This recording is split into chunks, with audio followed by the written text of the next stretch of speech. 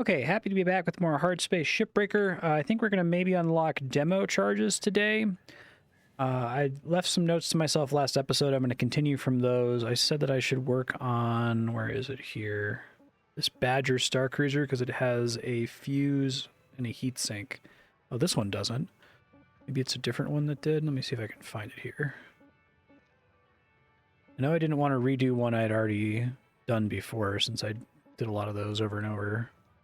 That one has a fuse and a heatsink. I guess I could just do this one. Sure, why not? And like last time, it'll probably take me a bit to get my sea legs back, so if there's something I ought to know from previous episodes, feel free to just tell me. That's okay.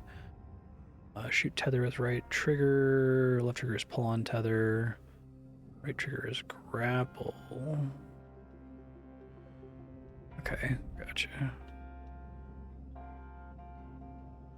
Try to just take everything off here if I can.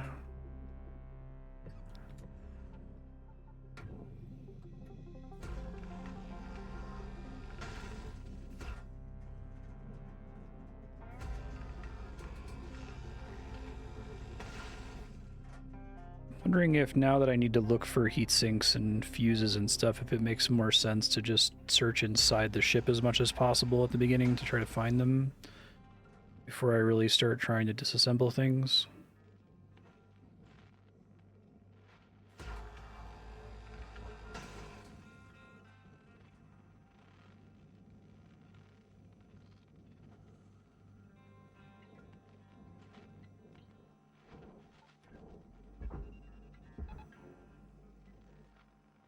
That's not the right thing. Shit, how do I cancel?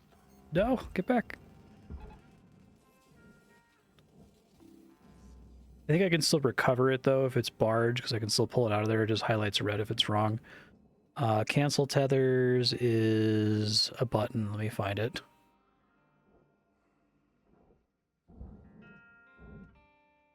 Down on the D-pad. I can see it down there now.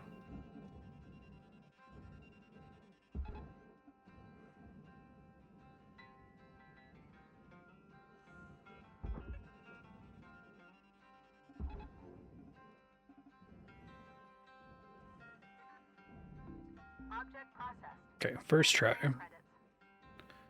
Indeed.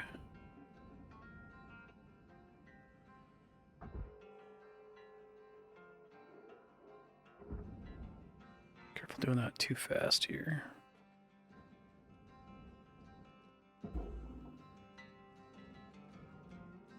Okay, is this pressurized? Probably.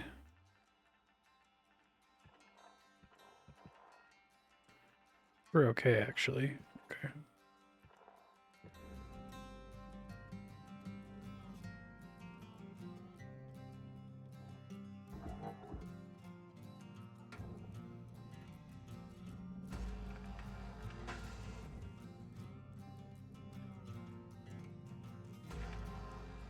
I think just remembering the controls every time is going to be the hard part. Like, I write them down, I have them all in my text file, but a lot of this game is like vibes.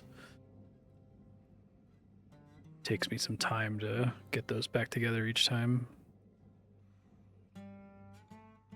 But yeah, plays pretty well on a controller, I think. It makes moving around in 3D space much easier for me anyway.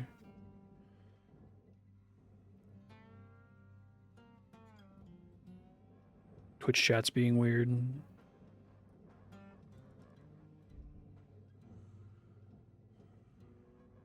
Okay, looking for fuses and heat sinks, which I think I have a scanner for. Yeah, parts.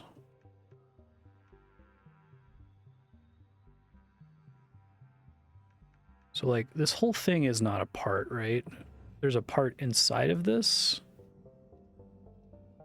I have to, like, use my hand to pull it out. Okay, hold to extract wires. Right. But I want to be careful doing that if the ship is still powered, right? Because it'll zap me.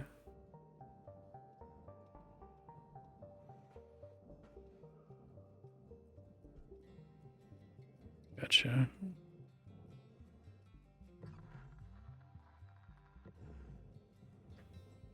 It's a fuse. I do need that. So let me see if I can pull the power, if I can find it somewhere here.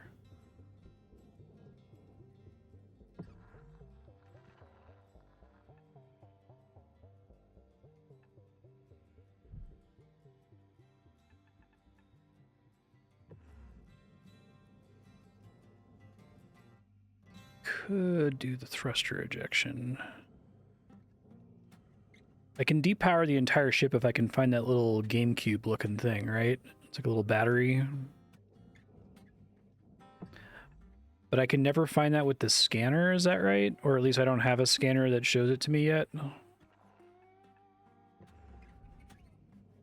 Oh, okay, so I should do it now. Thanks. That makes sense.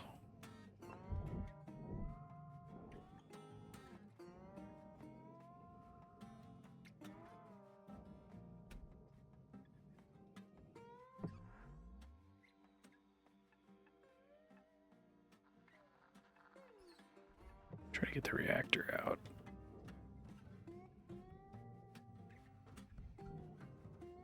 This ends up being in the same color as every other electrical component. Okay. So it'll be something green, and will it be like attached to another box?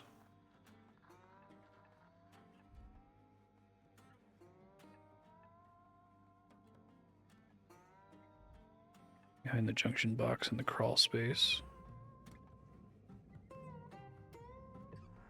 Okay, so that thing back there, that looks right. Gotcha. Figuring out how to get back there. I might just need to start taking the ship apart. There's an area in between the airlock and the rest of the ship that for whatever reason my brain doesn't do a very good job of modeling before I actually get there. I like get there accidentally. Maybe that's the crawl space you're talking about. I get there accidentally after destroying a bunch of cut points, and I'm like, what? How the fuck was I supposed to get here? Oh, shit. Sea doodle. I forget, do I have a quick way to put the fires out once they start?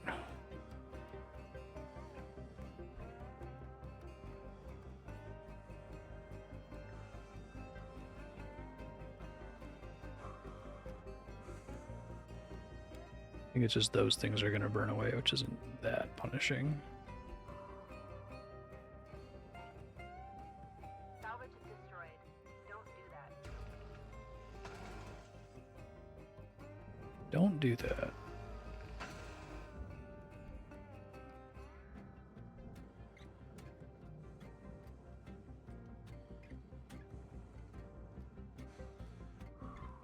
Yeah.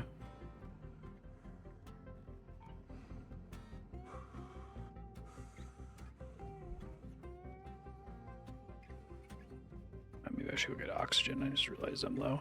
I'm in this like dangerous area now where I have enough oxygen to start with that I can forget to pay attention to it.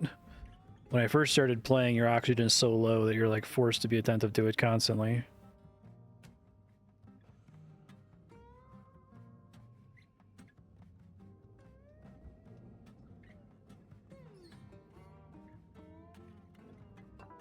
Welcome to Vetatron 9000. Oxygen levels stabilizing.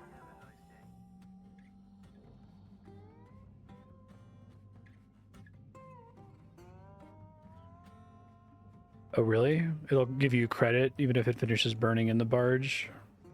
It's cute.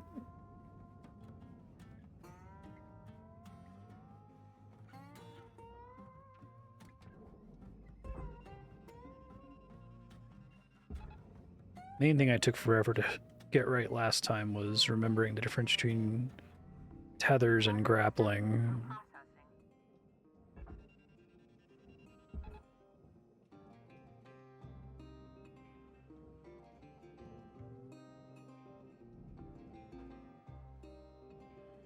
Gotcha. It's fun. I'll just keep cutting cut points for now.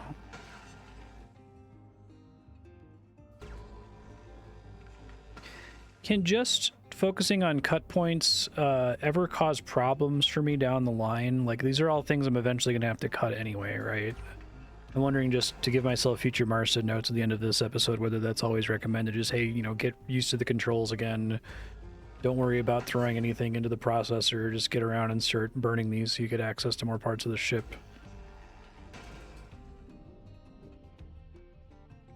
Once we encountered a couple tasks last time where there were some complexities around doing it, like that ship that had the little mini game where you have to like set the tube on fire and then fly in to pull the valve.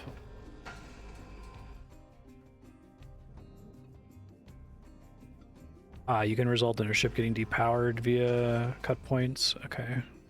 Alright, Cutter. You got 5 minutes left in this ship before they turn the lights out on you. That's fine. Pitter patter.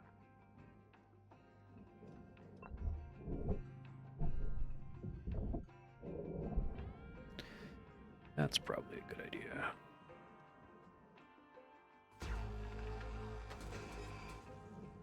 Oh, that's fun.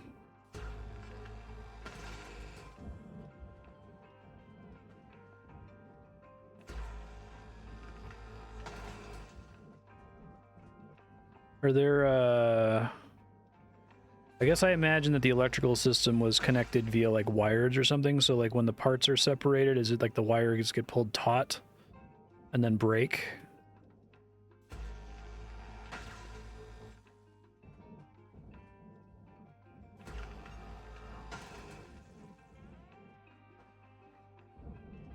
Sort of on the bottom of the ship.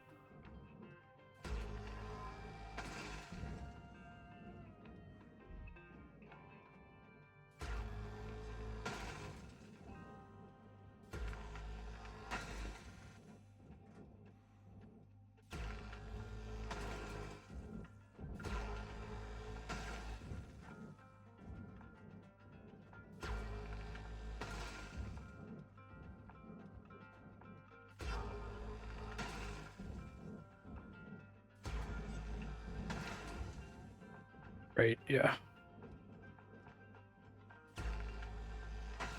It doesn't take me terribly long to get my sea legs back every time I play this, but having some kind of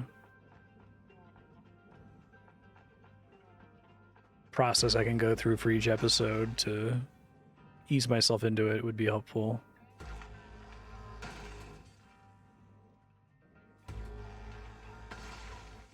This is probably, like, if I wasn't streaming and I was playing this game on my own time, this is honestly probably how I would do it. I would do, like, one big marathon session and then not play it for weeks or months and then come back to it.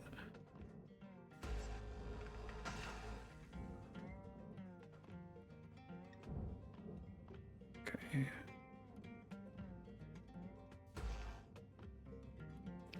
That is a fuel tank. I can directly get back here.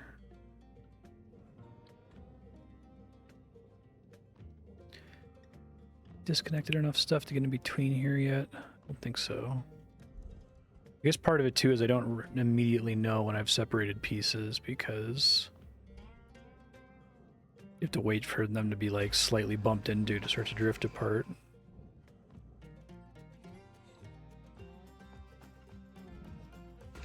Break all the cut points first. What cut points can I leave intact and still pull things apart that need to be apart? I see. Thanks, that's helpful.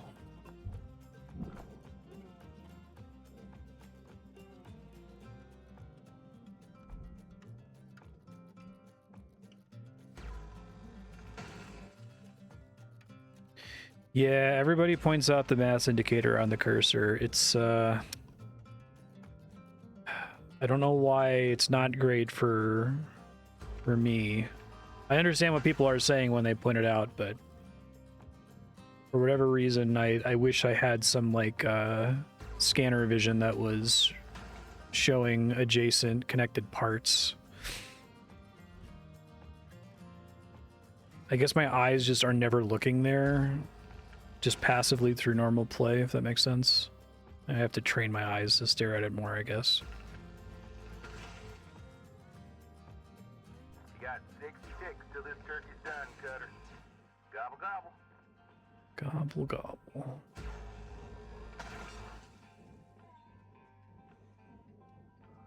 I remember that every time. I just don't. I don't. I know I can. I don't. Can't tell you why I don't. I guess we'll just go turn in. There's no reason to, right? If I'm... there's no reason to head back to the Hab unless I'm literally going to run out of oxygen or fuel.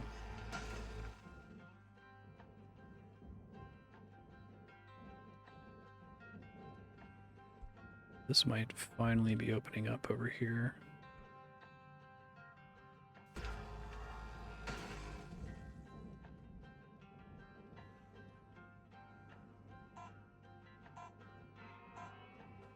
Let's work till the buzzer. Yeah. Better usage of time, essentially.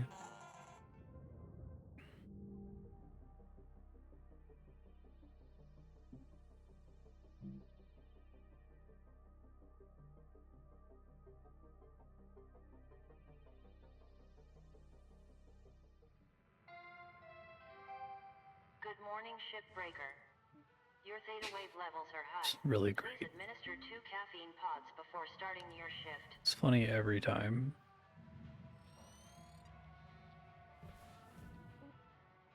It's fine.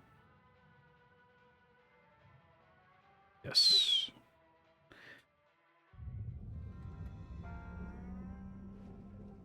Work by profit. Welcome to Vintage 9000. Have a nice day. Really think this game worked its message into the story really, really well. And at no point is it like over the top, I don't think. It's all pretty realistic. Whole thing is barge, I think. Oh no, it's not. That's what those cut points are. Okay.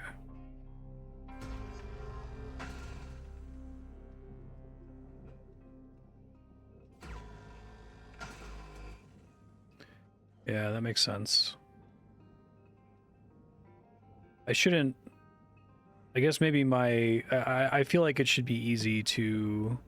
Like, if they made a Hardspace Shipbreaker 2, that would be, like, the first thing to improve, but... To not make it relying on noticing this difference in mass. Wait a second. Did I not separate that? Oh, I think it got stuck on something else was the problem. It connected the thing to itself.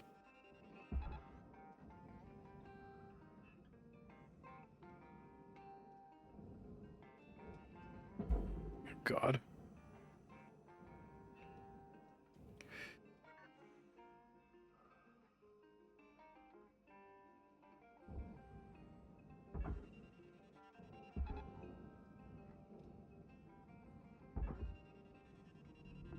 Valuable object processed. Credits awarded.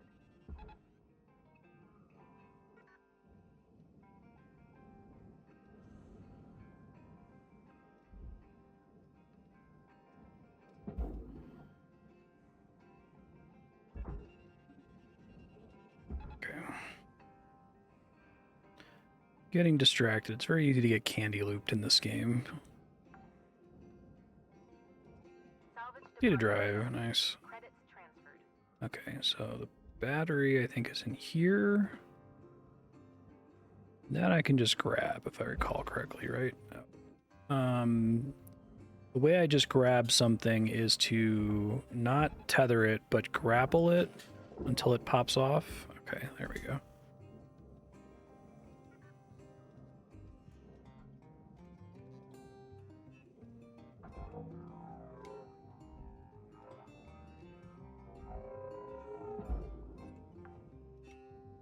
Okay, so now all the electrical, everything should be powered off, and I should be able to just kind of go through now and grab the parts that I need, right? So we had parts.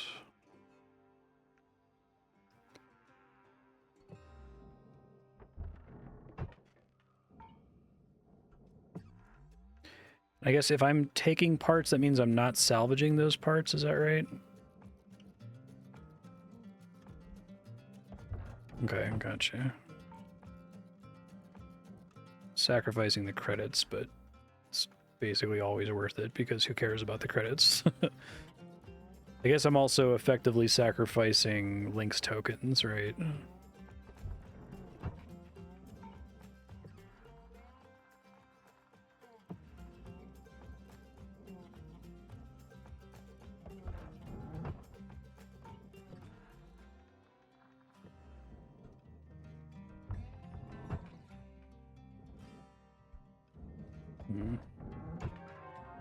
Salvage goal missed. Rewards eliminated. I guess at some point I'll have enough wires to cover me, essentially.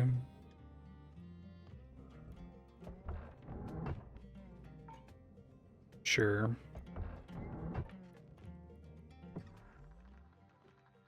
Target 3 tokens for this run.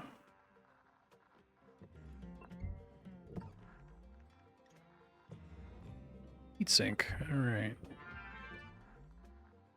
We're here for space truck, ready for upgrade. Fantastic. Maybe deal with the reactor here in a second. See if there's any other parts I can grab. Should I be like proactively getting parts for later upgrades? You know, just trying to get as many as I can, or should I just really focus on the ones that I currently need? The loose ones cost nothing and cover a lot of the needs. Okay.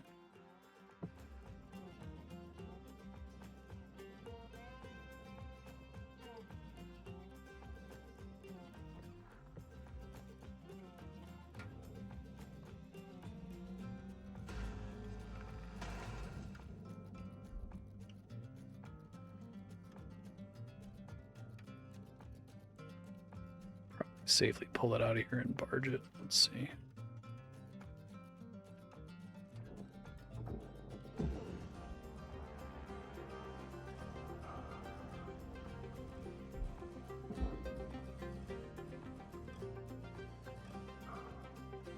It's all good. Registered. Transferring credit.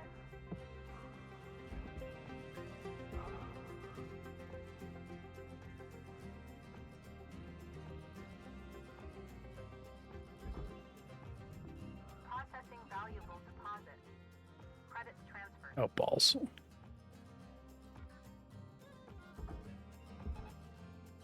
It's annoying.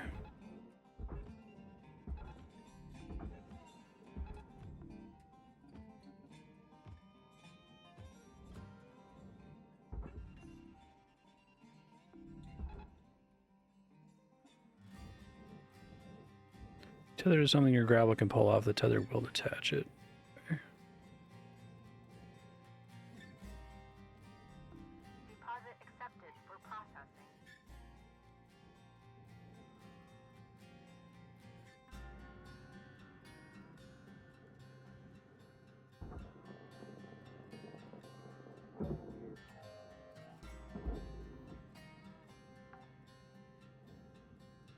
Salvage deposit confirmed.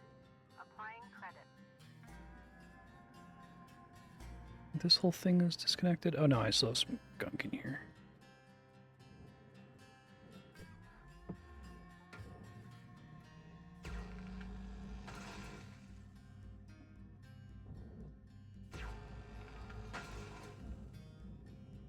Probably turn the game audio up a little bit. It's maybe a bit quiet. Let me know if it ends up being too loud later. I'm always looking when I'm not making a lot of noise, unfortunately.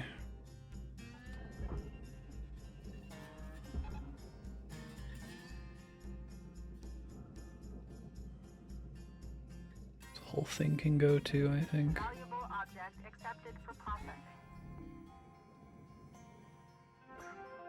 Salvage goal cleared. Sure. Rewards allocated.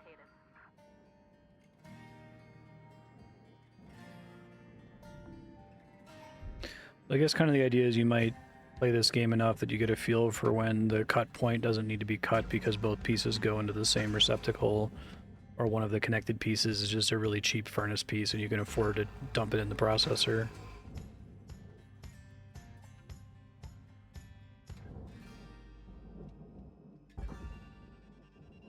Oh, oxygen. Okay. I might not ever develop that level of mastery over the game, but I get the sense I don't really need to get enough tokens to progress the story in a reasonable fashion.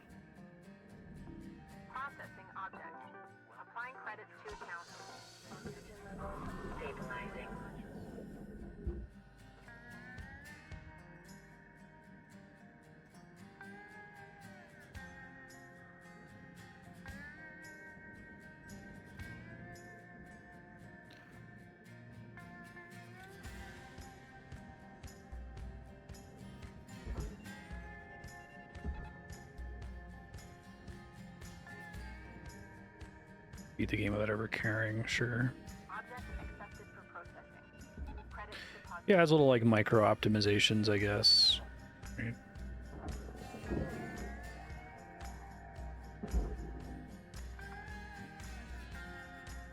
Salvage secured. Account credit applied. These cells are always barge, like all of it.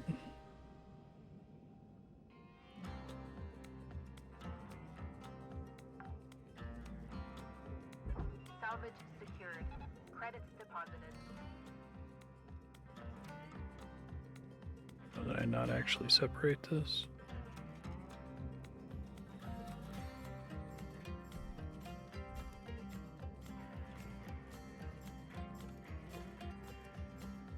Must be separated from the inside? All right. You got 5 minutes left in this shift, Cutter, before they turn the lights out on you. Weaver out.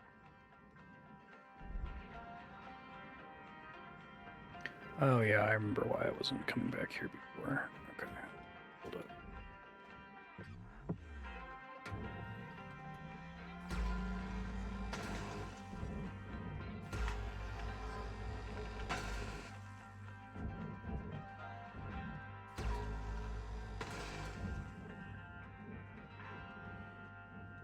Very careful with the fuel here. Oh, that time is just a matter of like getting the angle right, but the laser won't keep firing. It is, if you were to fire at a cut point and there was a fuel tank behind it, it's literally impossible to not accidentally snipe the fuel tank for a frame or two, right? You can't just go, oh, I'll just let off the button at the right time. Like, that's not going to happen. Okay. Making sure that was correct. That was my assumption.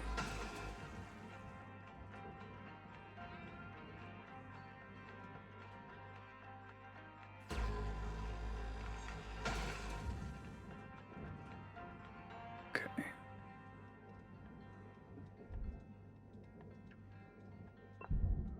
Flush valve does not require power, right?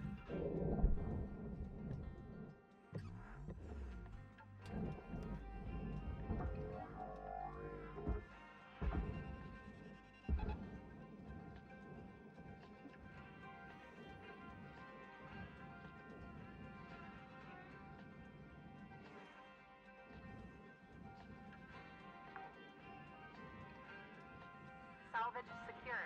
Cut points here. They have lights on them. Okay, gotcha. That's helpful.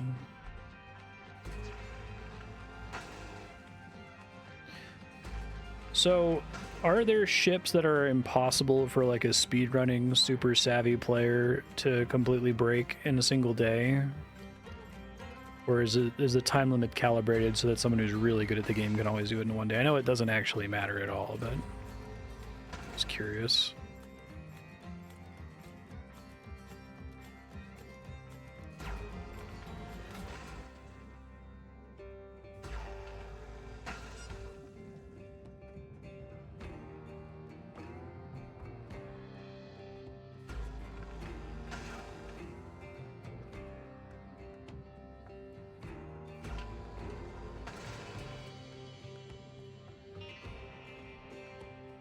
With the bigger ships, it's not possible. Gotcha. Not that you'd ever need to, I was just curious.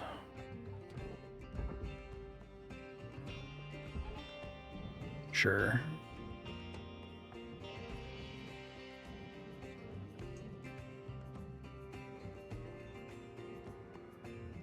Deposit accepted.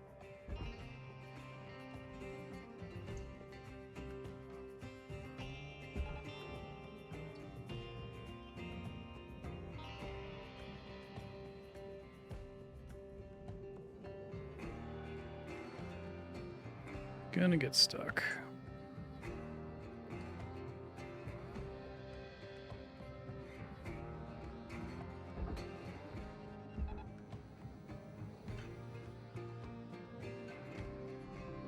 Looking like you got about a minute left, Cutter. 1 minute remaining.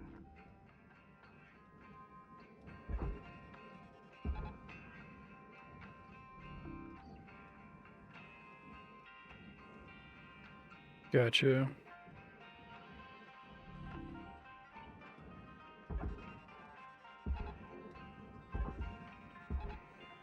Oops.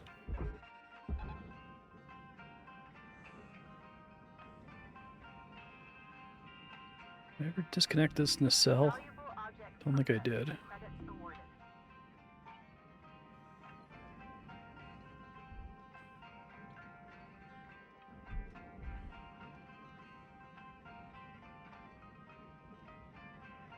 Maybe I did, actually.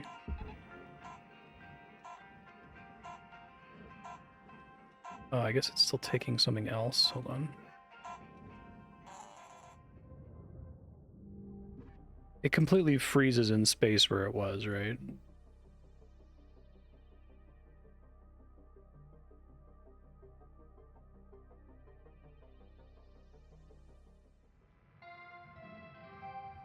Good morning, Shipbreaker. Lynx mandates a maximum of 8 hours of sleep. Any extra sleep time will be docked from the next pay cycle. Surprised it's 8 and not 6 hours.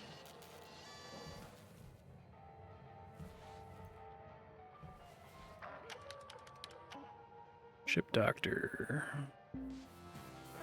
The dock is in, and it's time for some shipoplasty. Successful transplant. Nice job. Need to find a filter. You have to have all the parts first.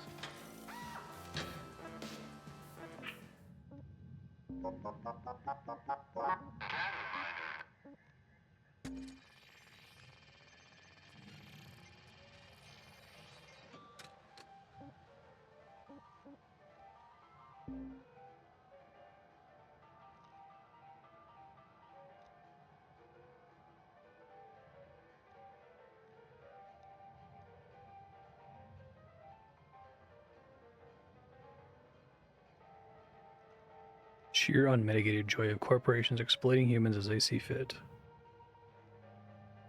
Centuries of nearly zero regulation has emboldened and empowered these corporations.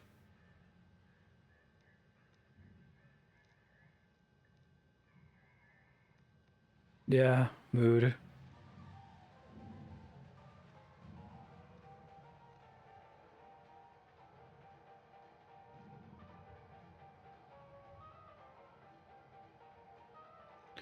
Or so the mission statement goes.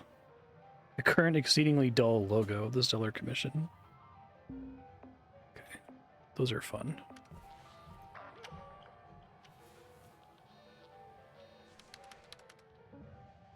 Okay. Saving for demo charges. I think it's level 11. Oh, I do have a filter here. Oh, no, I don't have a filter. It's just saying I need one. Okay. So I'll select one with a filter next time.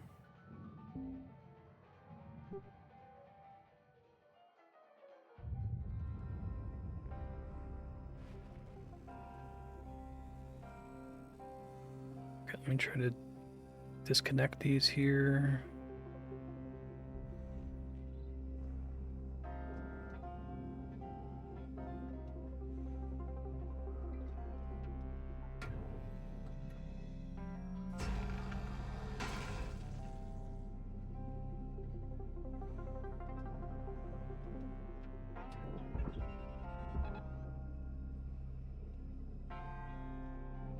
Okay, and the rest of this is processor. Salvage deposit secured. Credits awarded.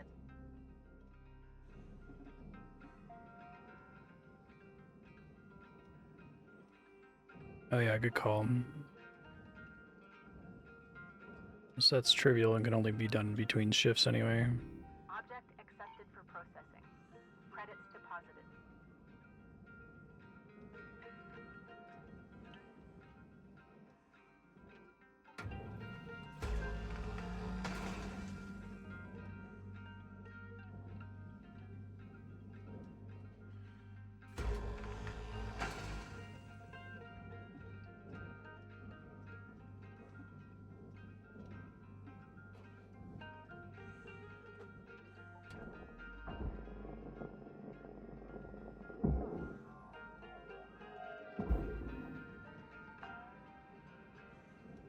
Things basically processor. Applying credit to account.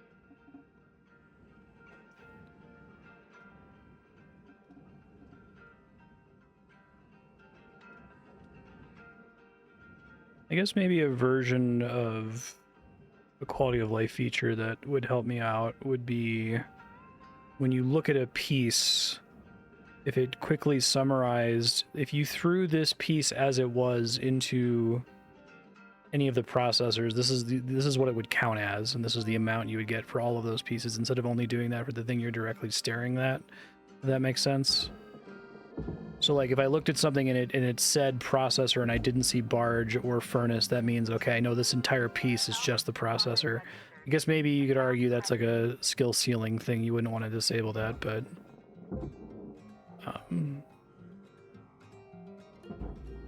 that would go a long way to me telling whether there are still parts I have to separate, you know. And I guess that's not going to be super helpful a lot of the time because there's going to be a bunch of like random lights and shit that you probably would never bother disconnecting, that it would show up as barge. But anyway, it's not a big deal.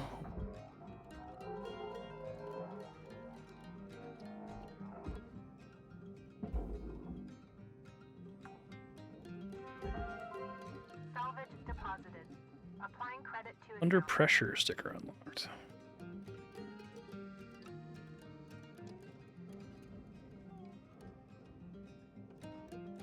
This whole thing is aluminum. Accepted for processing.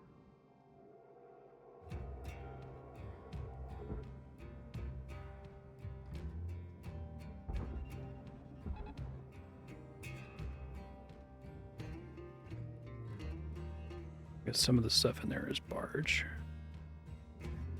The barge stuff is probably worth more money. Well, not anymore.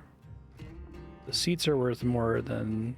This is one of the things we learned last time, is that sometimes you can just chuck the whole thing in the barge and say, to hell with the furnace stuff, who cares? But you have to kind of quickly eyeball whether that's worth doing or not. May not have been there.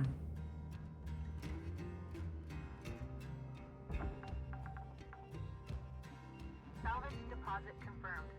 Applying credit.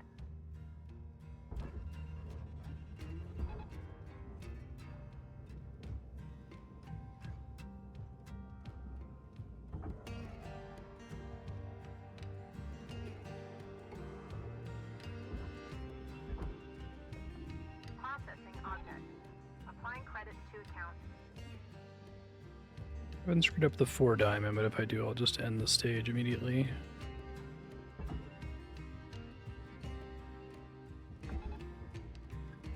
Oh boy, this again. Salvage registered. Transferring credits. It's all furnace, but I fucked up where I put it. Shit. Tether levels are low. Object not accepted for processing. I think I already fucked it up. Okay, well.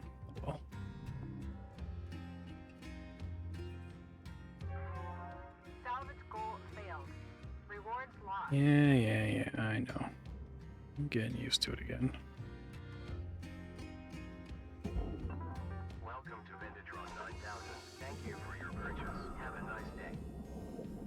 Probably better to do it aggressively there.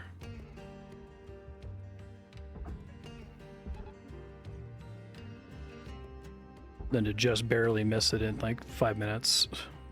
Thought was what was about to happen. Processing valuable object. Now I can get out of here. Okay. Salvage goal obtained. Additional rewards assigned.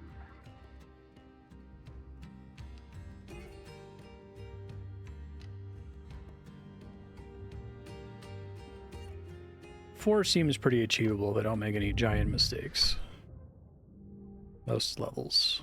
New certification level achieved. Hooray. The prestigious rank. Okay.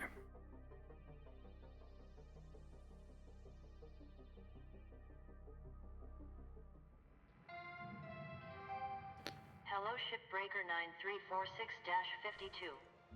Lynx would like to share the following inspiration. Ooh, hazard level 6. Some people dream of great salvage. while other people get up every morning and make it happen. Far more powerful reactant source, the greater potential for damage and more complex extraction process. Ah, coolant. Coolant leaks cause surrounding objects to become brittle and easily destroyed. So am I going to get a tutorial ship for that?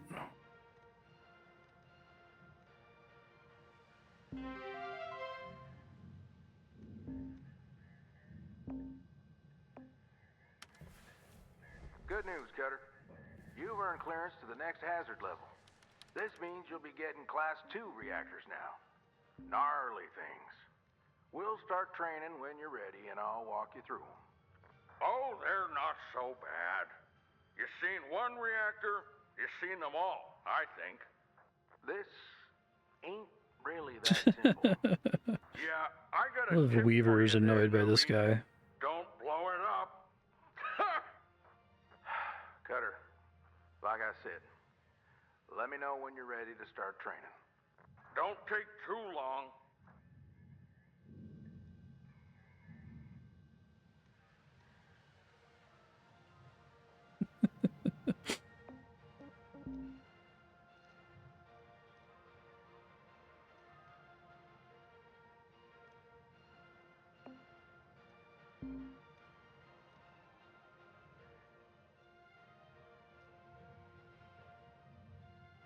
Disconnect the ECU and thrusters before extracting the reactor.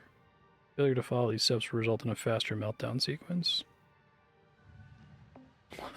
Meltdown's going to affect profits. That's the main problem.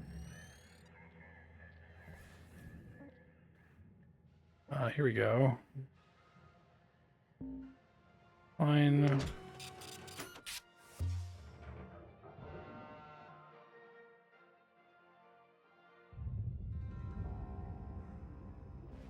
All right, Cutter. Time to extract your first Class 2 reactor. This one's not quite as simple. Just pull it and barge it, right? Pretty straightforward. Don't think so, Hal. Well, I'm sure head office would rather the reactor was in one piece. Pulling this beast without proper prep is a sure way to print yourself a receipt for a new spare. Sure, prep. But you're on the clock, don't forget. As I was saying, like any reactor, it'll melt down soon as it's disconnected from its housing. And these Class 2s will melt down mighty quick unless you do two things first. First, release the connection to the thrusters. Second, remove the coolant from the ship's Environmental Control Unit, or ECU. Or just cut a hole, pull it, and barge it. Just make sure you clear an extraction route before doing anything, Cutter. Soon as you release the thrusters, I like Hal because I kind of interpreted Weaver as being a true believer, like Bootlicker. enter a controlled meltdown. Oh, and if you're having trouble finding everything, try using the systems mode of your scanner. Airlock depressurizing. I have to do that again inside, right? Oh, but it's still pressurized if I do this. So if I want to depressurize the whole thing, I guess so far I haven't really had to do this, right? Airlock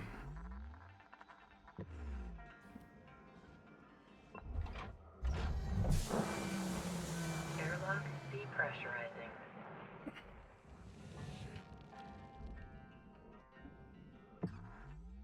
Okay, let's see.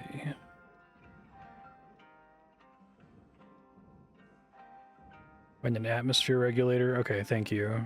That's something I didn't remember. Looks like an AC unit. Airlock pressurizing.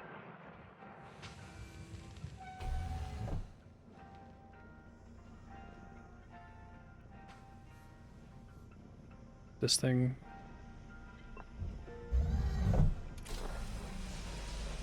Air pressure level decreasing.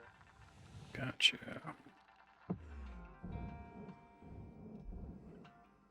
Release thrusters optional.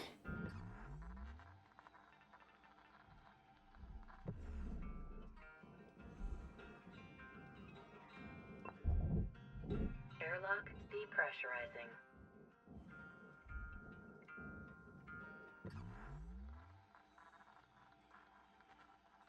Sure.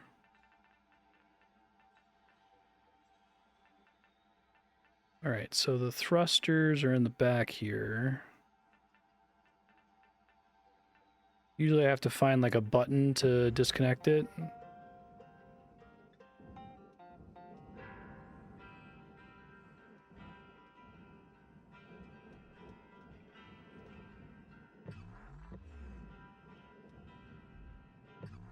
Part is all still pressurized. So there are parts of the ship that are just pressurized and there's fuck all I can do about it, essentially.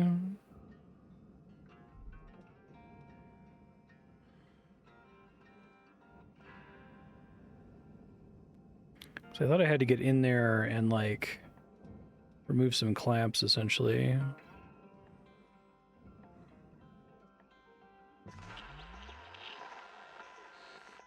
This makes it seem like I need to...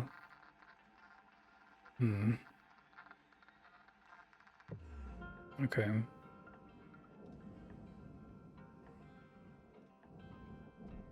There's a door in here that goes there.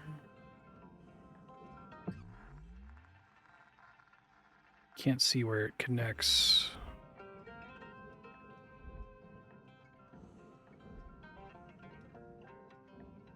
Talking about the one on the ceiling?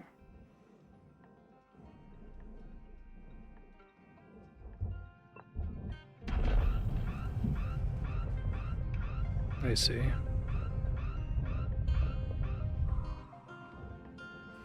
Gotcha. I don't think I've had to do that before. I think previously the airlock would always do all of the work for me. Thanks.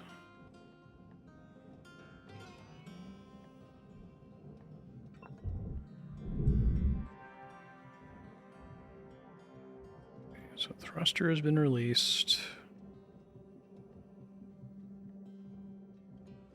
And I get infinite time for this tutorial ship, right? So at least the time doesn't start counting until I turn in the reactor, so I could try to do everything else. Because I also have infinite oxygen and fuel, which is nice. Okay, so release the ECU coolant. Is this thing? Oop. Do that. Don't want to grab those wires, that would be very bad.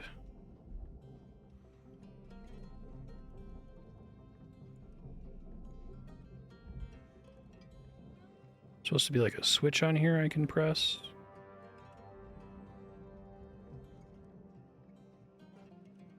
The instant you shut down the ECU, the meltdown starts. Do not mess with it until you're ready to barge the reactor.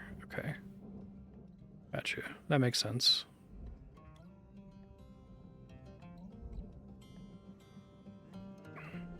Thanks. But is there supposed to be a button or a lever on there or something?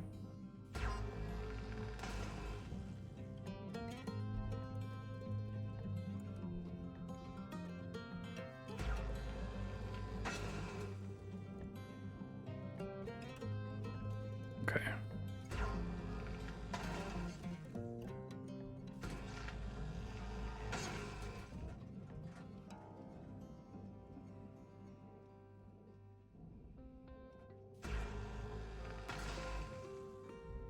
Yeah, my bad, I read it, but there's a difference between reading it abstractly and actually seeing the thing in front of me in the ship.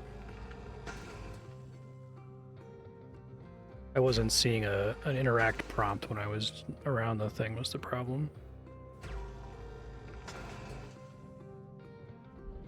So pull the panel as in pull it with the grapple, not pull it, go up to it and press the action button.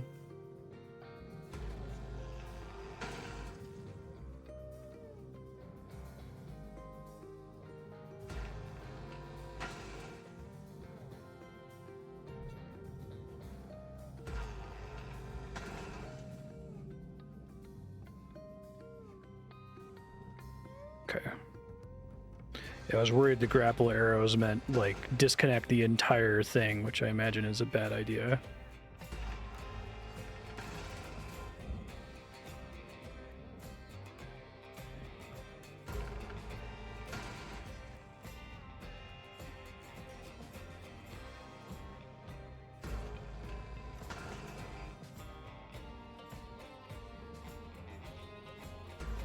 Gotcha.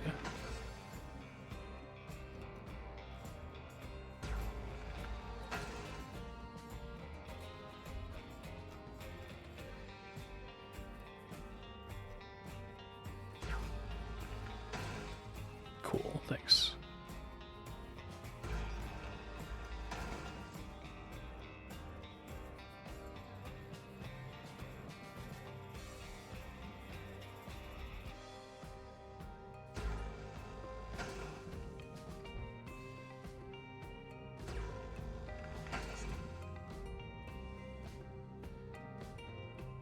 It's a really big boy.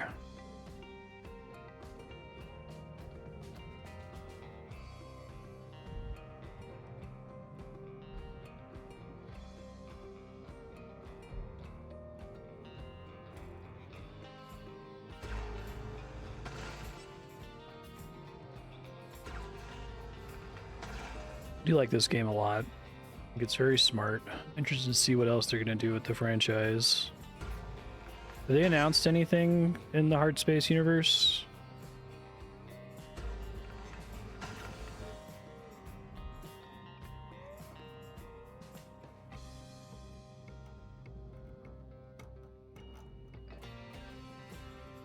So I want to be careful there.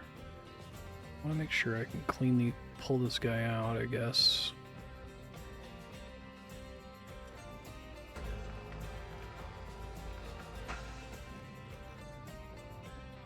It's all barge. Okay, because this is all barge, there's no reason to do the cut point because I can just toss it in there.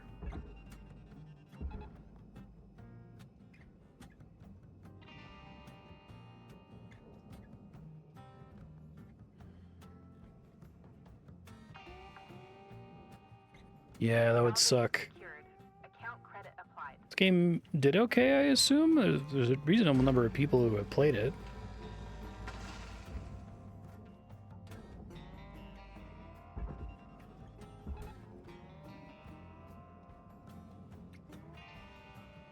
You guys are indie-ish, I hope.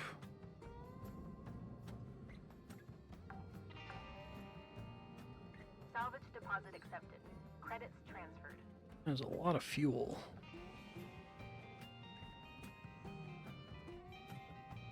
Button for that?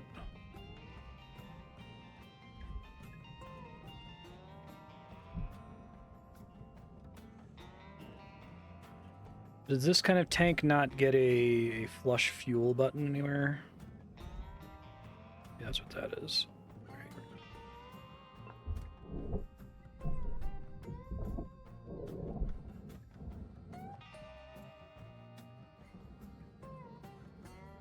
Let me see if there's enough open space now for the reactor.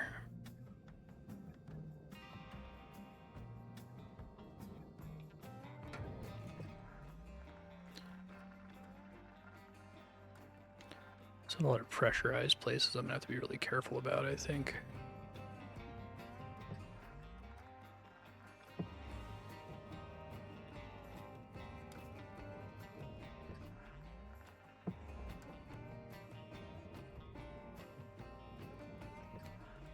So what we're saying here, if I want to get into these compartments, I basically just have to hold the wall and activate the door console.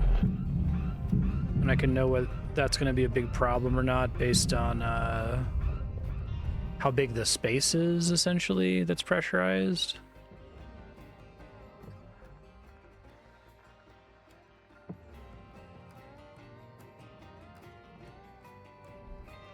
So, like, it says danger, and I think that's a new thing I picked up. It's like, hey, if you go here, you're specifically going to have a problem because it's going to be really violent, right? See if I can figure out how to deal with the cockpit.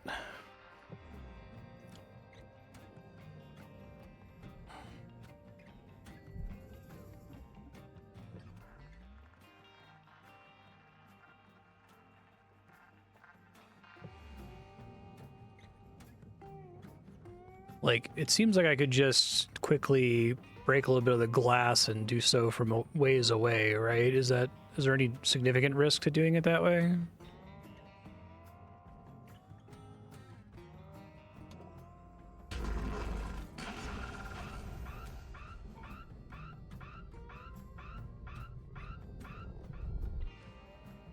Okay, so I think I don't have to worry about that anymore.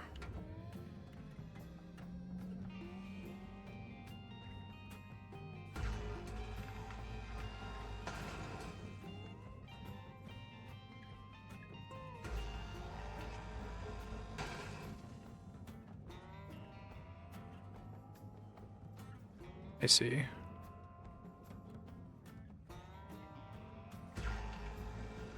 So it matters if there's like stuff in the room that can bump around and have a durability issue, I guess.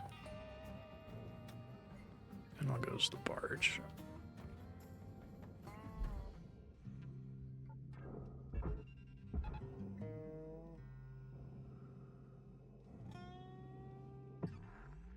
Sure. I'm a crazy ship. Salvage accepted. Credit applied.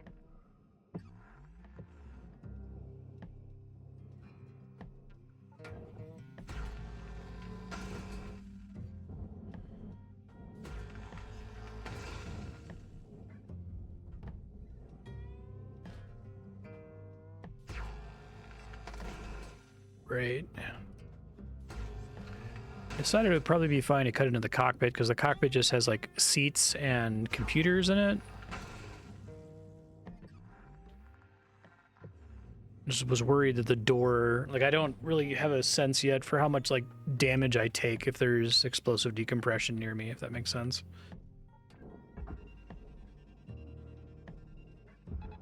They had the danger sign on that one, which made me worry that that one was more dangerous than the other ones I had just disconnected.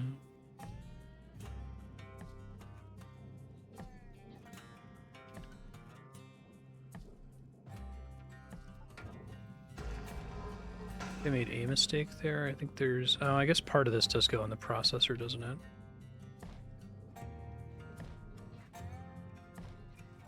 See if I can recover that from down here since I went to the trouble of cutting it already.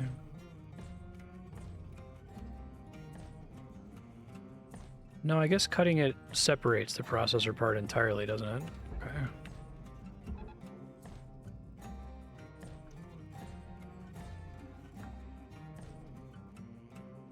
Salvage deposit secured. Credits awarded. Yeah, I'd worried a small gap would, like, explode. Let's see. What is your point?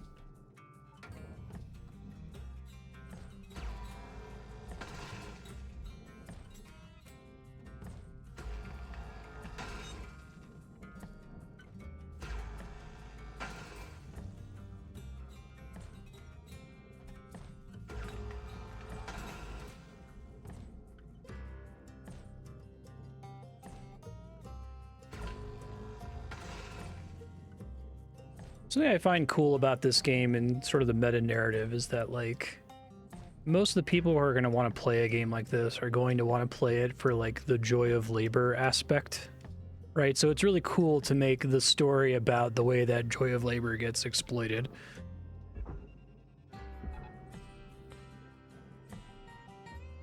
Okay, we're all good on that guy.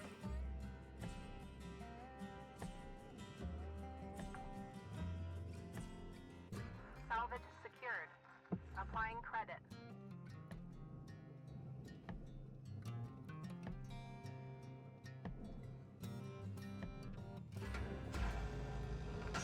Imagine if this wasn't a video game and you actually were having to do this for real.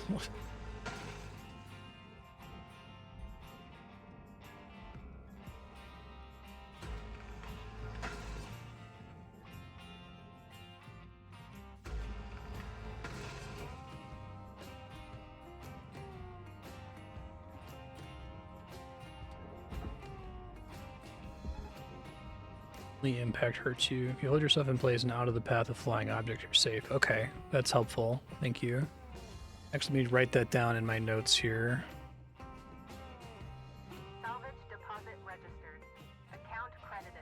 During decompression, only impacts hurt you.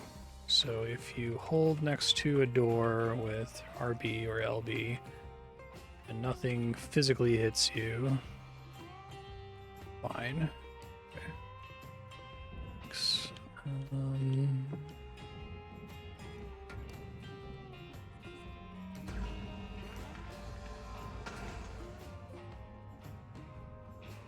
Upgrade this guy when I can afford to.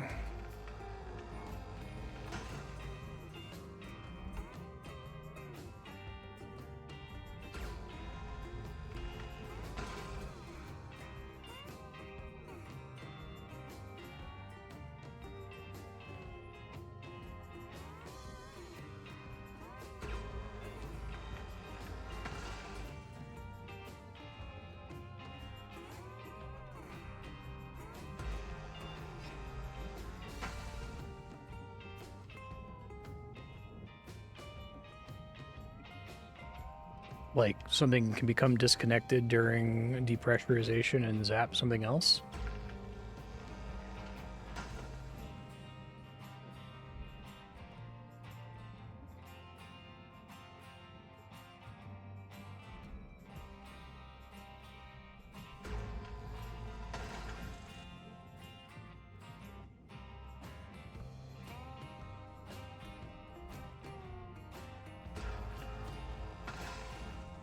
I was worried that like the force of the air rushing out itself could cause damage, so that was the main clarification I was looking for there.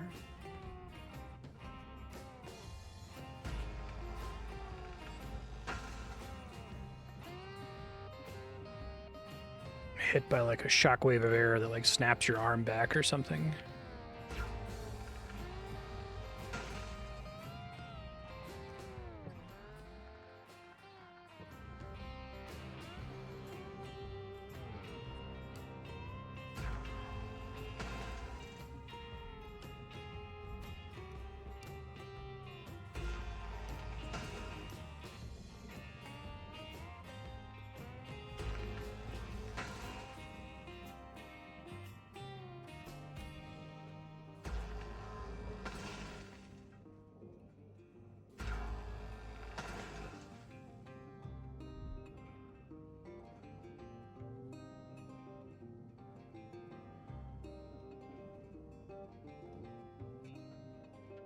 We got enough anti-capitalist games now. I'm excited for a very capital has the ability to subsume all critiques into its style, like Steam sale, the anti-capitalist bundle. I guess Itch would do something like that. Salvage secured. Credits Get deposited. thruster damaged. Why and what? And why? We gotta figure out what happened. Oh, my thruster is damaged. Okay. Not the thruster of the ship. Get another crab's treasure in there.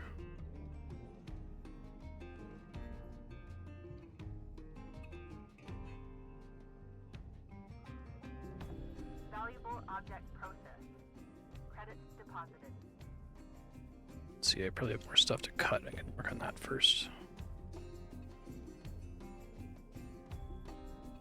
I see. Gotcha. Should quickly, I have this scanner for objects. I should try to find all the free-floating stuff. Anything else is dangerous. If it's like the object is attached to a building like this, that means I have to destroy the building, for lack of a better word, the salvage to get it. If it's floating, well, it gets an outline if it's floating. Okay, I didn't know that.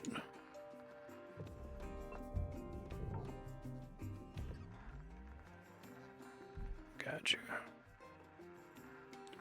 It's floating, it's just free, and I couldn't salvage it if I wanted to, which is kind of weird. I was confused at the beginning of the game when I kept finding these things everywhere and wasn't permitted to interact with them yet. I was really confused. That part is perfect for the armadillo. Check out the diagnostic program in your hab to install it. A little guy down here. Oh, it's in there. It's just like free floating wires. I think that was connected to the ECU though, so I might not want to fuck with that just yet. What other cut points do I have?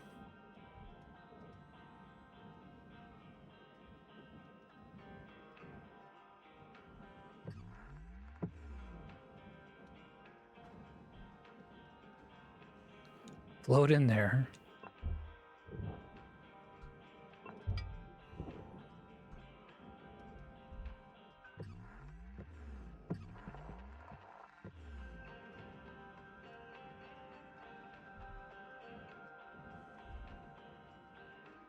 I see.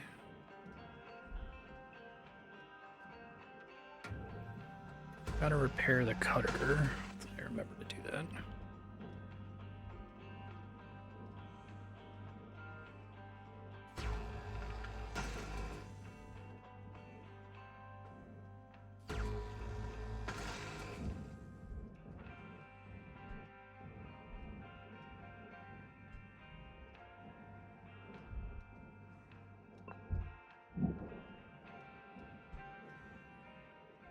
Probably good on wires for now.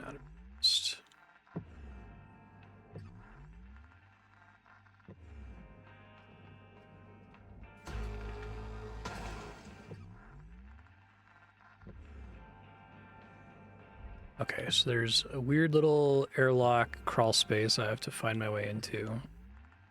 I don't know why this eludes me so bad. It's like, I don't think it's that complicated, but... Something I can see is getting disconnected that's letting me get back to where they are.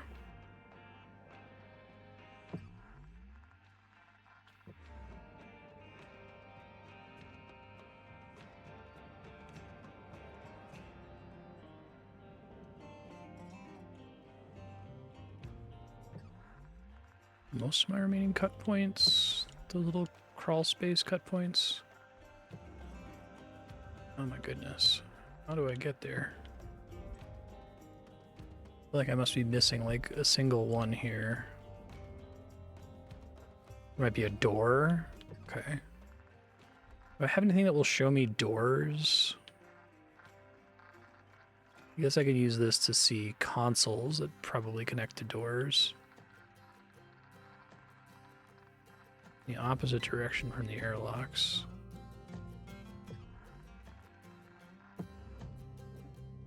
That's an airlock.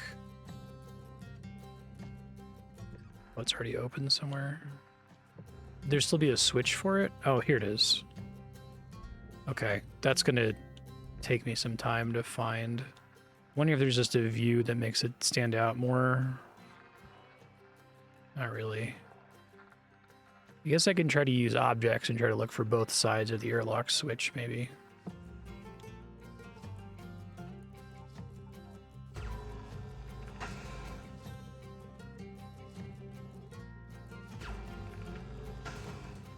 I guess that's important to keep in mind. Sometimes crawl spaces are accessible via doors.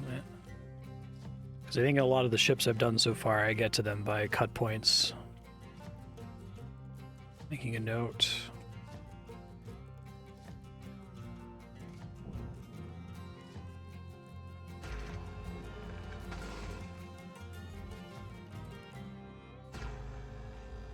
My GameCube over here? It's my GameCube. Is disconnecting the GameCube a problem? Is that going to cause a, like, the cooling system to not be powered and then trigger the meltdown?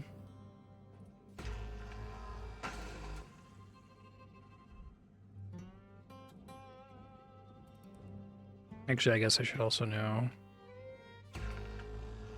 Okay.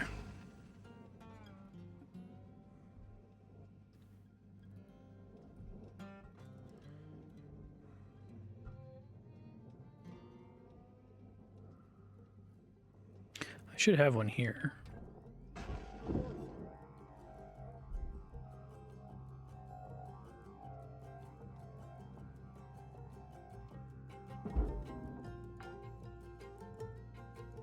Salvage secured. Account credit applied. So it should be much easier to get back in there now.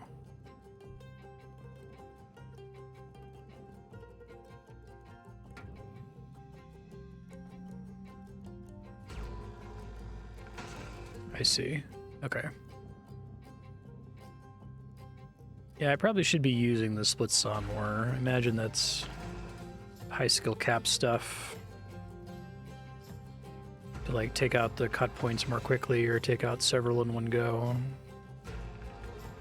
Last episode I was trying to figure out like how does this work where it's trying to target the thing that is closest to the camera and doesn't like clip to things behind it until the thing it's currently targeting is destroyed.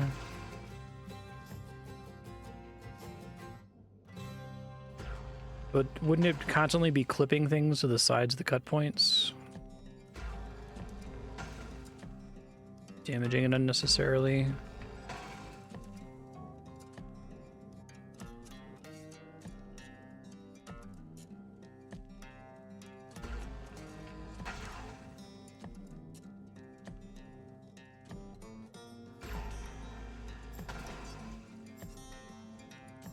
So like the reason I'm not doing it here, if I switch to this right now, this would cut the cut point, right? But it would also like nick this thing and nick everything onto the sides of it.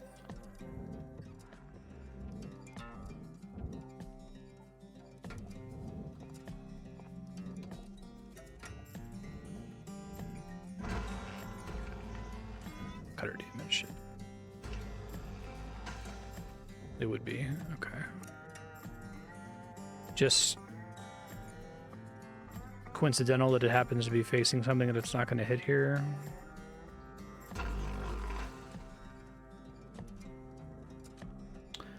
I see.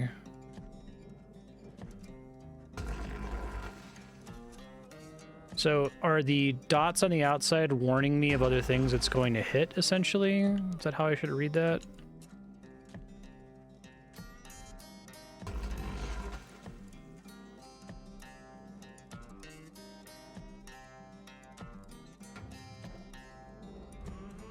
Button I can do to like rotate it, right? There it is.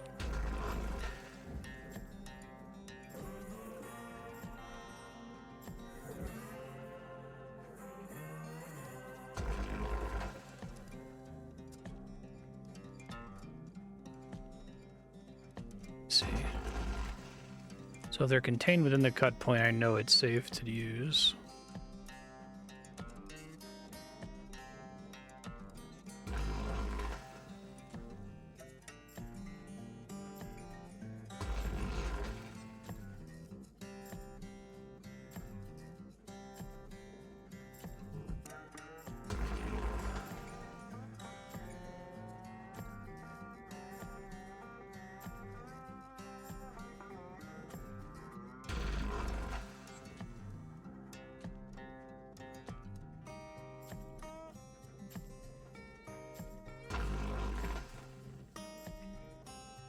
So, let me see if I can state the way I think it's actually working.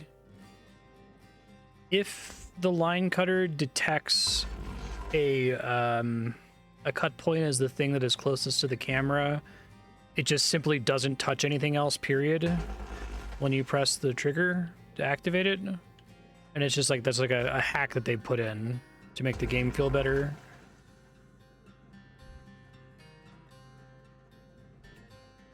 It's not like a natural consequence of the physics or anything. We're trying, Ramadan.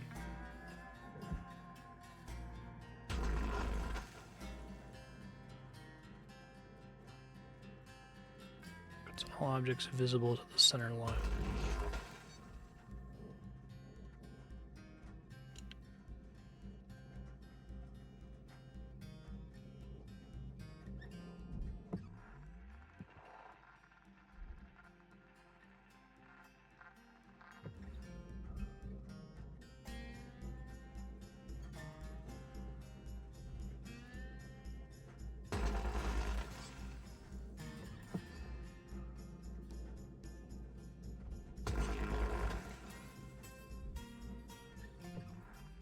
Okay. But the center line is changing how much it draws based on what is closest to the front.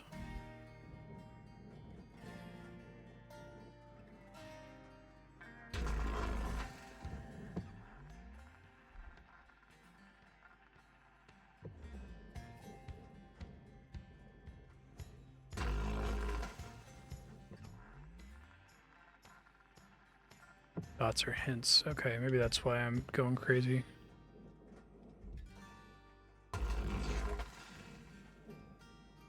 So if I completely contain the cut point within the red lines and the not even the center dot, just literally the red lines, I know it won't like touch anything else accidentally.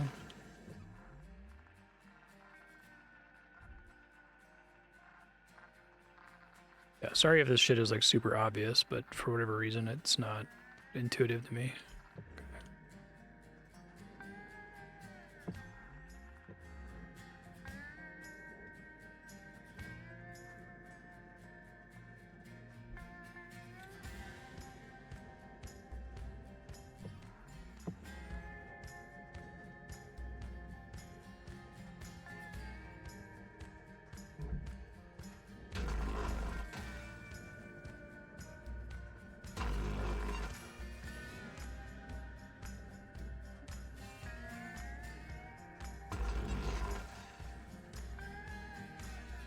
Okay, thanks.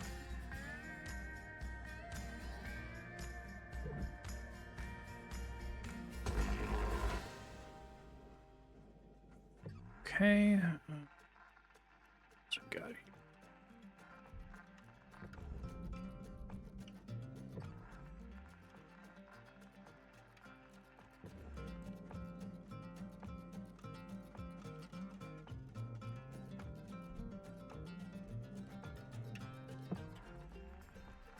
So there's another crawl space in there.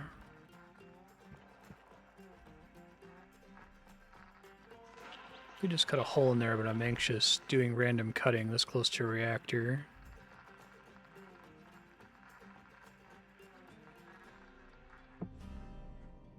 Is the crawl space always guaranteed to be accessible? Like 100% of the time without needing to cut?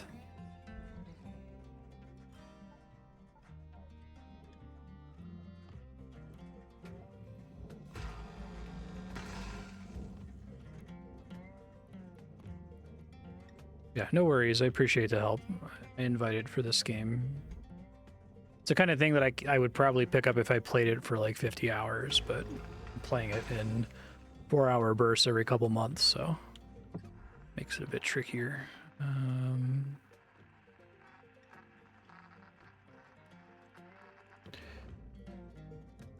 Okay, so I think I more or less have a safe path, but let's actually remove some of these walls here would be nice.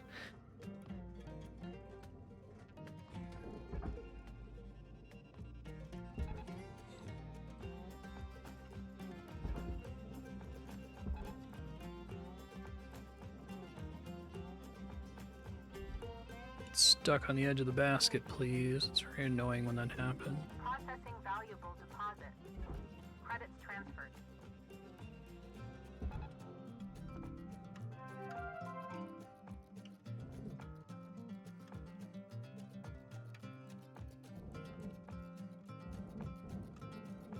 Oh, oh, never mind, never mind.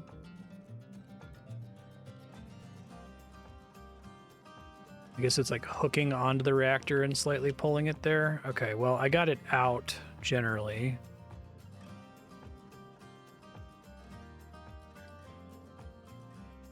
So when I disconnect this, is it the same thing that I just grapple onto it and hold down right trigger until it pops and then I throw it in the barge, essentially?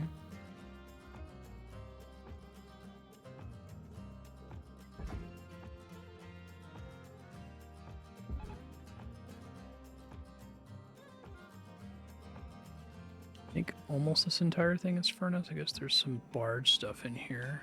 Oh, the ECU is in there. Fuck. Never mind, never mind, never mind.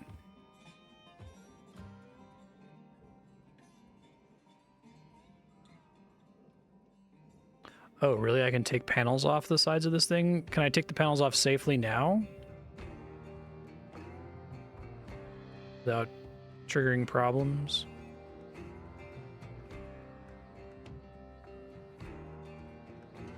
Maybe get this into the processor.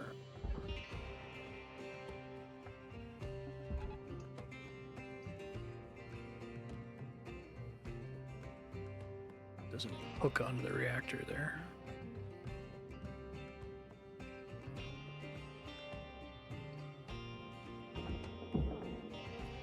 It's pretty cool. Valuable object accepted for processing. Gotcha.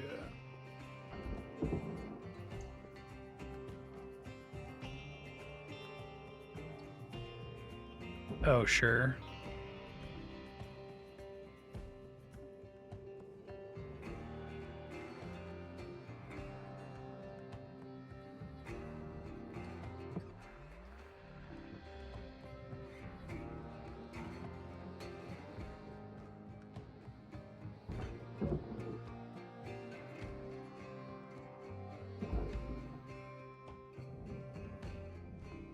Object processed. Transferring credits.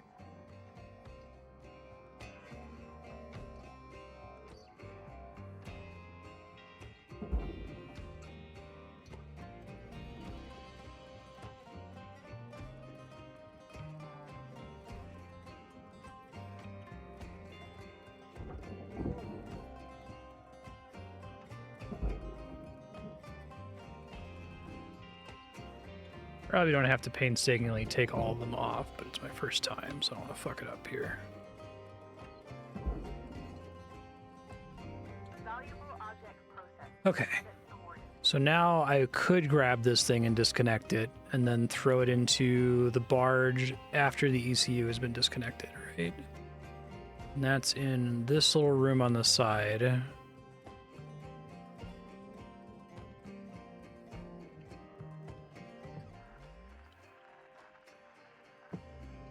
I have to pull this panel off.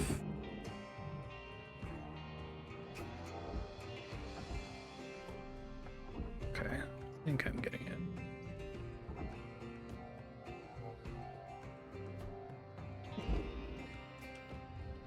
Raw material deposited. And then I pull these out, essentially.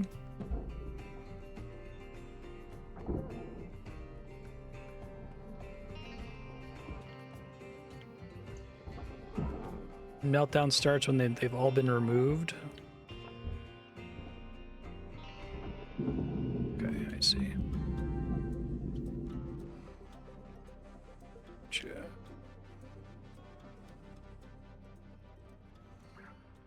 Reactor meltdown detected. Urgent action required. Great work, Cutter. Handling both the thrusters and ECU have given you a nice, long, controlled meltdown. Still, you want... Sweet. Well, I'll be. Well done, Cutter. You continue to impress. Now That was we fun. just gotta I like work on that. improving the time. All right. We're done with training. We'll leave you be now. Great work today, Cutter. Weaver out. Oh no! Oh, that was the wrong thing I grabbed anyway. It's fine.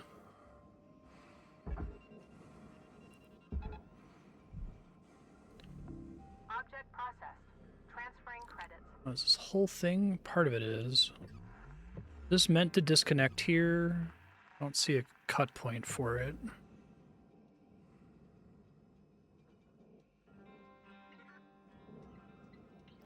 Because I could just cut this, right? That's the problem.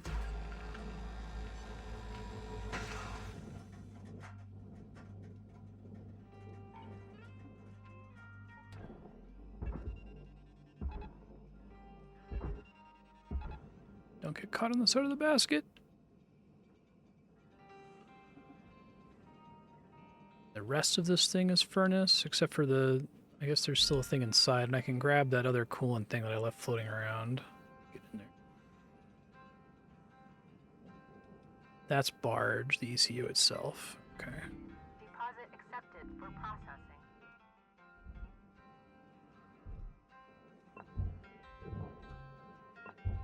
Loading wires. Love to see it. So the ECU doesn't look like it comes off. It also needs to be cut here, I guess.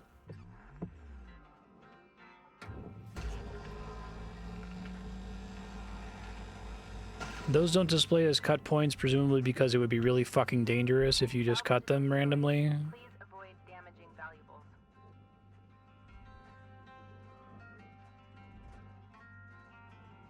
I see.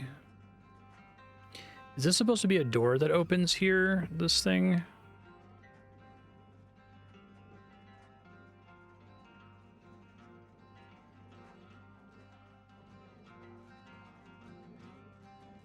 One of them didn't, one of the pipes didn't, so I wasn't sure. Oh, really? Just dump the whole thing in the barge is probably fine. Okay.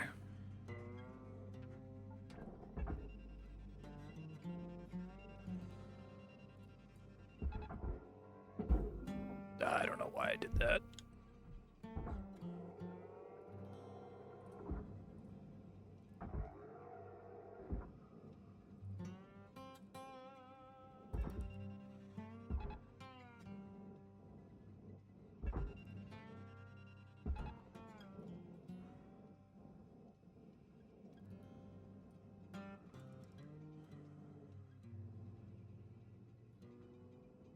Alert and a warning.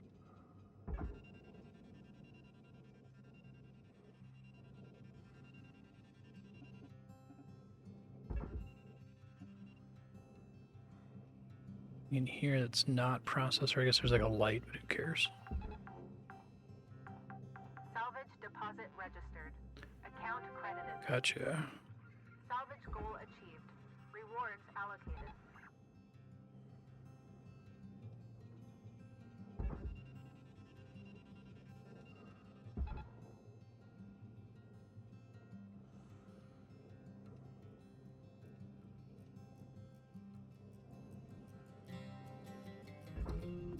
Valuable object accepted for processing.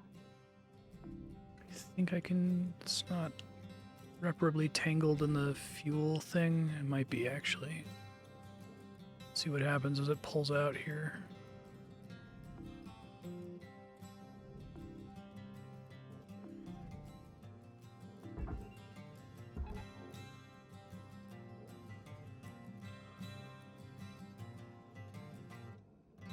Pipes are all processor, okay.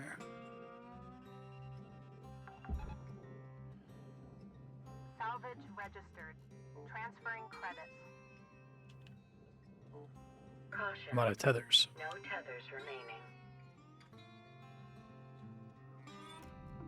Processing valuable object. Credits awarded.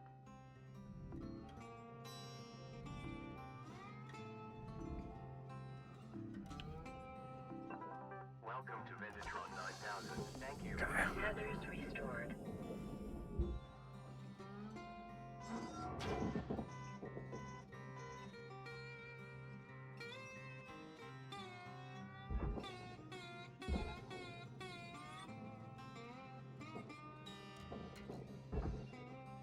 Large. Processing object. Applying credits to account.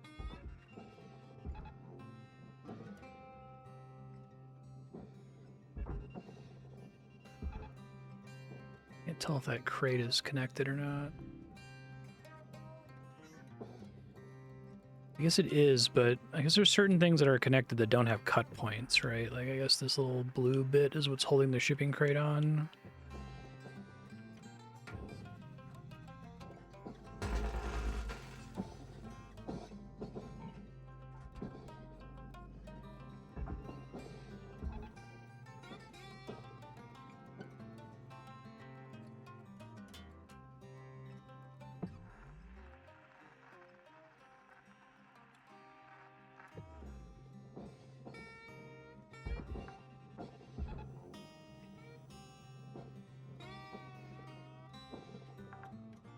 Stuff we got here. Salvage deposit confirmed. Applying credit.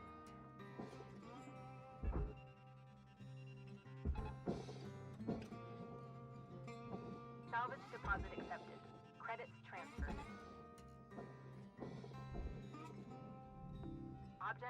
accepted for processing.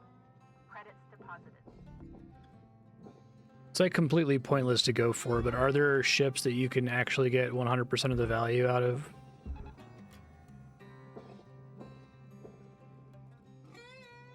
Just like for fun.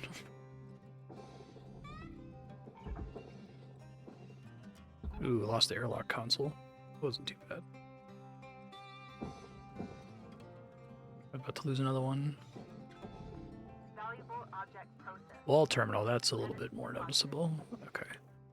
Try to find the stuff I'm obviously missing here. I guess I can use stuff with parts, or probably stuff that's valuable, I can assume.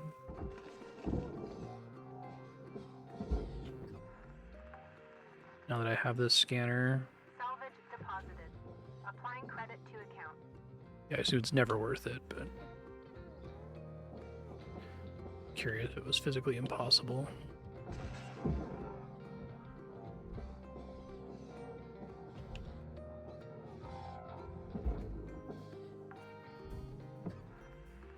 Salvage secured. Applying credit. Do valuable electronics always have a part associated with them? It'd be great to be able to use this as a, hey, remove all the purple stuff before you start dumping this thing. I guess the idea is you just barge the whole device, the whole building. Salvage deposit secured. Credits awarded.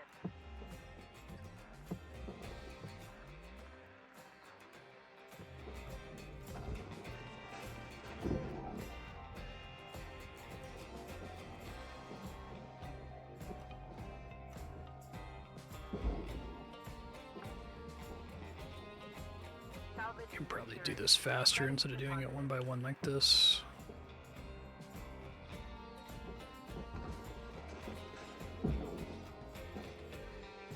Is it, as a rule, the expensive electronics are usually contained within a big thing that's just cheap in the furnace, or do they ever put electronics in an area that's mostly for the processor? Salvage deposit confirmed. Applying credit.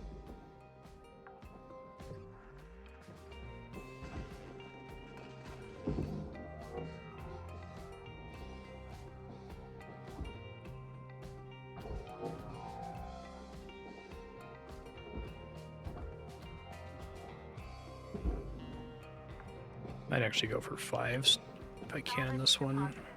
Applying credit to account.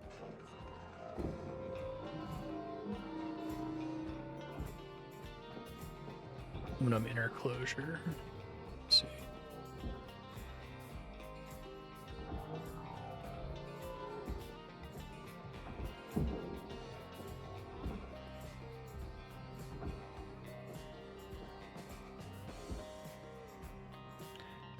Come on, get on out of there. You know you want to. Alright. This is your 5-minute warning, Cutter. 5 minutes left. We were out.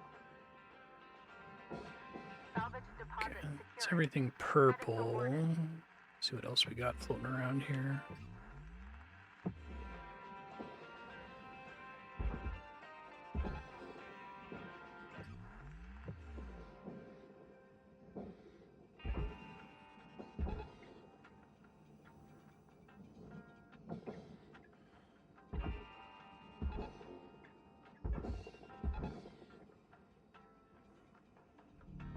Valuable object processed.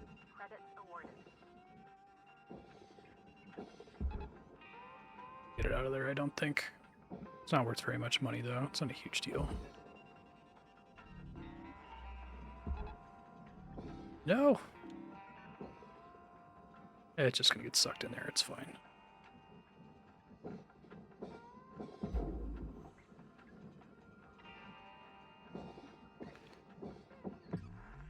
Okay. Processing object. Applying credits to account.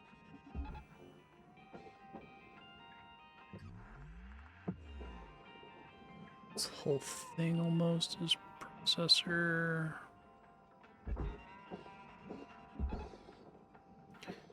Might need to just be 4, we'll see.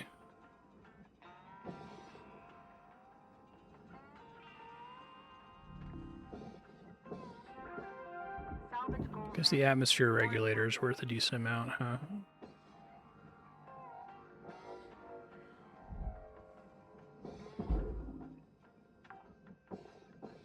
The door consoles. Credit applied. Those show up as objects in this scanner, right?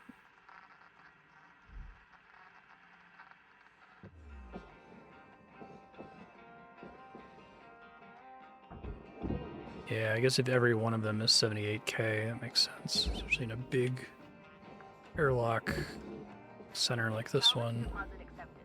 Credits transferred. Okay, I'll try to use the scanner to find them better. Object accepted for processing. Credits deposited.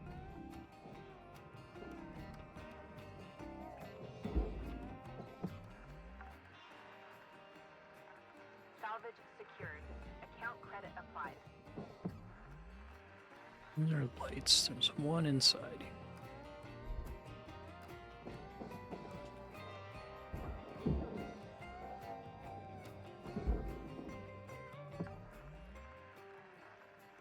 Okay, scanning for door consoles real quick.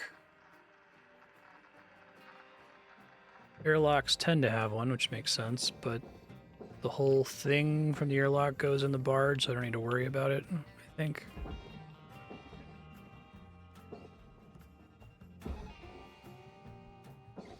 Right, because there's so many of them.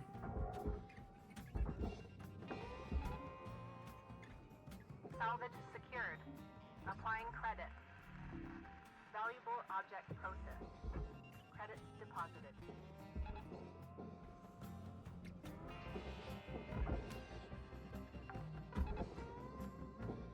Salvage registered. Transferring credits.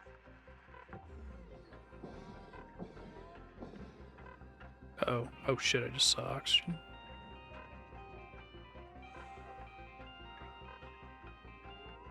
Weaver's not gonna give me a heads up anymore, huh? Look sharp, Cutter. 1 minute left on the clock.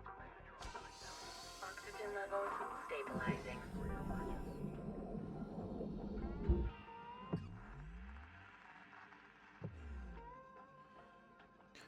So this guy is almost entirely furnace with some random like lights and crap. Oh, don't get stuck on the edge of the basket. Weaver believes in my desire to breathe. I don't think I appreciated how quiet the O2 alarm is. It's very, like, chill.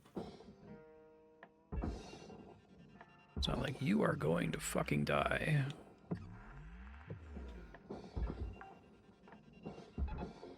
Salvage secured. Credits deposited.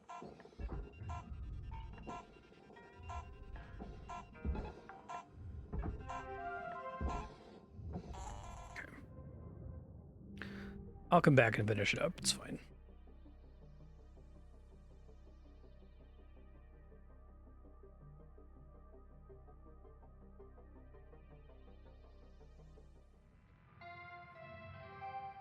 Good morning, Cutter 9346-52.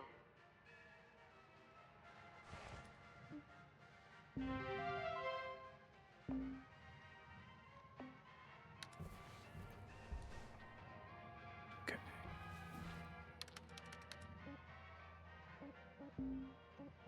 Administrators.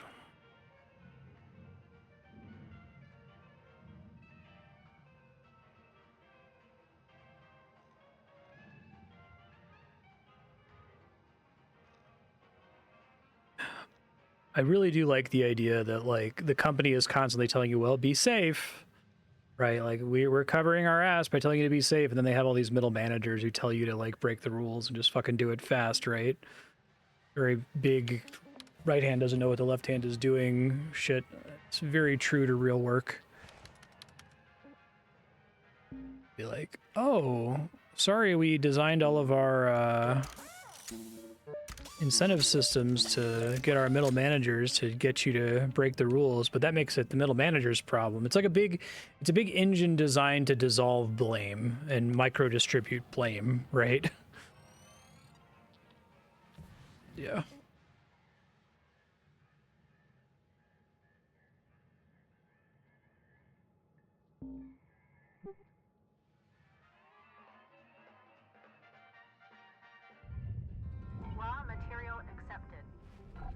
Dee Dee. Why don't you tell us more about your family? Don't like talking about them too much. No offense. Just here to do my job. That kind of thing is private, you know? You never know. Might feel good to open up. No? Gotta keep work and life separate, kid. Shipbreakers come and go. And I'll spare myself the heartbreak. This work Most of this is is not furnace. for everyone. Glass is the most valuable furnace material, I think. A few years back, Jaina reminded me of my daughter. Nope. It sure ain't worth it to open up. Salvage secured. Account credit applied.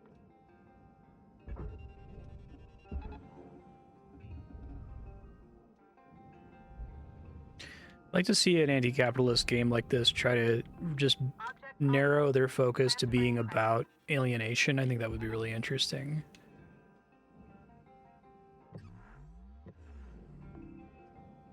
Both from the fruit of your labor, which I think this game does pretty well at. Like everything is such a... Like everything has a dollar value, but it means nothing to you, right? Like you can completely botch a job and it just adds to your infinite debt and you feel no connection to it at all, which is cool. I think they do a good job with that. But making a game that's more about like social alienation, the way that works. Okay. It's not pop off. There it goes. I was holding it wrong.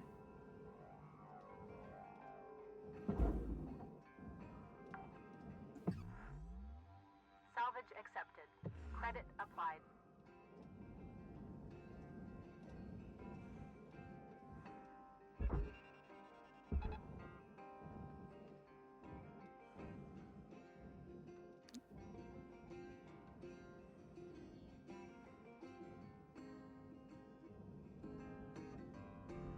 Deposit accepted for processing. Tend to be a better laborer if most of your interactions is with a very small group of people, and I feel like the objective of capital is for, if it were possible, to get you to interact with 0 people and still get your job done, right? To reduce all of your interactions with other humans to whatever the business task is. So if you talk to Todd at the water cooler and he says you have a meeting on Tuesday, they'd prefer to you to just know there's a meeting on Tuesday without having to have talked to Todd and had like a human connection. Processor deposit accepted. Credits awarded.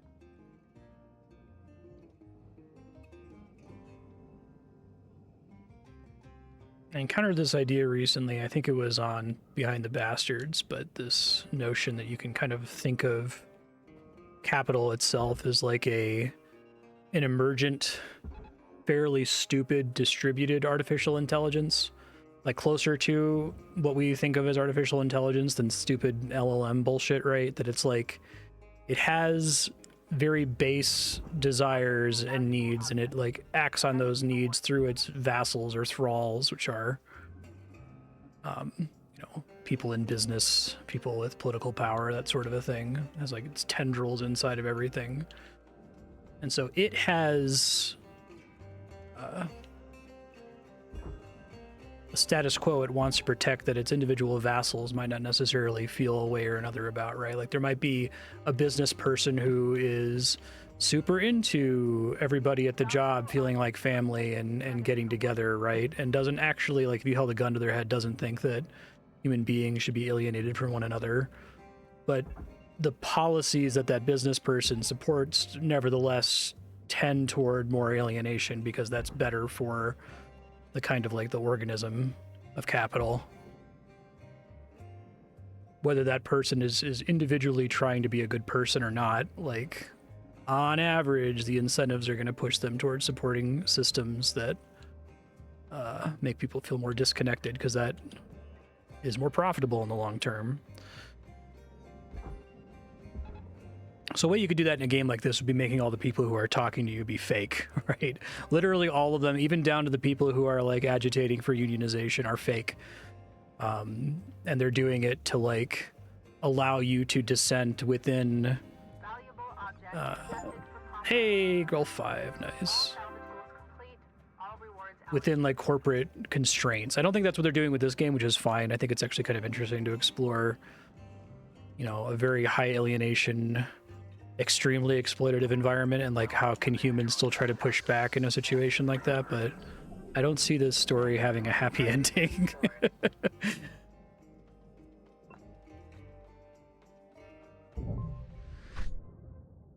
Yeah, you working by yourself is one person more than they really want. Exactly. Yeah. And it's like New certification level awarded.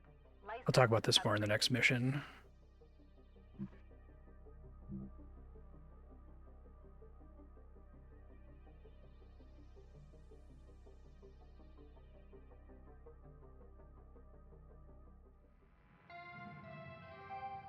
Good morning, Cutter 9346-52.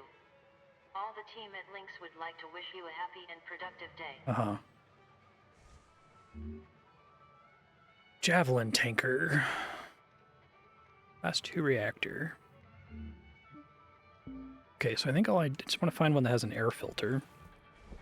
Listen up, guys. I got something you'll all like. Hell's the fucking worst. Oh, are you leaving already? I went ahead and got you all clearance to use something that'll make you Uh-oh. 10 times more efficient. Easy. 20 times. You ready? Demolition charges. Spark free. These'll cut through damn near anything. Wait. Spark-free demo charges? That sounds pretty cool, Mr. Rhodes. Thank you. No way. Not a chance. Damn things aren't new. Hell, I've been vaporized by those stupid things plenty of times. Curazon, you're... Spark-free. Things spark so much you could put one on a birthday cake. Curazon. That's it. Come on now, Hal. I'm revoking your privileges for external communications. You... what? Yeah. No comms outside the station network. No more calls to Mars. All of you need to understand something. I represent the company, and you show me respect. Got it? Hal, let's you and I sit down and talk about this. I like that they present him as an angry but powerful doofus, because that is like super real. Right?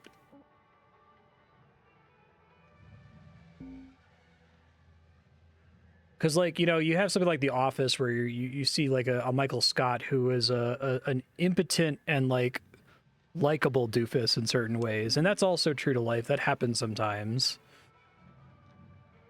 But the fact that he actually has the power to fuck your life up, but he has no idea what the fuck he's doing, right? So frustrating. Yeah, exactly. He finally does it. After enthusiastic lobbying and negotiations, the Jovian Safety Commission has given us the go-ahead and Lynx brand explosives. All languages except Esperanto. I love that they're able to present things that are like horrific from the point of view of the company. I was like, oh, hooray! This is good.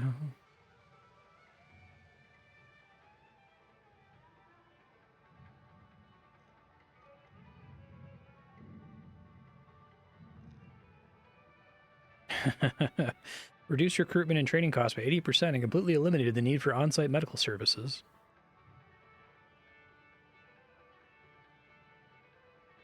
Yeah, okay, so it's still just a fucking dynasty. Tell you. Owning things for a living, it's the only job you can fucking inherit. With humble origins as a simple mom-and-pop operation. Incredible.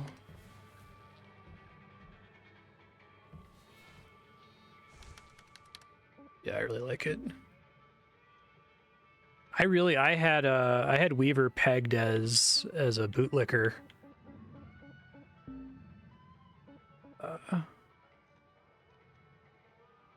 Demo charge the highest cut grade used to blast through the toughest ship grade materials. Okay. I see you grabbed the demo charge license. Great choice. All right, Cutter. Now for some training on how to use... Just chuck 'em down and But not light going to 'em get a up. trading level? Should see a big boost in efficiency. Hey, Cutter. I'm, patching through the operation manual for those things. Be careful, okay?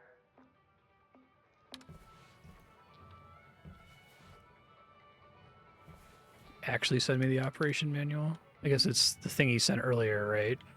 Okay.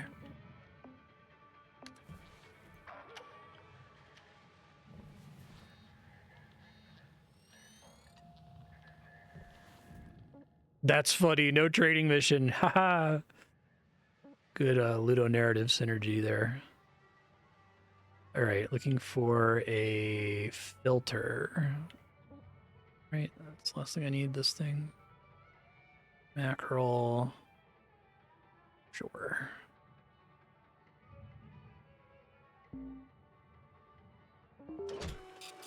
That's funny.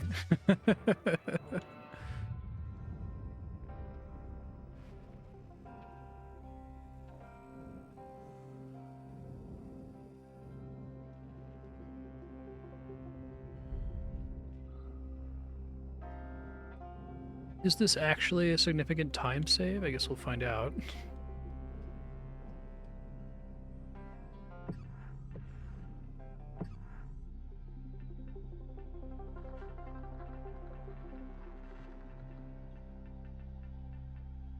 Where's the airlock? There it is.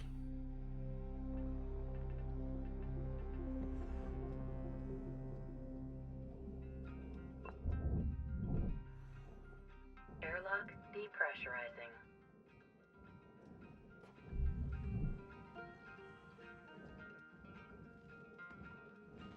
The thing I was gonna say is that, like, one of the things that bullshit LLM AI has revealed is that, like, when you involve a human, even if you're really, really, really exploiting the human and not paying them enough, and you're, like, trying to get the bare minimum bullshit work out of somebody, like, the minimum effort that a human is going to put in is always going to be a little bit better than whatever the actual real minimum is, right?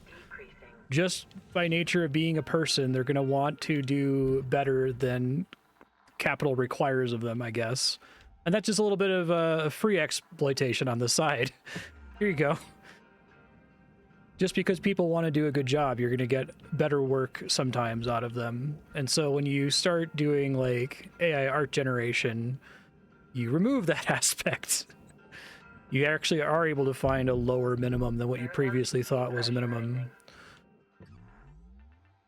Okay, so I got a bunch of compartments that aren't... I probably just have to cut into them from the outside. I don't explode anything. Although there might still be a door to get in there, right? I can look via this guy.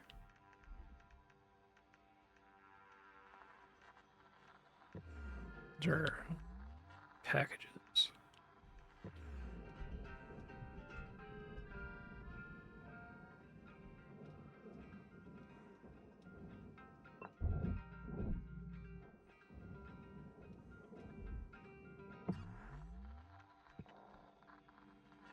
Class 1 reactor, okay.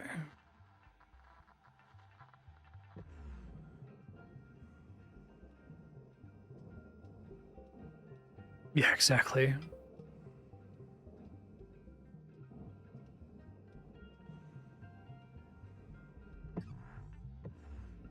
You talk about, like, micro distribution of blame, right? You have micro plagiarism, micro exploitation. I'm going to exploit the millions of artists in my art data set a little bit each. Let's squeeze a couple hundreds of millions of fractions of a penny off of all these people.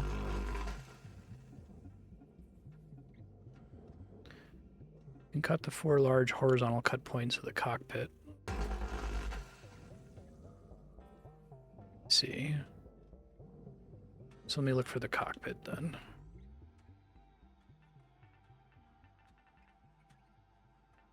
It's up here.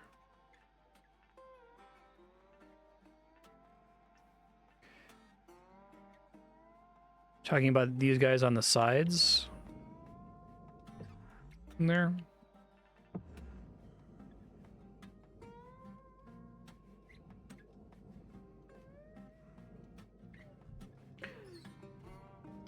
I can get to those.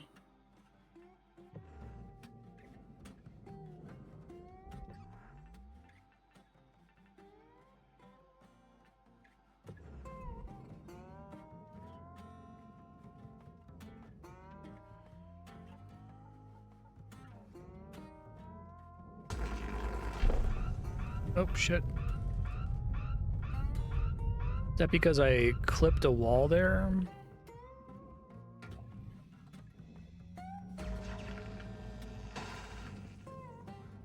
Okay.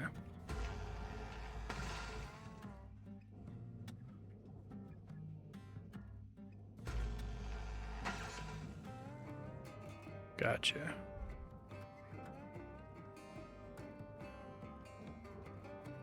My filter. Fantastic. Got any other floating upgrades here?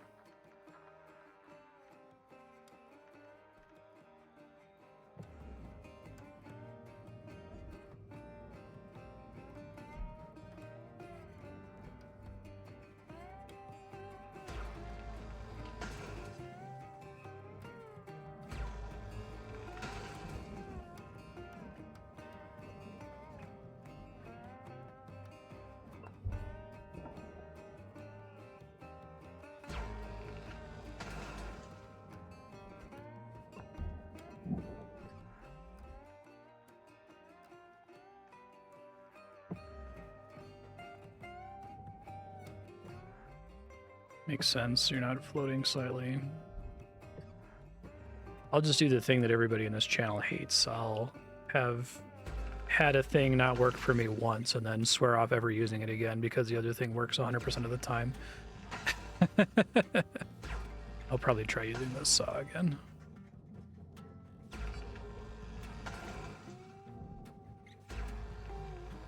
Wasn't even that like catastrophic of a failure.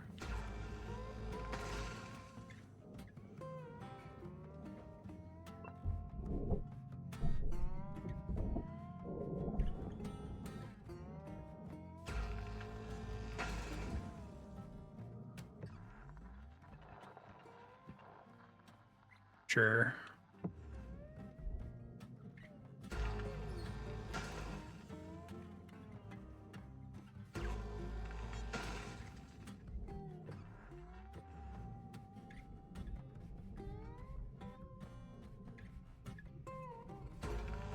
Oh shit!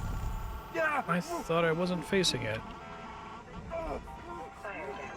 So, what did me draining that one actually do?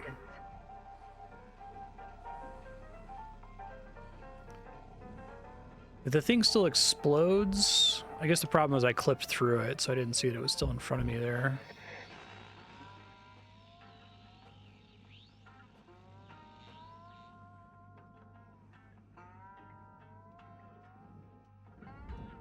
Let's see. Welcome to Vendatron 9000. Thank you for your purchase. Thank you for your purchase. Thank you for your purchase.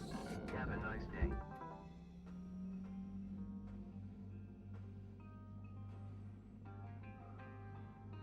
Oh wow, that caused a lot of damage, damn.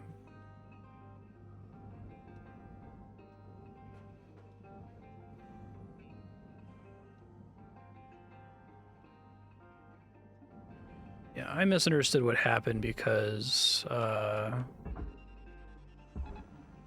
think I had like clipped into the tank, so I thought I was safely past the tank was the problem.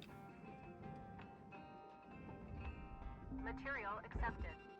Credits transferred. But I was inside of it, so when I activated it, blew the thing up. Applying credits to account.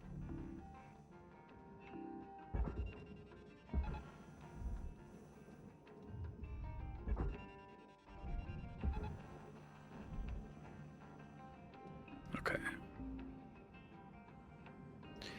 Yeah, I wish there was some kind of visual indicator after you interacted with the flush gauge, like that the tank would change color or something, or there was a scanning mode that showed whether there was fuel active inside them. Processor deposit accepted.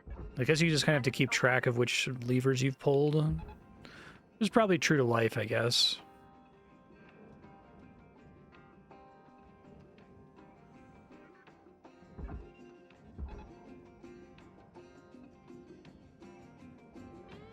Put a hand on a pipe, that's kind of cool.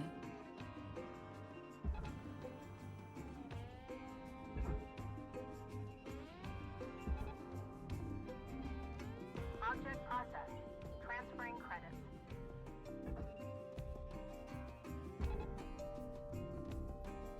Raw material processed. Credits deposited.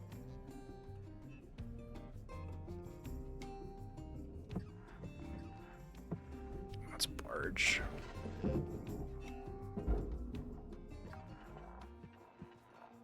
Important objects on there, that's fine. Credits awarded. We're looking at 5 minutes left in your shift cutter. Do what you do. Weaver out.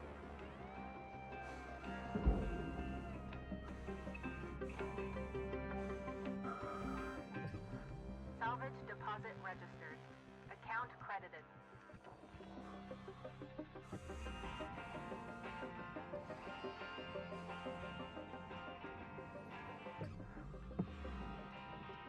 Okay. Try to pay closer attention to it.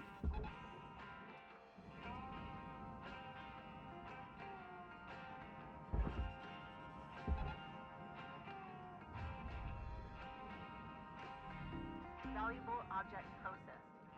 Credits deposited. So if a demo charge, does it effectively just do the same thing as blowing up a fuel tank? Like, Rewards allocated. is that if you're just trying to like speed run through getting like a 2 or 3 rating as quickly as possible? Salvage deposit confirmed. Applying credit. Sure.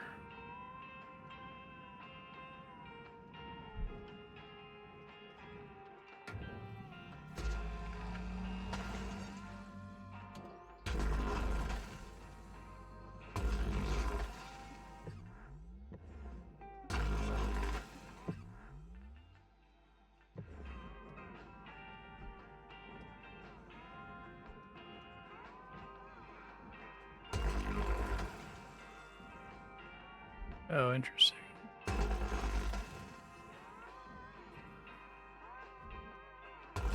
Yeah, I get what they're going for story-wise with not wanting to give me a tutorial there, but I also like, oh, well, that sounds bad. I don't want to explode things.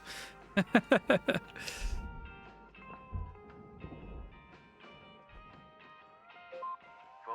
reading. The Stellar Commission. Oh, that's Part cool. 3. With all due respect to the Commission's chairfolk, it has been disappointing for many of us average solar citizens to feel like the Stellar Commission hasn't lived up to its promises.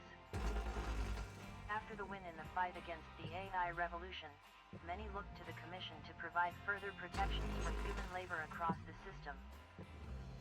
But continuously the Commission seemed outperformed by the more nimble corporations, who were untethered by the bureaucratic process which the Commission seemed ever obsessed to observe and follow. As much as we all understand the appeal of following dry rules and protocol, when it comes to protecting real, human lives, perhaps a more practical approach is in order. With Jupiter Gate established, we find ourselves again in a position of corporate dominance at the forefront of human progress, which threatens once more to be the defining factor in the lives of so many hopeful people. We must not allow this to happen again. We require leadership from the Commission. Leadership which isn't fueled by profit, but rather by human respect and excellence. That'd be nice. And maybe, in the future, the Commission can put more emphasis on the fostering of collaborative, proactive efforts, rather than reactively scrambling in the wake of ruthless corporate juggernauts. Okay. I was under the impression that I couldn't pull the tank until I had found a flush valve. Do they not always have flush valves?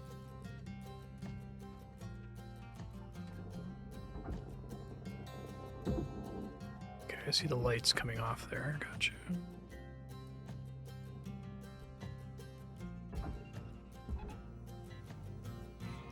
Sorry, I know I've gotten that wrong in every episode so far, but just intuitively it feels like...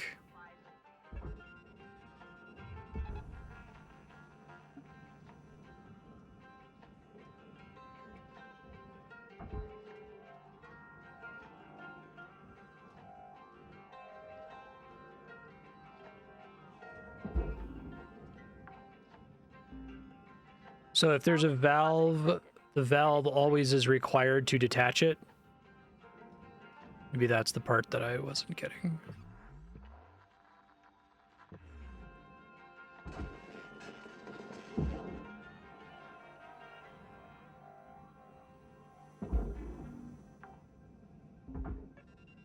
Salvage registered. Transferring credits.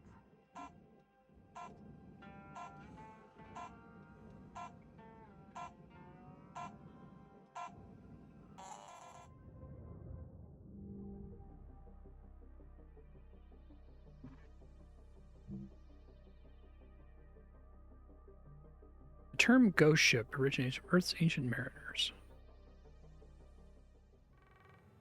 Oh, this is different. Hello, Shipbreaker. You have 1 incoming transmission waiting.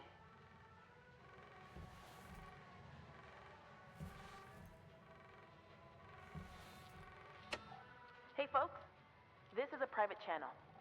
Dee Dee, you all right? Hope we actually have a private No, channel. I'm not. Taking away my comm privileges?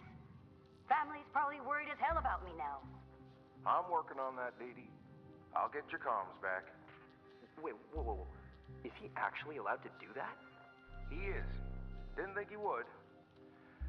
But he is.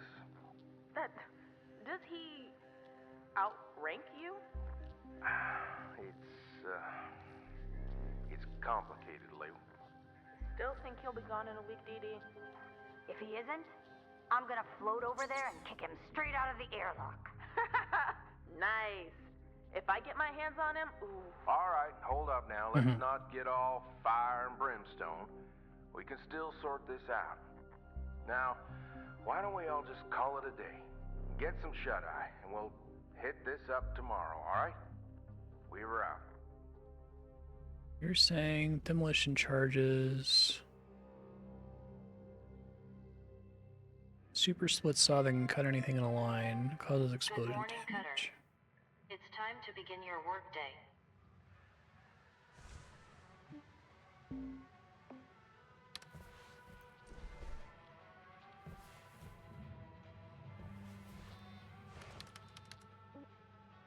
It's never required though, it's just faster. Let's see. I got plenty of tokens. Doesn't really matter.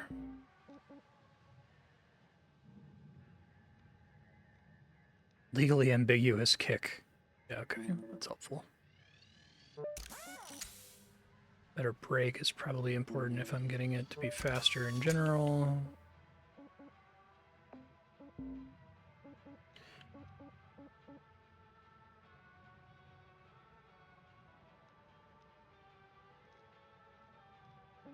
Grapple strength, maybe.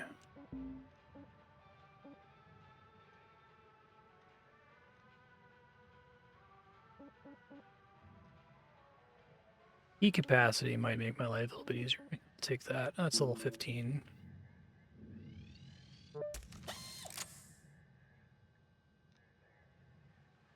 Okay, I'll wait for a ship that expects me to use demo charges to mess with them.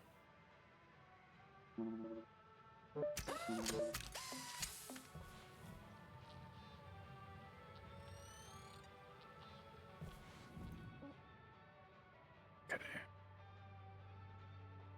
Oh, right, I should go check on the ship doctor.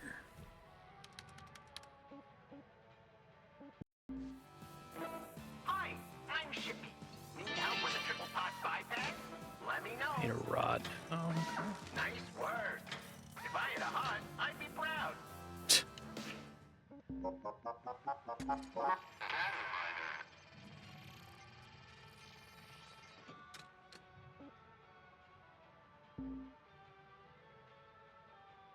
Respect to the commission's chairfolk. Oh, okay. So when you find it in during the mission, you can just listen to like a text-to-speech reading of it. That's kind of cool. I don't think I had noticed that prompt before.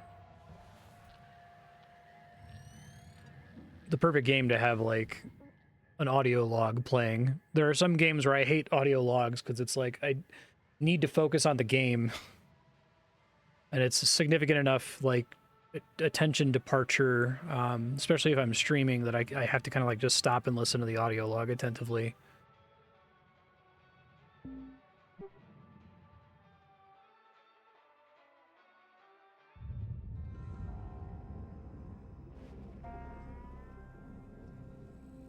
I'll come back to it when you question. It's fine.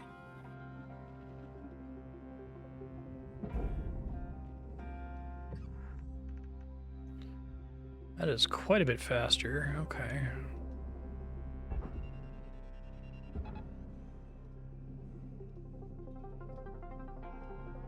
I see. Material accepted. Good points are all inside, I think.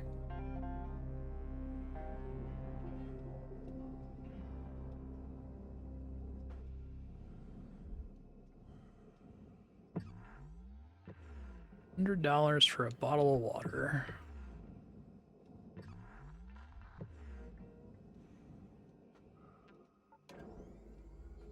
All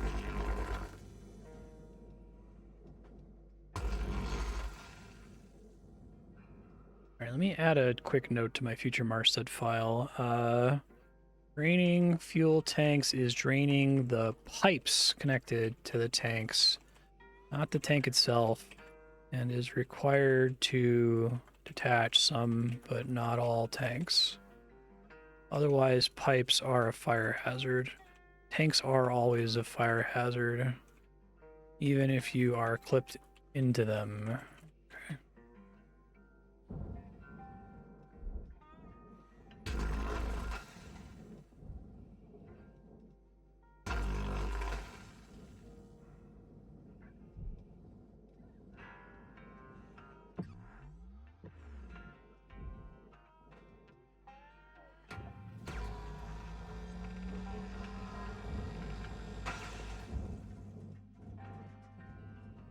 Really need to detach those. Well, they are processor. I guess if I were to detach them, I should detach them from the furnace piece, I guess. Not from each other.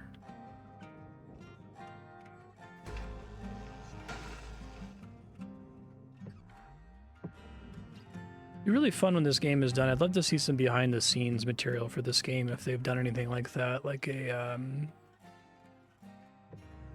interviews or a documentary video or anything like that, because it must have been really interesting to like plan out what the ships were going to be like what the requisite parts of the ship needed to be, how they should connect to each other, because these are all procedurally generated within some pretty tight like restrictions, right? Tether supplies running low. Object accepted for processing. Credits deposited.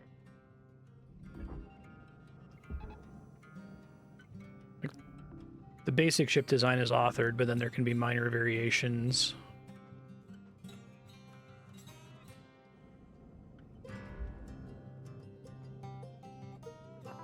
Welcome to Vintatron 9000. Thank you for your Tethers restored.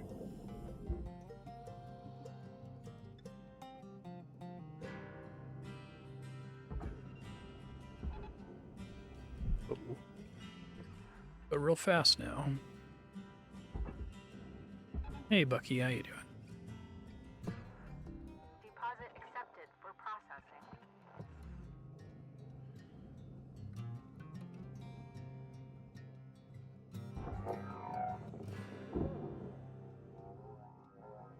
What's the whole thing about removing coolant makes things more brittle?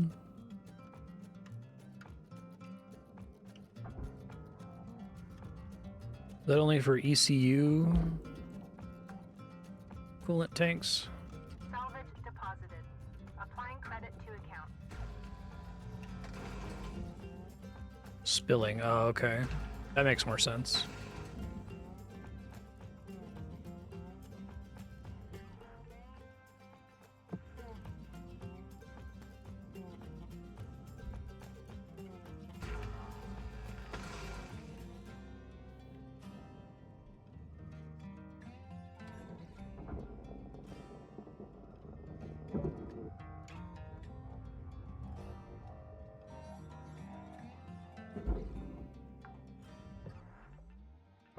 Salvage secured. Applying credit.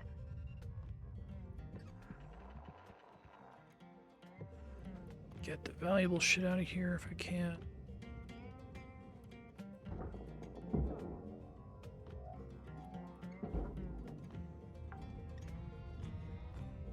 Salvage secured. Credits deposited.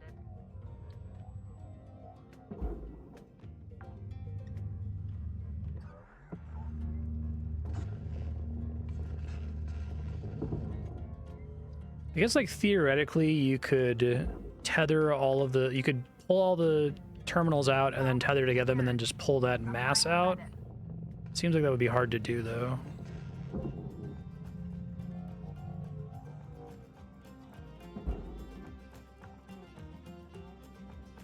Salvage deposit secured.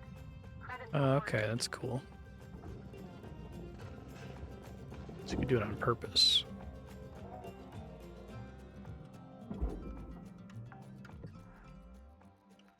Salvage accepted. Credit applied.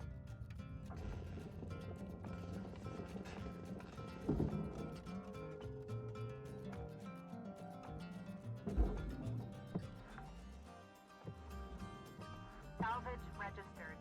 Transferring credits. I guess really I could just dump this whole thing in there, because I think the whole thing is like... Well, now that I've gone through and removed all of them manually, it's worth like nothing. Okay. I only just then realized how inexpensive the housing was.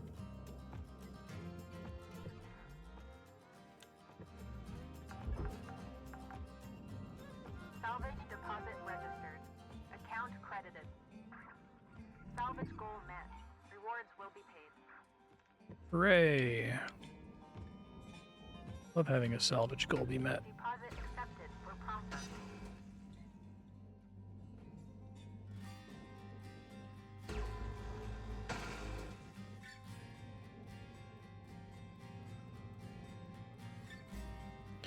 Tether things in pairs to loosen stuff, then clear the tethers to throw stuff into the barge without getting tangled. I see.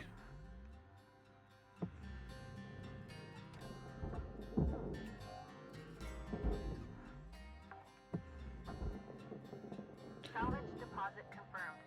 Applying credit.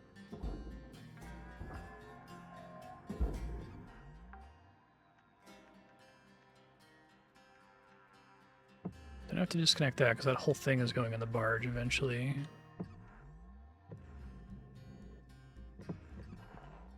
More cut points, I do.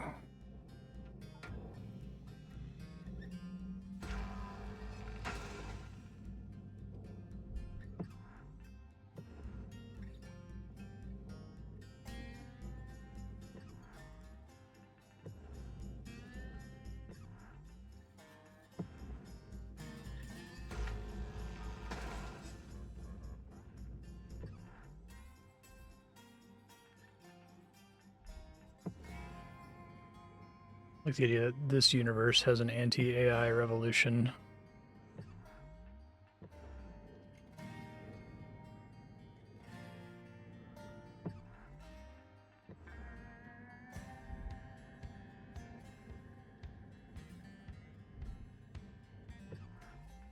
Must be a way into this crawl space here. Okay, yeah, through here.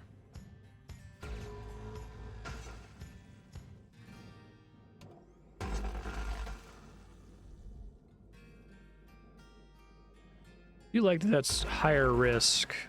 The reward is it's faster. That's a cool skill cap thing.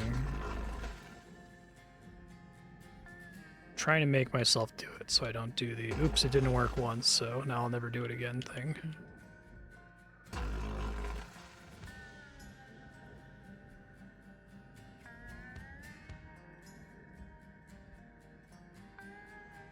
Maybe I'm the only person who plays video games like me in the universe. That doesn't seem likely, but I feel like I haven't really run into anybody else who like favors reliability above all other things, even if it's like the difference between 99% reliability and 100% reliability. Like that, there's like a galaxy between those two numbers for me. I will actively have no fun playing a game if I can find something that works all of the time, but works poorly. Cutter, ship's got about 5 minutes left in her. Let's make them count. Thanks, Weaver. We're out. Salvage deposit accepted. Credits transferred. The XCOM player base. Yeah. I guess my way of thinking about it is that I would prefer that nothing be that reliable so that I'm forced to do things that are risky. And I generally see it as a, not a design flaw, but something I dislike about the game design. If there is a way to play it that lets you just kind of limp to the finish line all the time.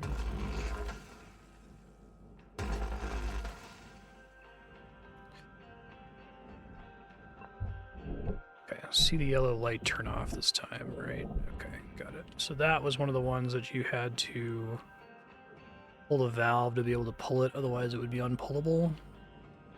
I guess it still shows as unpullable right now.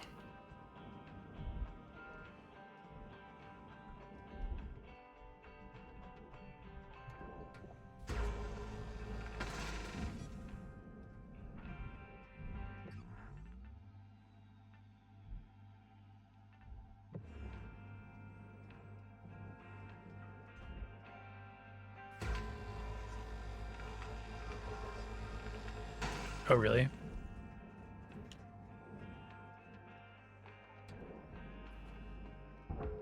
The act of doing the flushing disconnected it? Didn't grok that. Because I imagined that the flushing was like a lock that you were unlocking and then you still had to disconnect it.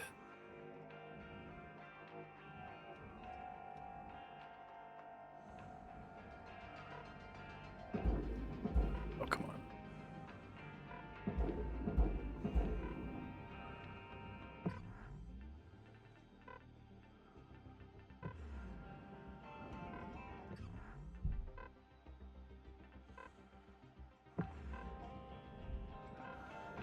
Salvage secured. Account credit applied. Oh, that's the oxygen noise again. I'm like, what is that beeping noise? Am I almost out of time? Kind of.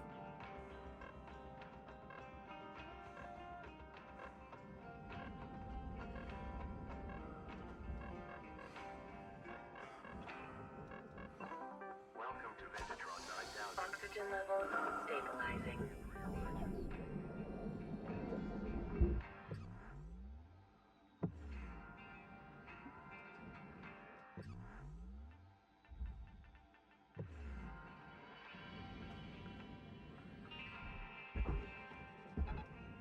This is less of an issue now that I have the higher thruster speed.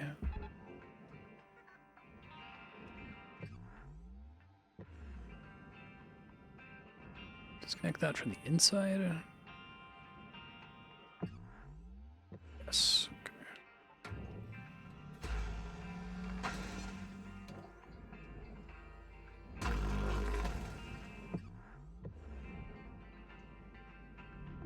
Valuable object accepted for processing.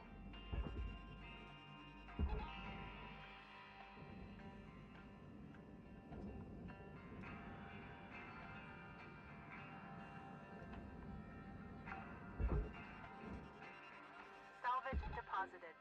Applying credit to account.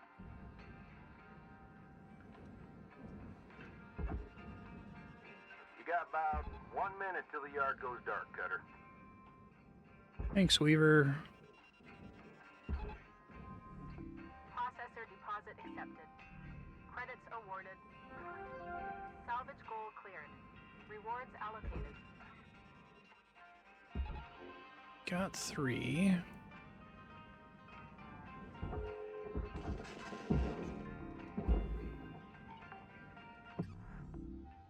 Salvage secured.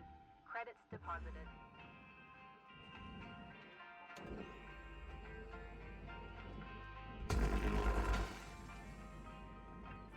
Does this always completely destroy cut points, regardless of my, like, heat tolerance or whatever?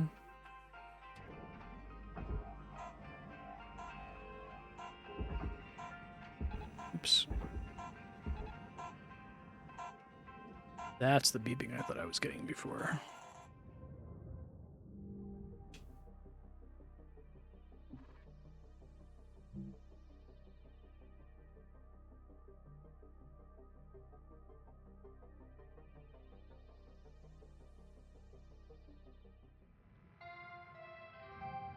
Good morning, Shipbreaker.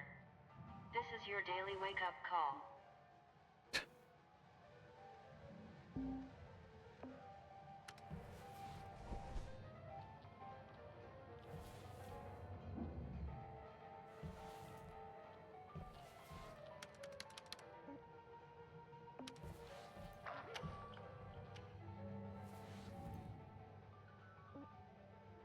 All right, let's finish this one up.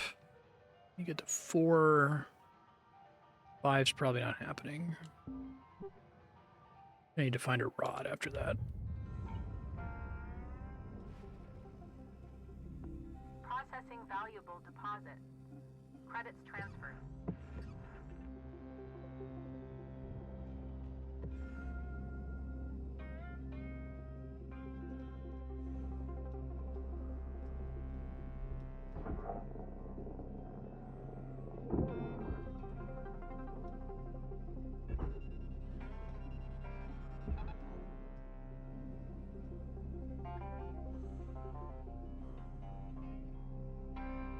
Where was this guy? There he is. Valuable object processed. Credits deposited. Salvage accepted. Handful more cut points in here.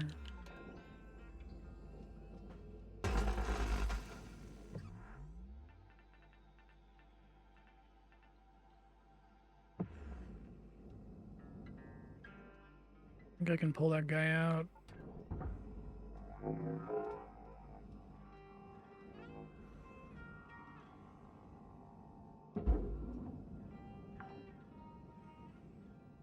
Salvage deposit secured.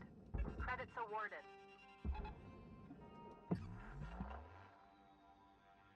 I got any more consoles I have to grab?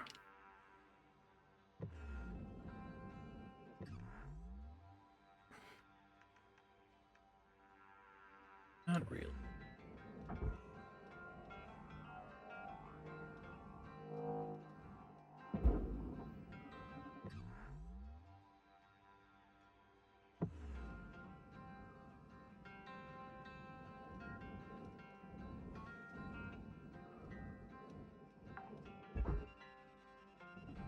Salvage deposit registered. Account credited. I got that one. Processing valuable deposit. Credits transferred.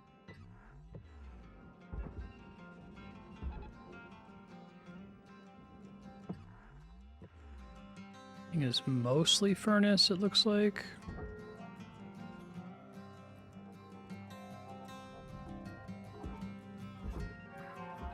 Salvage goal failed. That's fine. Avoided.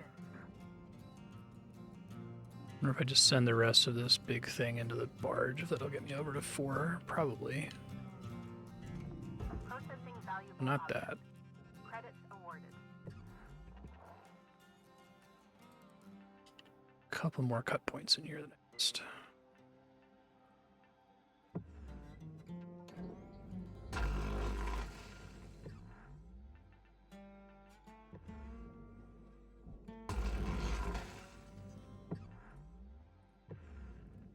Screw you, floating cut point.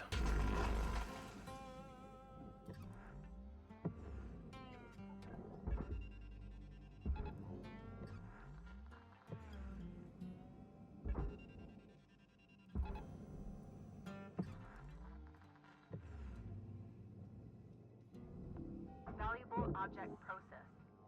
Credits deposited. Now I can probably dump this whole thing in there. Salvage secured. Applying credit.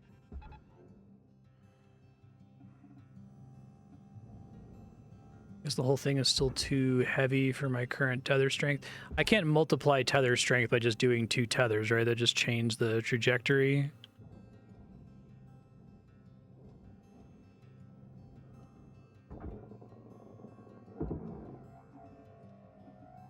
Oh yeah.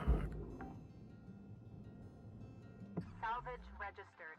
Transferring credits.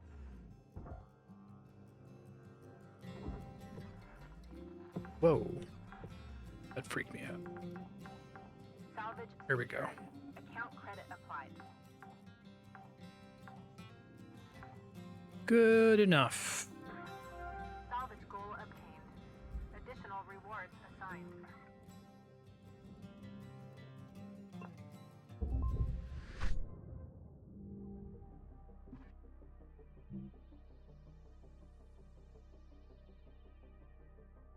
Proprietary ultra-secure links tokens. Company script. Hello, Shipbreaker 9346-52. Lynx would like to share the following inspirational message. Make the most of your shift by fanning the tiny sparks of effort into flames of profitability. Thanks, Hab Voice. I know you always got me. Okay, so I need a rod. This one has a rod. Why not? Class 2 reactor.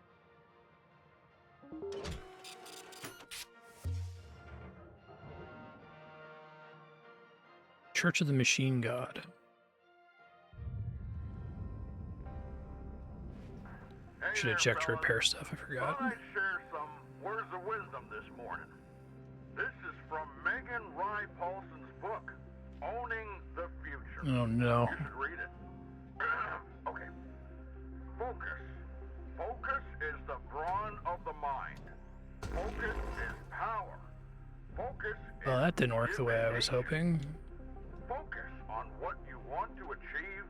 Let nothing deter you, and you will succeed. Focus is achievement. Ah, incredible. So let's focus up out there, yeah? Let's achieve, people. Roads out. It's the fucking worst. Oh my god. Okay. So is doing the cut point like that fine? Like, I guess it doesn't, it's not worth anything. I don't have to actually completely destroy it, right?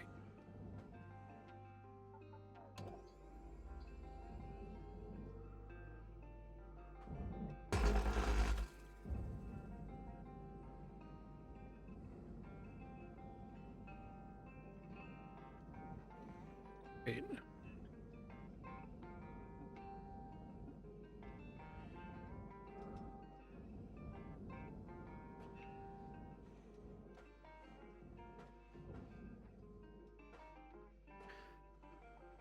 Make a note about tier 2 reactors. I'm probably not going to remember that. So T2 reactors require, in order, 1 disconnect thruster, 2 probably remove panels from side of reactor. Don't do this until you're ready to pull it. 3 remove panel on outside of ECU and pull grab coolant will trigger meltdown.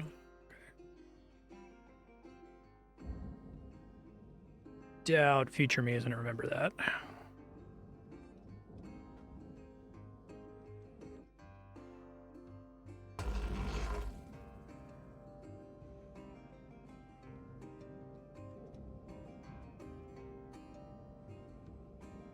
Actually curious how many like Joy of Labor games set out to actually have a story, and a story that's about labor nonetheless.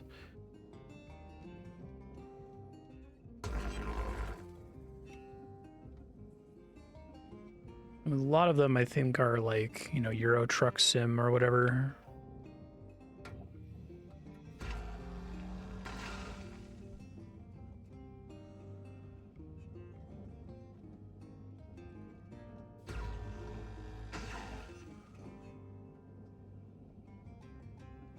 like this big outer ring. It looks pretty cool.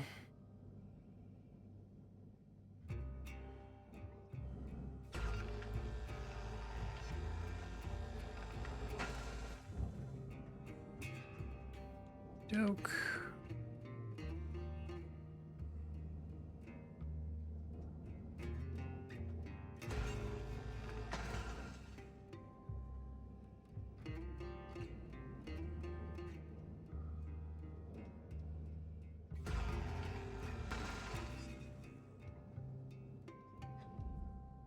Let's see.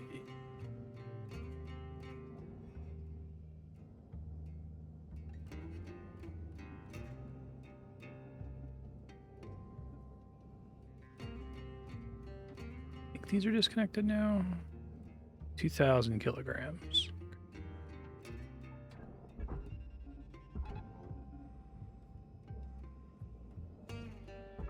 Wasn't going to have to be barge. That's interesting.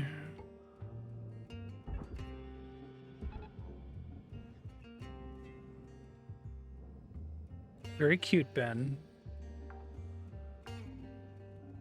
Salvage deposit accepted. Credits transferred.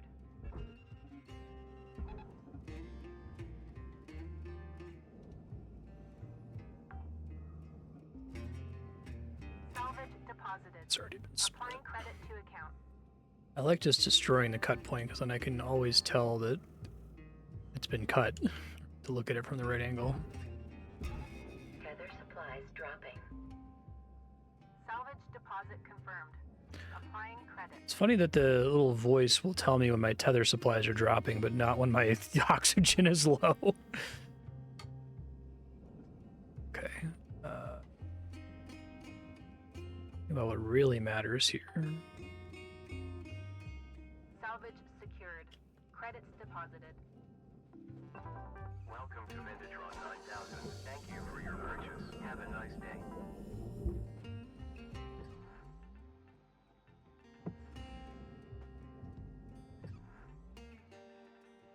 Airlock here.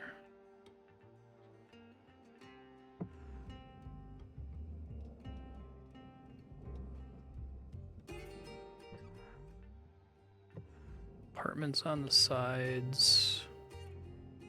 Right, so this door goes into a crawl space. So if I hold on here and I activate, should be fine.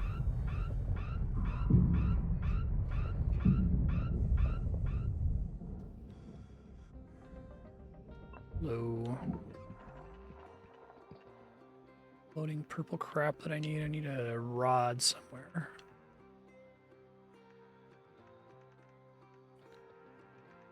Need more range on my scanner.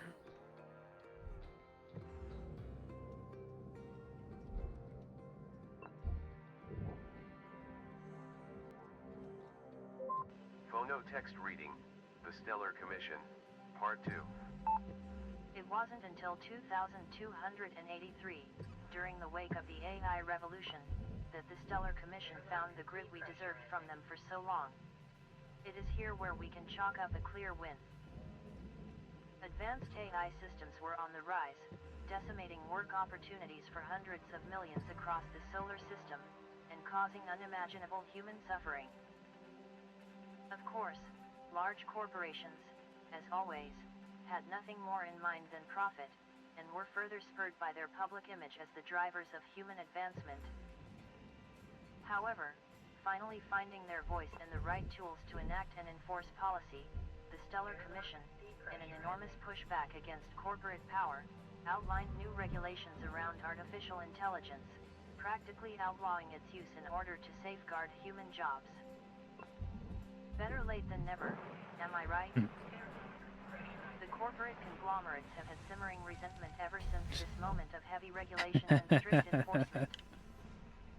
Today they are looking towards the Jupiter frontier, where once again, the Commission's reach and oversight is sparse.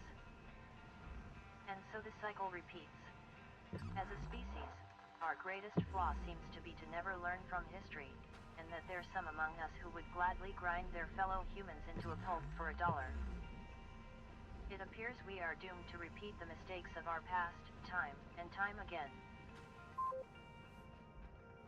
Pretty bleak.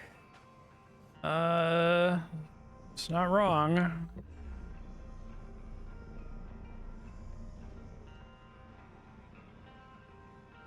So this place is still pressurized, so I'd have to find the... Somewhere there's gonna be a... Is there not guaranteed to be a air conditioning unit? To disconnect this no matter what. Do that.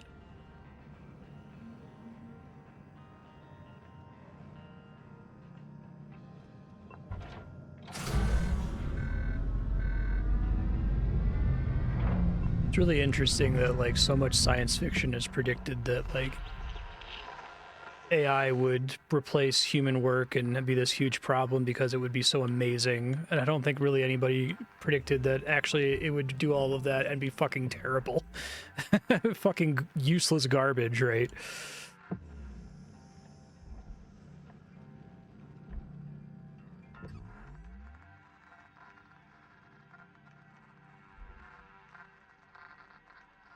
There's always a regulator.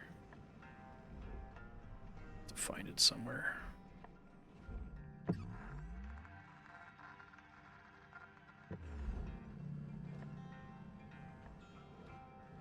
How do I get back here? Wants us to heat glue. Yeah.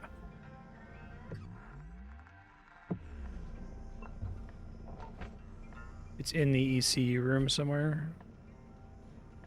Oh, there it is, I see. Blue light. Does it always have a little blue light on it?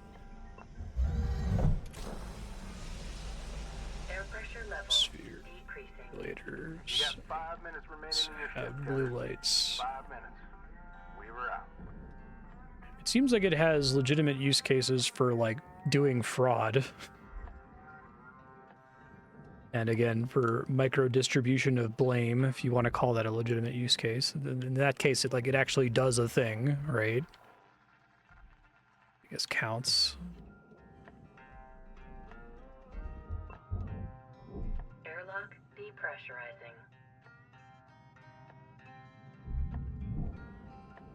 The ones at work have a blue light. Okay. Gotcha. Oh, compartment's not part of that. All right. So this is the one.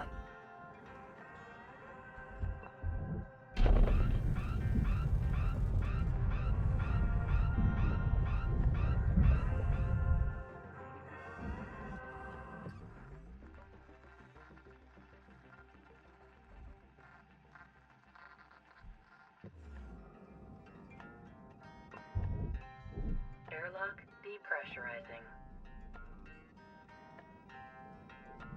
Yeah. Just like Bitcoin and NFTs.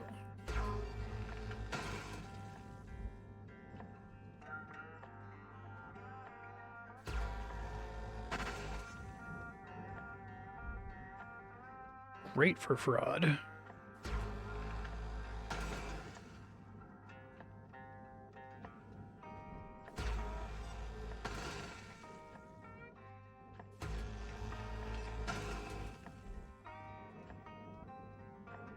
Gotcha.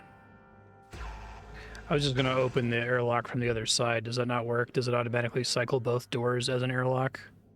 I thought maybe it was just two doors in sequence that if used in sequence worked like an airlock.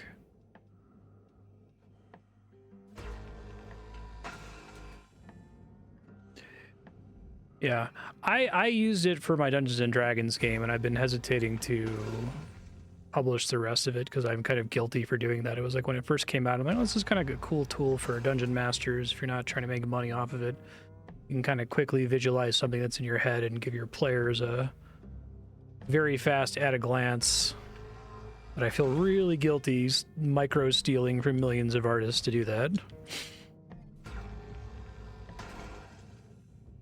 So I could just not monetize those videos, but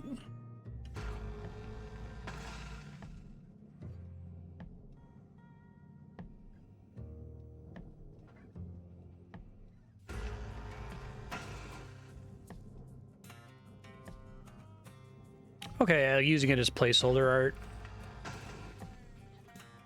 Yeah. I could see doing that. It can be helpful just to have placeholder heart. If I were making like an RPG Maker game, I could see doing that internally. For like enemy sprites and the like. Still, there's kind of like a large, in addition to like the theft problem, there's the like power usage problem, right? Which companies are currently taking the L on, but I don't think they're going to do that indefinitely.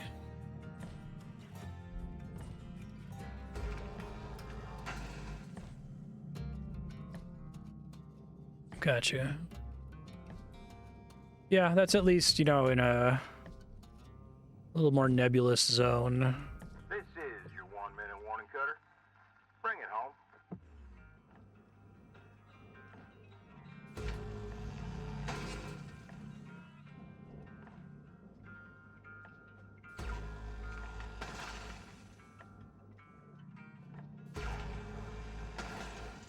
I hate that so much of society is like the they're banking on, well, you know, yeah, it sucks now, but imagine where it's going to be in 10 years. My favorite rebuttal to that was a thing that was like, you know, imagine if Apple came out with the iPhone, the original iPhone, and it like only made calls 6% of the time. It just crashed constantly, and they were like, oh, you still need to buy it because it might be amazing in 10 years. Right. I really like that phrase from the Trash Future podcast, the frontier of credibility, that like capital's run out of physical places to expand to. It has to find new frontiers to grift a few extra dollars to make the line go up for another quarter. And one that they're managing to make a lot of money off of is the credibility of Silicon Valley, right? That they've accrued over the last 30 years of actually putting out life-changing technology every couple of years. And it's like people still expect that to be true, and how long is it going to take for them to put out garbage before everyone just like they run out of steam on that? Giving the L to the local utility, right? Yeah.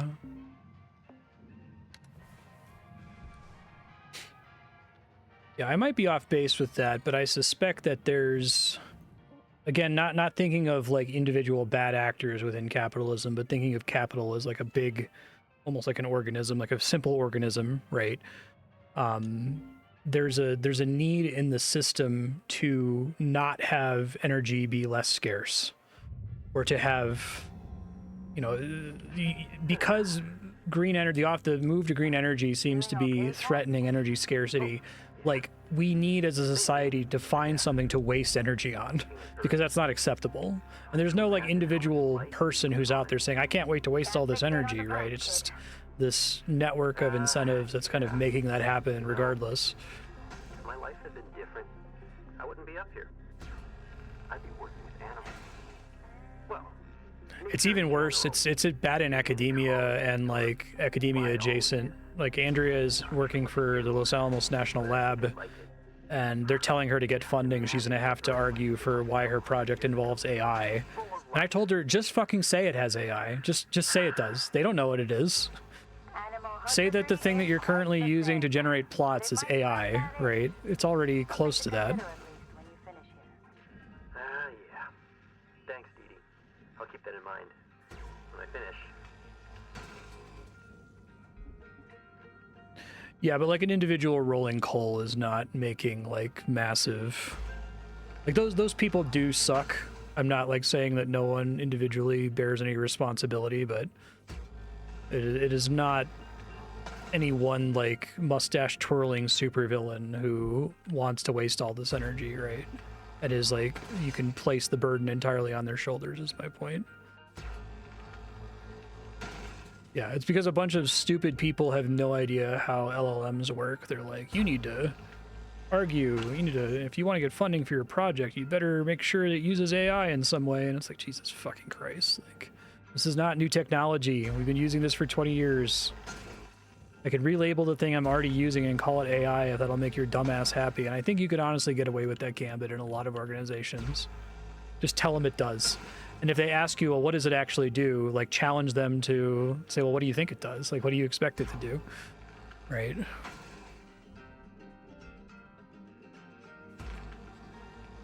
We bought it for $10 million 2 years ago, and it doesn't do anything, but we have one. Yeah.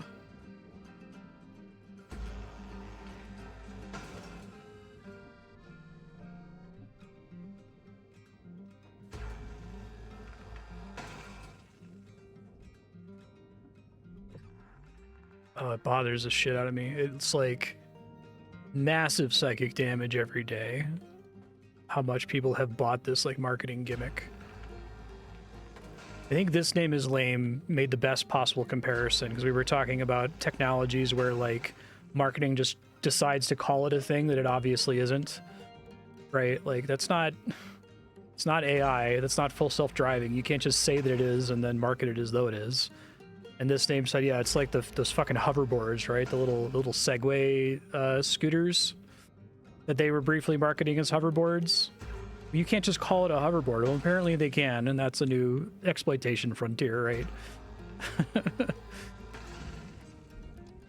But everybody caught on really quick. Like you hear, oh my god, there's hoverboards now? What does it look like? And you see that it's a fucking Segway, and you're like, oh, okay, well that's fucking stupid. But nobody's doing that with AI right now, at least not the people with power, and it's, oh god, it hurts my brain so bad every day.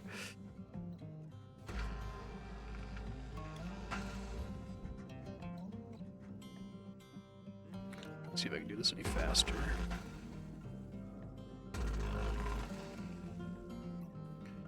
Is there something that governs whether a cut point will completely dissolve when cut? Is it just like based on how thick it is? Because some of them have the lines but still totally dissolve. Yeah, it's great. Hey, the game brought it up.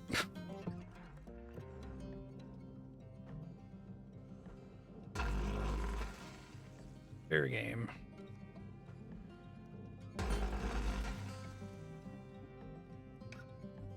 Be irresponsible not to talk about it while playing this game. Gradient cut level. Okay.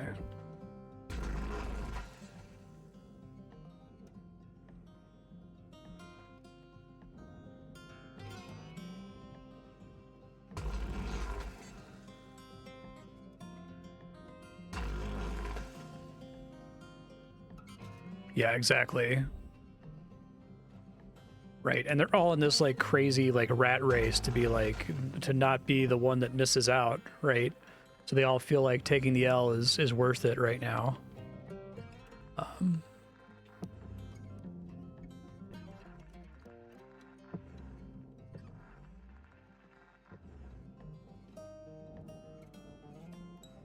Just a flag the dev set. There's no rhyme or reason to it. Okay, gotcha.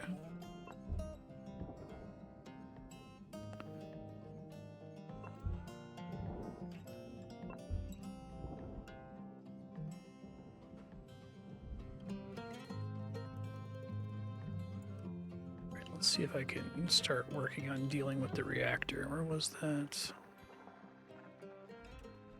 All the way on the other side. Okay. It's a really big ship.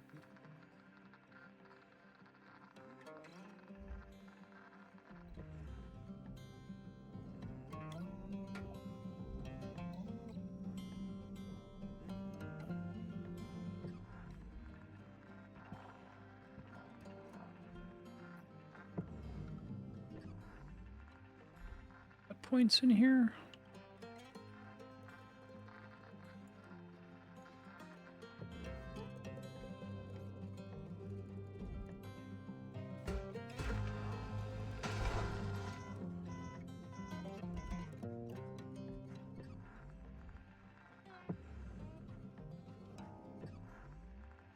It's got points on the outside. Okay.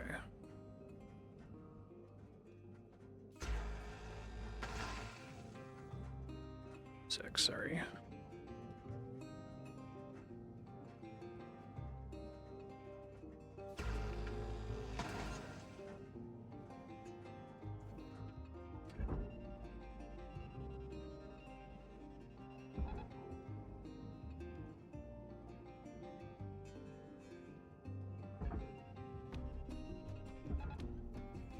Just need to pull that out first. Yeah. Oops. Processing object.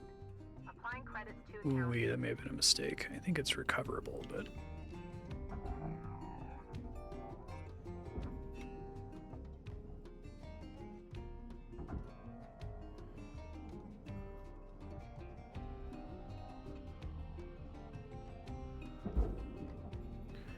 Didn't realize I had pulled this whole cap off. This is all processor, I think.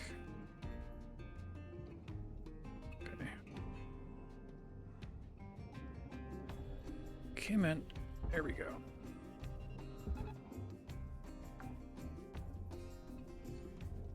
Salvage deposit registered. Account credited.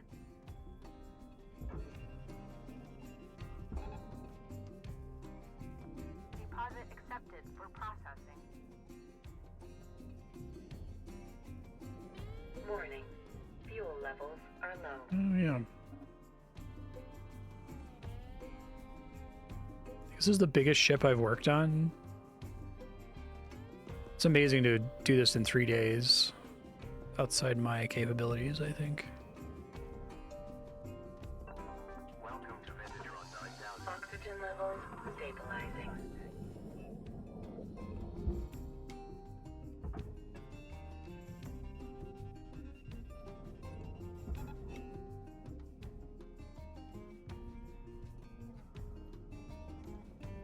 Get into where this guy is now. Can I pull him out safely? Is the question. I think so.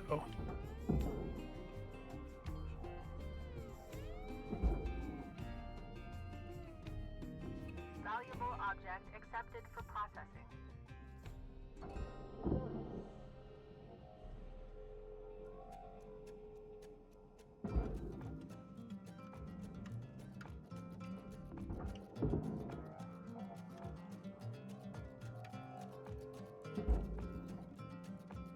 Okay.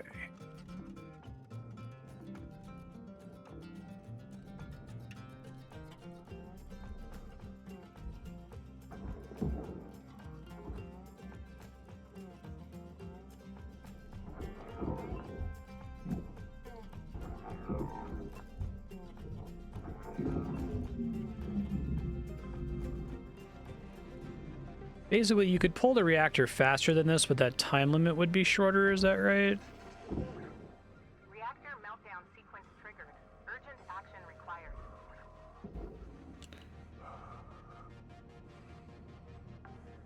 Okay, that's pretty good.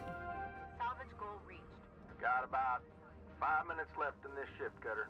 Don't bite It's all off more than you can chew. barge.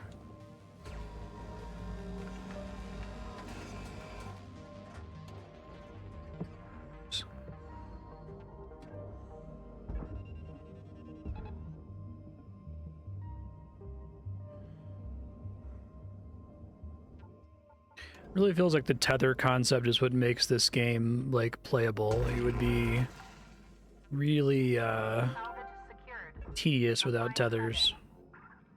Salvage goal achieved. Reward. Every step you skip costs 5 of the 15 reactor meltdown pips. Oh, okay. So you start having the spark fire thing immediately. Salvage accepted. Credit applied. I don't think that's connected. Whole thing is processor.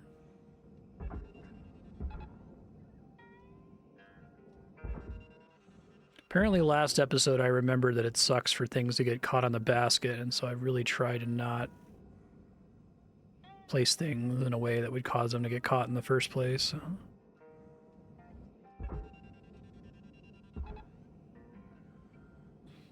About to get caught now that I said something.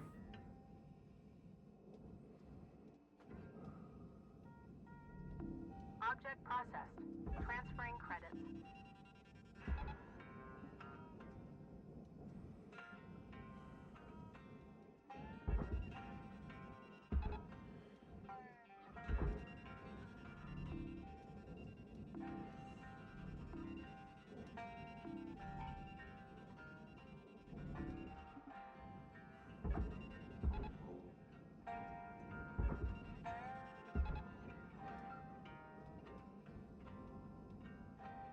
do have a thing to pull off here. Let me go grab all of those really quick now that most of the ship is accessible. So that's Salvage secured. Account credit applied. panels. I guess I could just run through and pull all the panels off, but if I don't move them out of the housing, then it's not good enough, right? Because they could still get pulled in. Like if I launch the whole thing, it doesn't mean that it's going to come free of the housing. So I have to actually pull them out of the room too, I guess.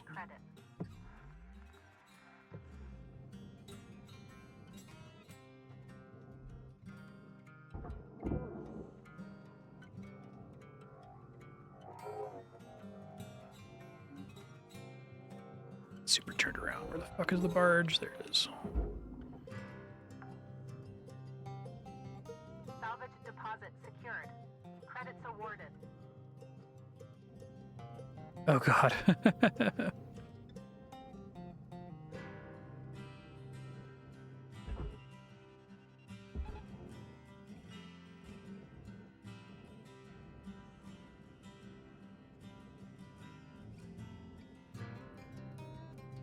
It's like caught on a hook somewhere, essentially. Is it this thing?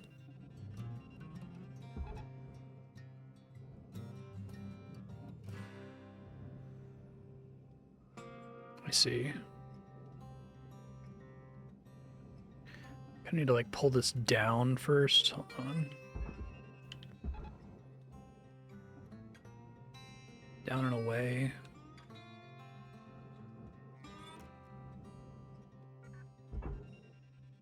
Cutter, we're getting down to the wire. Let's put a bow on this shift. Don't think that there's anything else to get. Oh, right. I keep forgetting it's like there's a pipe here that I have to cut, right? Okay. That was my main problem.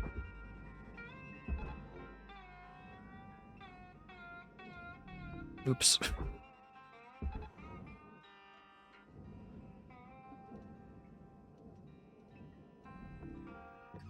These balls, coolant tanks.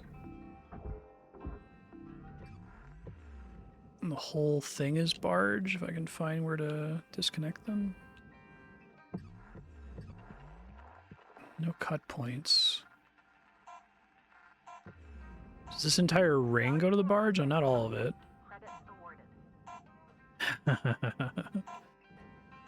Fuck you, Renee Magritte. It's a pipe gang. New certification level attained. License level increased. Prestigious rank of 12.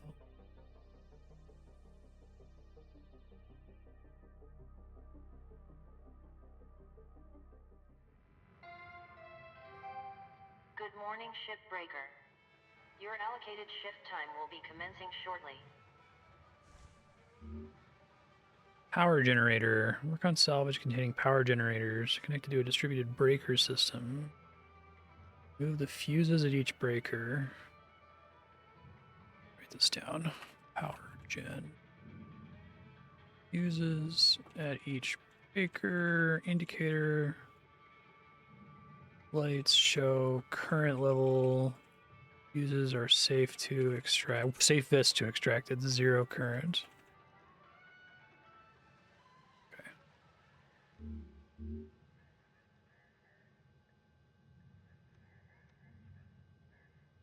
Then you got yelled at for just being truthful about the word error. God.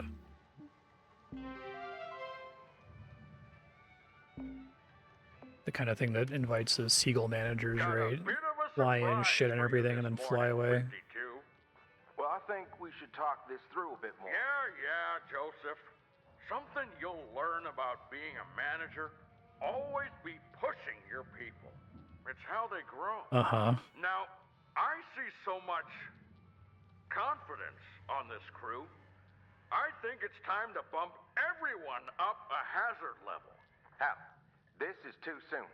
I really don't see eye to eye with you on this. Well, sometimes you need an Like outside Weaver's, like, perspective on things. professional All right, Joseph, disagreement. Go ahead and train up 52 here when they're ready.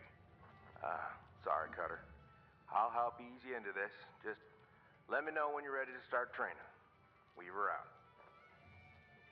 That's incredible. I like making the tutorial part of the story, whether or not you get one, if you get one too early.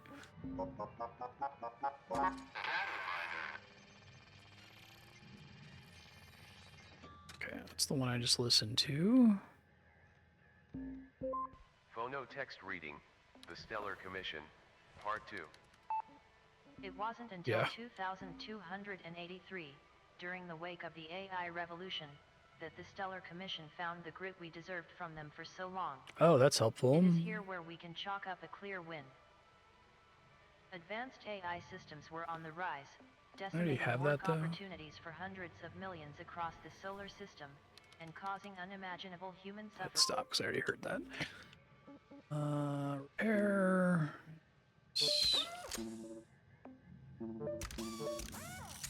Do I see my repair kit count?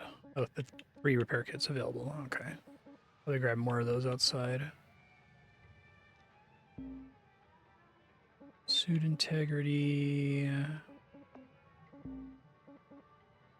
Did say I should go for O2 capacity. Not super necessary, though. Only works in a pressurized environment, which I don't really care about. Range might actually be helpful now that I'm looking for specific items. Cost 31.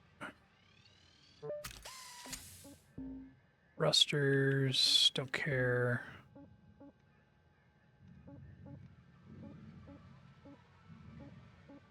Tether lifetime doesn't seem to really matter.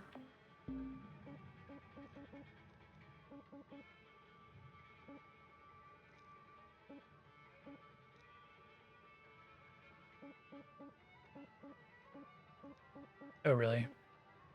Like the one after the one that I currently have available?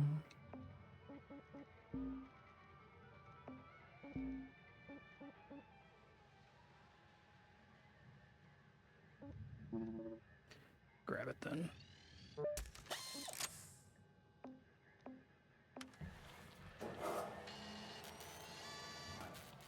Alright, let's make some more progress on this ship. So I didn't find the rod, did I? Okay. Don't think I, like, tossed it. It could have those parts, or it's guaranteed to have those parts. Poutine with a beetle crunch. There it is. No, a donburi of some kind. Chicken, if I was rich.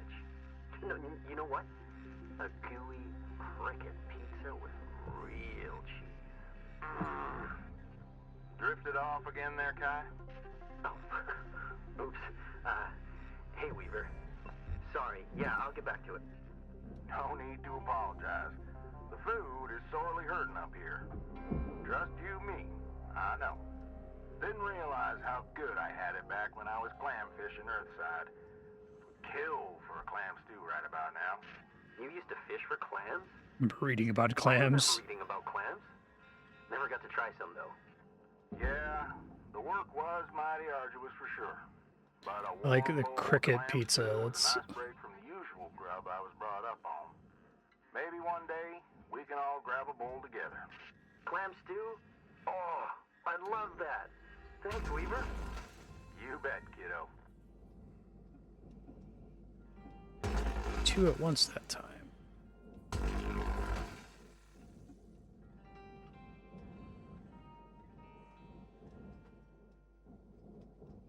Okay, that's cool. And there's an upgrade past that? Does the upgrade past that just make it literally infinite? I don't know why you would bother after that if you always get a refill at the end of your shift. For like non-story mode or something.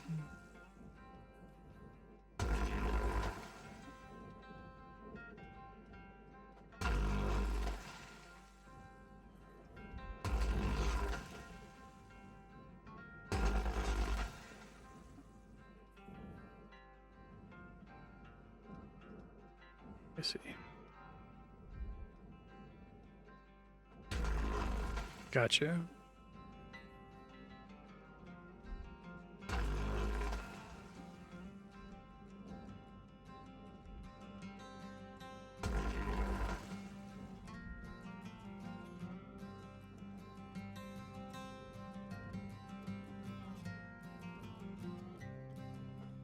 I do like a lot of the upgrades, just like, you know, reducing the attention, making it more chill. I wonder if there's more design space for upgrades. I guess the kind of stuff that would be really helpful would probably break the lore, like, you know, like a limited teleporter to send objects below a certain weight straight to the barge or something.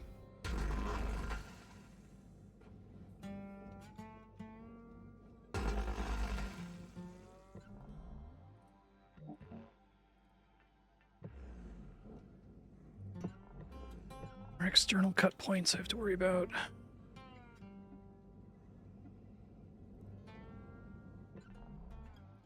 Mostly internal, I think.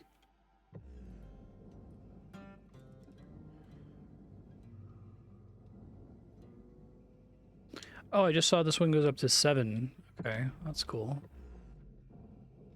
Not looking at that bar at all in the previous days.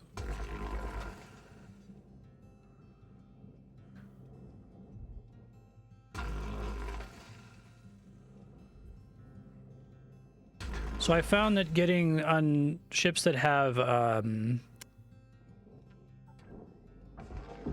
5 pips, that getting 4 is extremely achievable. Is it always like n-1 is extremely achievable, or is getting 6 kind of difficult here because of how much there is to work with?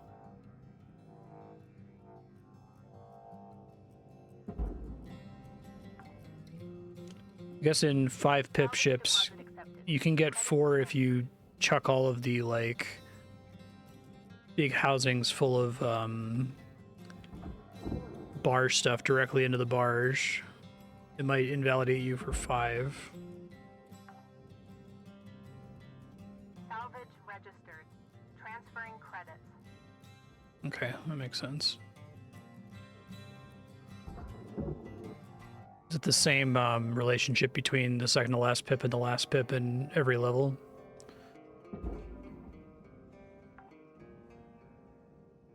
Salvage secured. Okay. Credits deposited.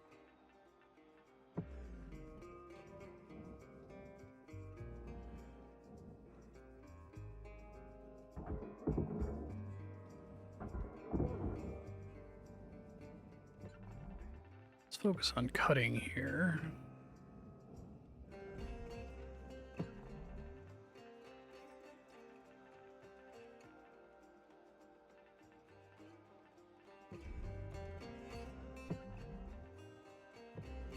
So crawl space stuff.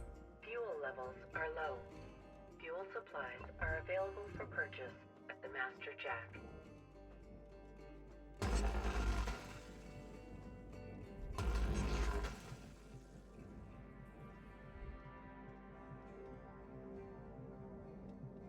Let me go do that.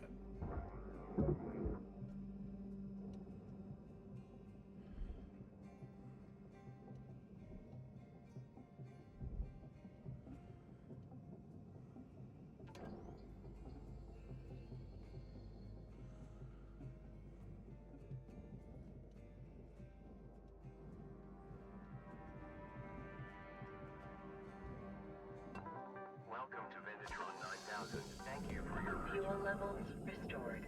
Yeah, exactly. Give you a bunch of bullshit. You see, these are all already disconnected? Oh, I guess so. The whole thing is barge.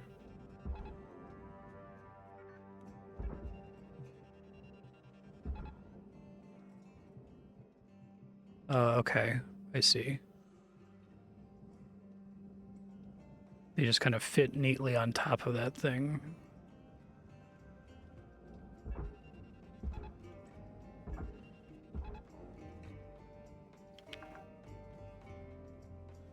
Salvage deposited. Applying credit to account.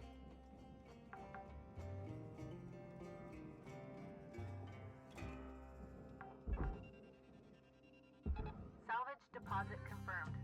Applying credit.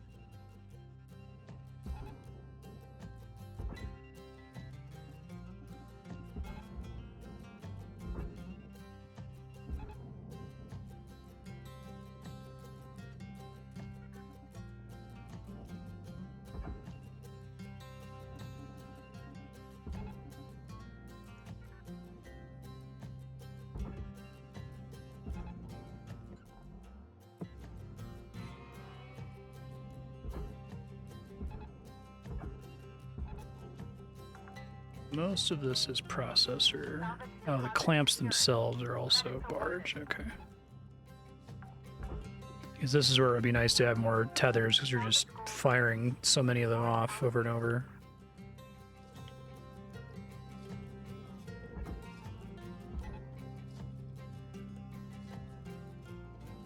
Yeah, I figured the ones that I canceled had enough momentum to make it into the barge. Account credited.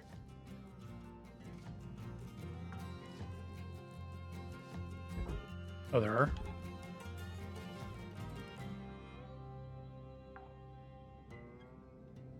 Salvage accepted. Credit applied. Yeah, I thought they would just keep going. Salvage deposit accepted. Credits transferred.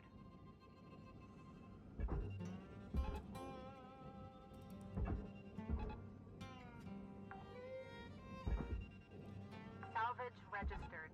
Transferring credits.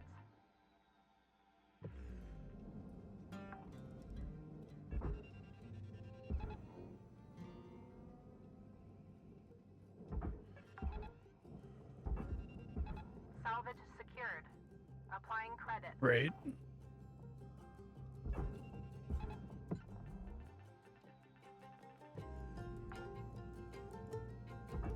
Salvage secured. Account credit applied.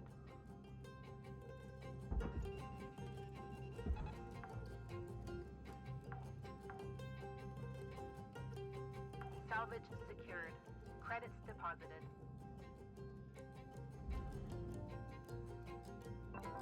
Welcome to Venditron 9000. Oh, let me get some repair kits. Welcome to Venditron 9000. Thank you for your Maybe purchase. just buy a bunch of those, right? They're like dirt cheap. Thank you for your purchase. Thank you for your purchase. Thank you for your purchase. Think about it Thank you later. for your purchase.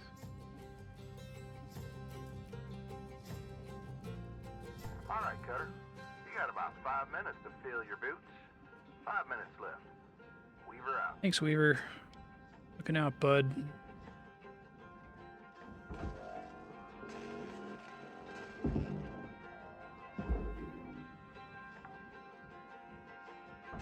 Salvage deposit secured. Credits awarded.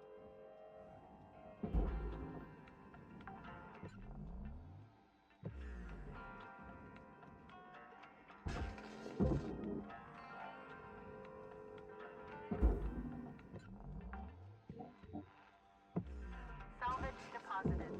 Applying credit to account.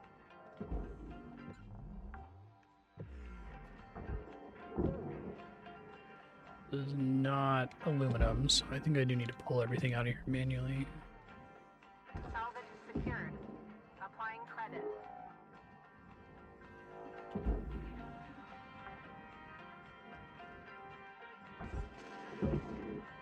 I guess the distance grabs like that would be nice on a mouse and keyboard. Could be a little bit more precise with grabbing it. Salvage deposit confirmed. Applying credit.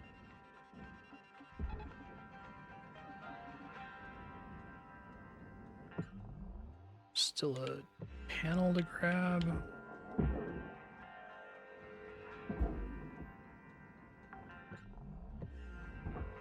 Salvage accepted. Credit applied. Get out of here.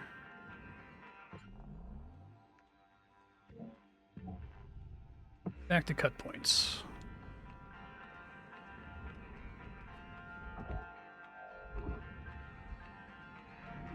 Object processed. Transferring credits. Where the crawl space at? Here we go. Okay, I think I have a better understanding of crawl spaces now. Knowing about there being doors to get to them most of the time is helpful. I guess I didn't really have ships where the crawl space was significant outside of like the airlock.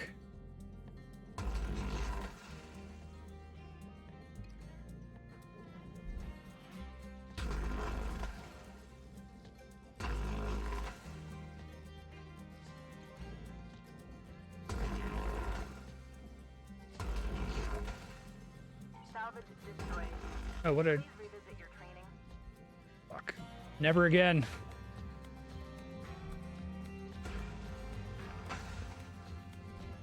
So there's certain things it can clip that it doesn't break?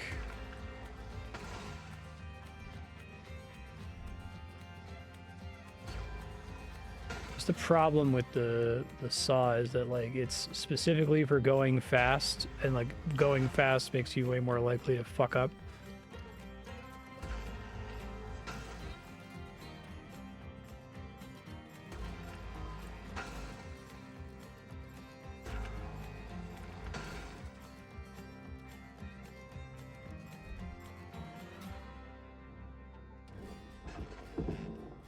Faster, but it's not like insanely faster.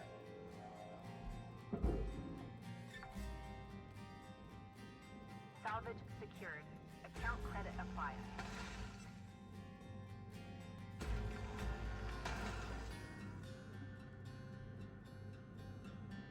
Can't cut something at all. You can safely attempt to cut it with no negative consequences. Not much left of this ship, Cutter. About 1 minute remaining. Makes sense. I don't have any quick way to eyeball whether something's cuttable just by... Is it cut level? Maybe I do, actually.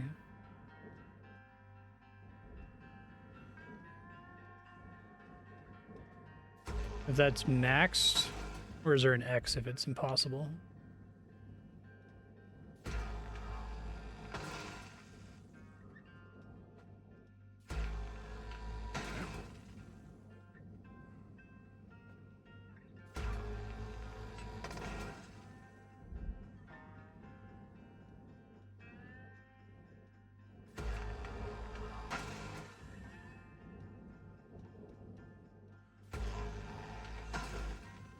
So can I almost be more, what's the word? Lazy with the saw cutter if I deliberately don't upgrade the cut level on my laser? Or is the cut level referring to, like, demolition charges for later?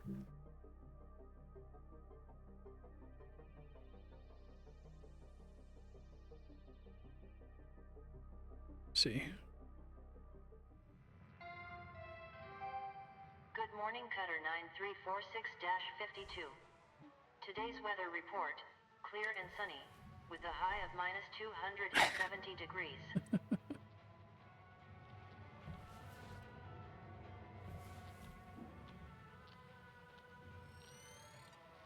I see. Okay, that makes more sense. Oh, let me go upgrade this thing. See what the new requirement is. Welcome to the ship, Doctor. Let's fix that ship up. My prognosis is... Dampener your ship next. will be awesome in no time.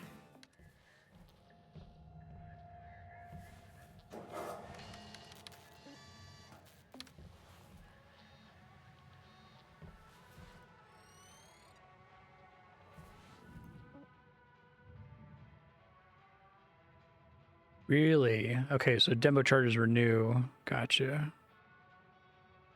The demo charge working kind of like the split saw is surprising to me. I just expected it was going to be like you literally place a bomb and it explodes and, like, does a bunch of damage to a section of the ship and separates it if you were just trying to, like, speed run a ship and only get a couple pips of progress on it.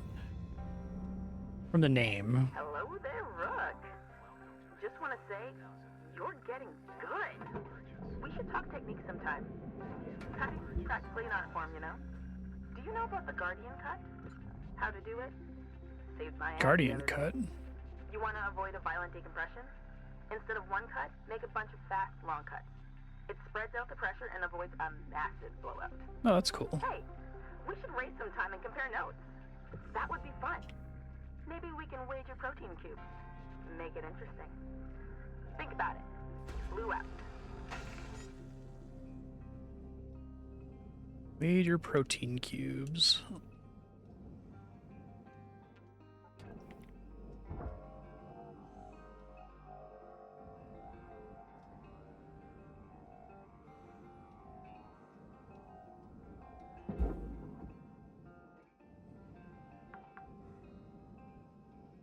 Salvage Salvage deposit registered. Account credited.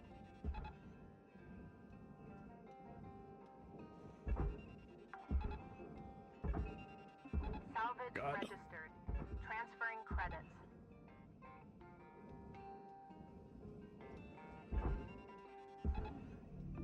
Object accepted. I don't like this object. There we go.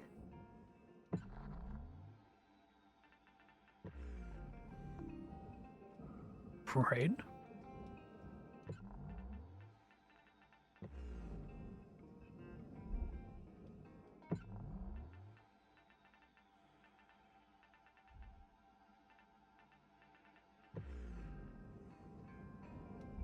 Oh, Tom Paris.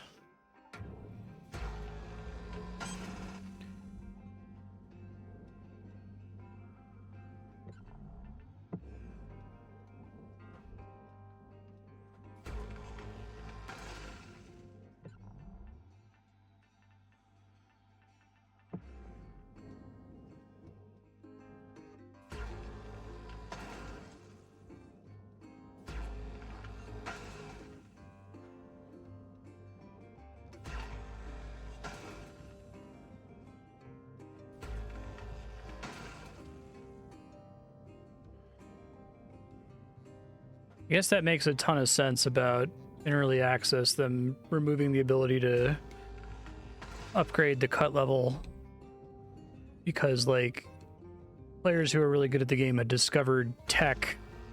Because what you've described to me about using the split saw to like more quickly cut through stuff doesn't seem intuitive to me. Like I get it now that you've described it to me and now I've tried it a little bit, but certainly the way the tutorial presented things, it made it seem like, okay, for little cut points, you're supposed to use the targeted laser and you're supposed to use the split saw for like long points or to like break into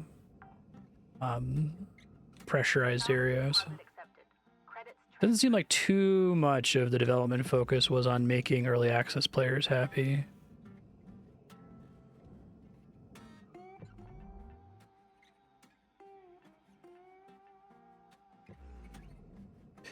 Yeah, but it sounds like the original design kind of made it so that that stopped being an effective strategy once you upgraded the cut level too high.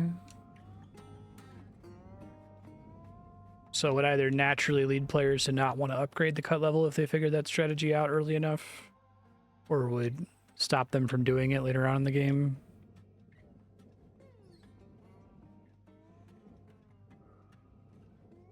Move your mouse over something from the side and it goes from gray to red. You can be sure the only thing you'll cut is the thing you just touch with the line.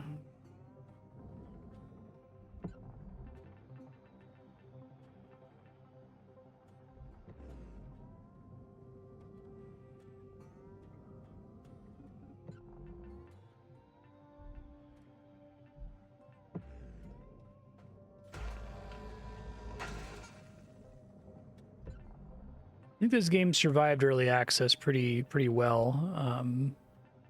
As someone who has played several games in early access and then come back to them once they're more finished and felt like they were over-tuned to the existing audience that were happy with it in early access. I think Dead Cells really has that problem quite badly.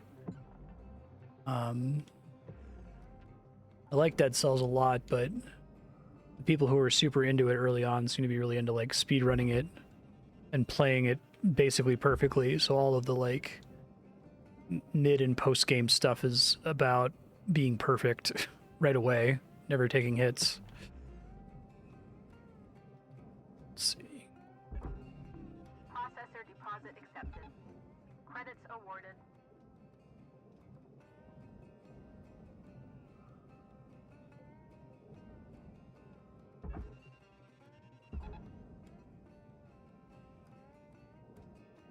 All processor, I think.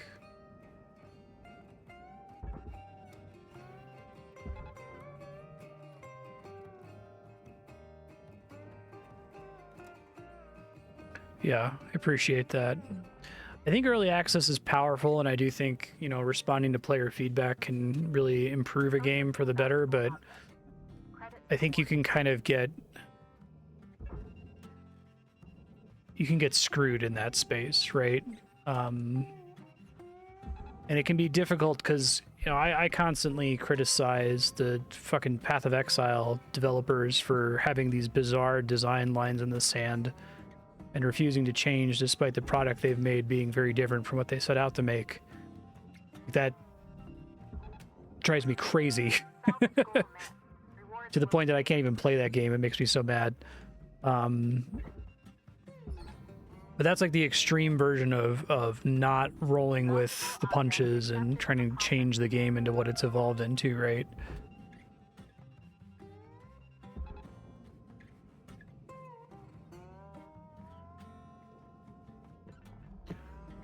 If I made an indie game and I had it in early access for like funding reasons or for feedback reasons, I would find it really hard to resist implementing everything everyone asked for.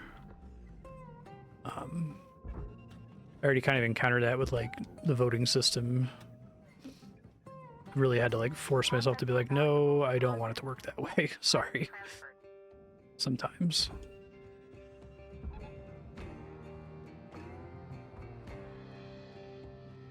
Early access players would prefer more ship types, even when the game kept some of the jank it has.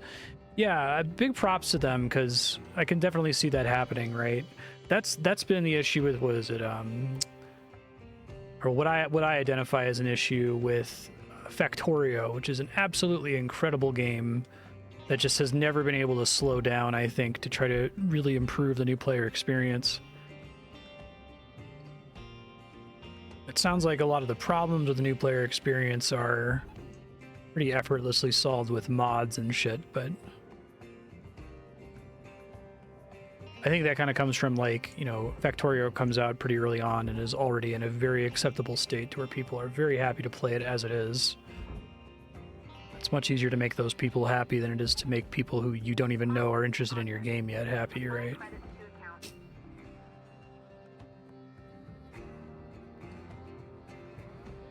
I played it. Let's see, what's that? February 2021, so maybe I just missed it. It was still all right. I mean, I got there with Chad helping me out, but Deposit accepted for processing. Tether supplies are low. hired someone to do the new player experience. He worked on that for 2 solid years, and after that work was nearly complete, one of the devs didn't like how it turned out. So all the work, and the person who did it got canned. Yeah, that's very strange. Welcome to Venditron 9000. Thank you for your purchase. Thank you for your purchase. Tethers restored.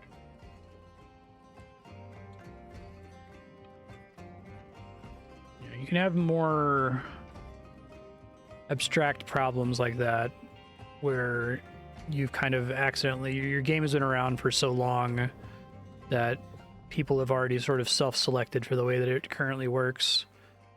They're already very tolerant of the way it works, right? And new players are less tolerant, but new players aren't playing the game.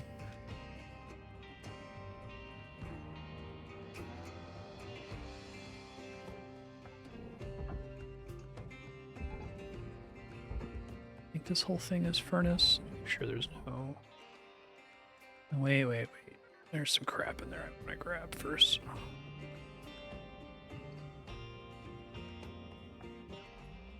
Cutter? I guess I could just throw this whole thing in the barge, right? Get in while the getting's good. Enough stuff in there, and it's fine, I guess. Let's ring up. Yeah, MMOs all have this problem. Any game that gets any kind of like ongoing support, usually it's online games and MMOs, but it can be single player games like Factorio where they're just improving it constantly. Without the weekly dev blog, you never would have known. Yeah, I wonder what other, because there's a lot of devs out there, like, we don't really know what's going on behind the scenes in detail with, like, Square. How many stuff do they start working on and then just cancel? Valuable object processed. This big thing is furnace. Salvage goal reached. Rewards assigned.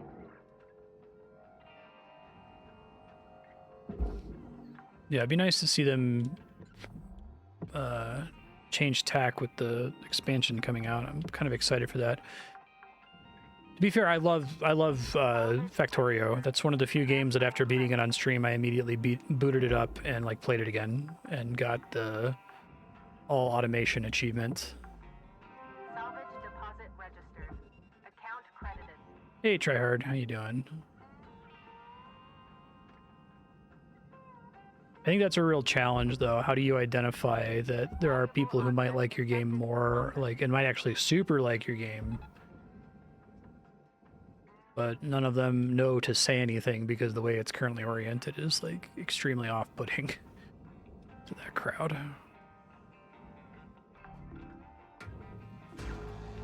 Salvage accepted. Credit applied.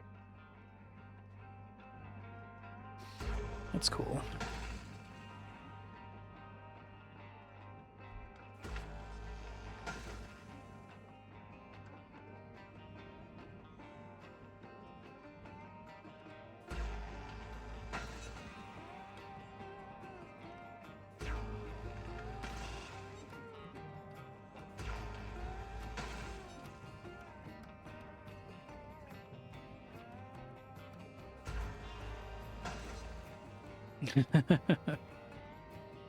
When is it supposed to come out?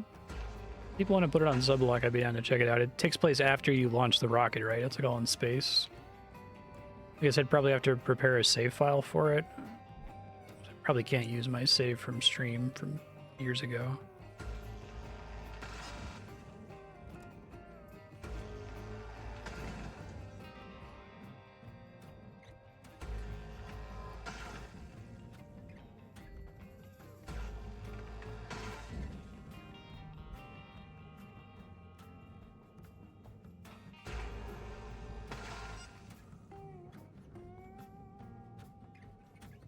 Oh, really?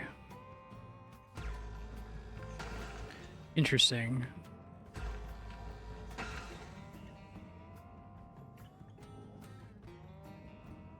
I guess I remember very little of it now, so I wouldn't have, like, when I did the second playthrough where I did the all automation thing, I beat it in, like, you know, hours instead of 50 hours or however long it won the vote for.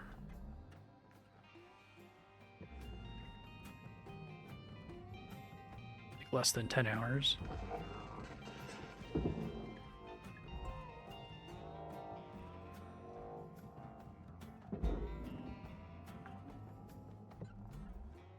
Salvage secured. 60 seconds left to wrap things up, Carter.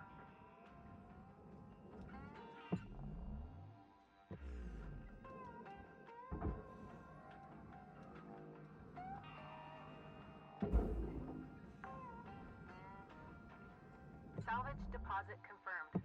Applying credit.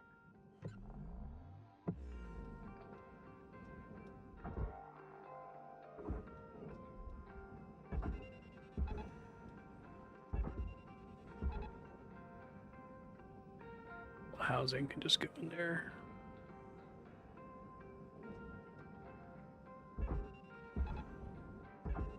Try to get it before time because I might just stop at 6 even though I'm close to getting 7. Blood from a stone kind of a thing. Come on! You can do it! There we go. Nice. Salvage.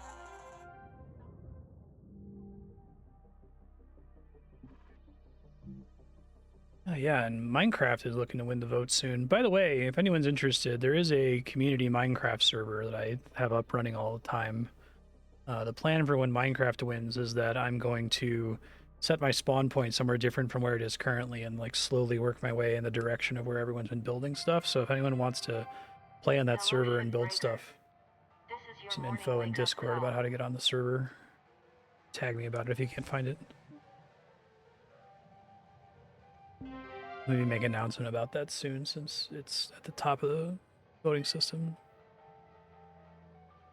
Just Minecraft.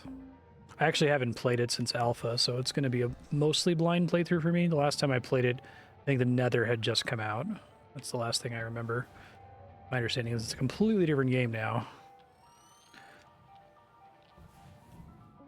Okay, Let's do this training.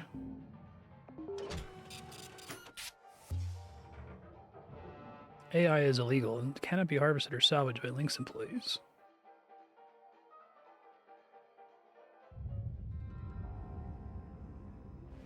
Hey there, Cutter.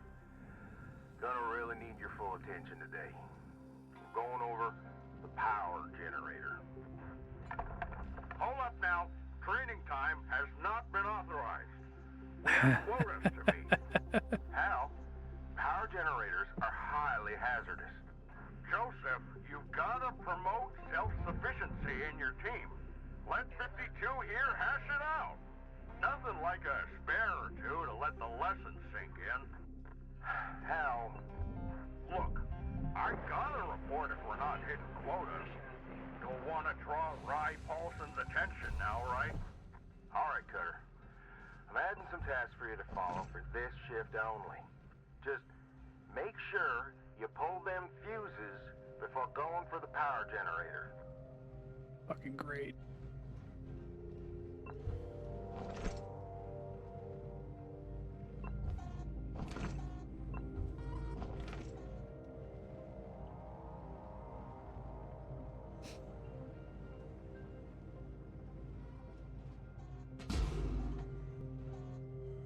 Wait, can I use this? Oh, was it? I think I just destroyed it. Fuck. Well, that's not good.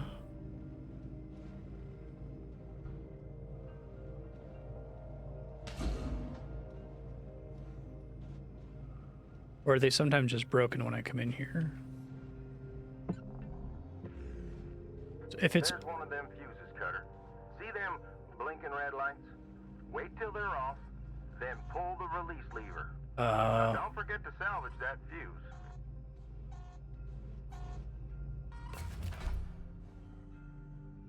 Interesting.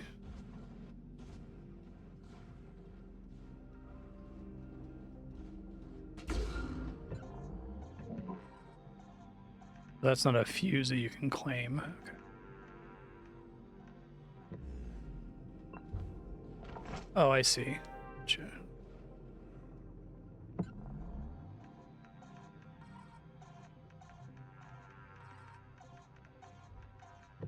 Faster. Air pressure level decreasing.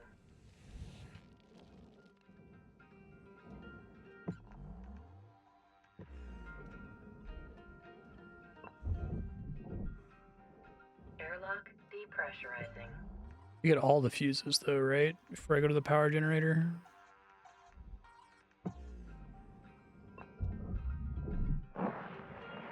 Airlock pressurizing.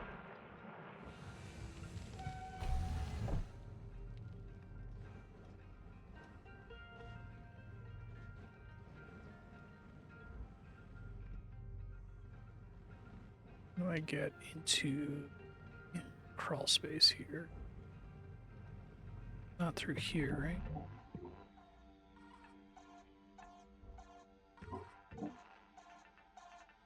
Let's see how I get to that compartment. That doesn't go to it.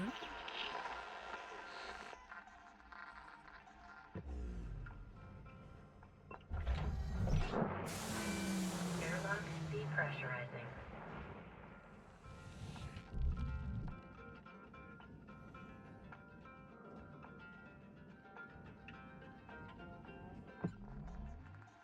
The ones I have to get to are in here somewhere.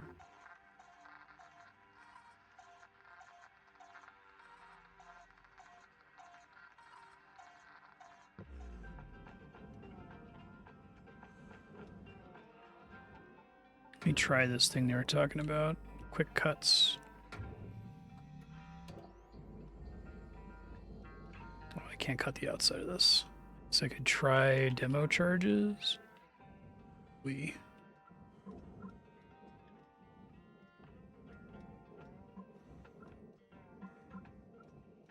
Great job, Cutter. Now, just make sure to clear the area before detonating that bad boy. Okay. Be sure your charge is in the right spot. Measure twice, cut once, Cutter. Ready? Give that trigger a squeeze. Okay. Sense. And lift off. See, Cutter? That's how it's done.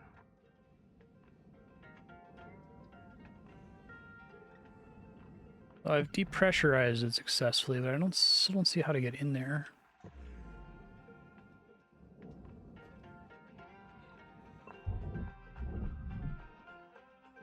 Airlock depressurizing.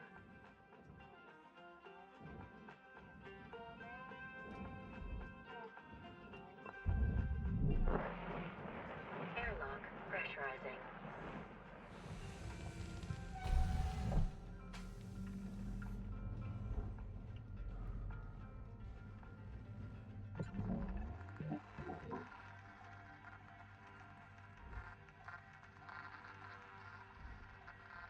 It's over here somewhere. No, that's the cockpit.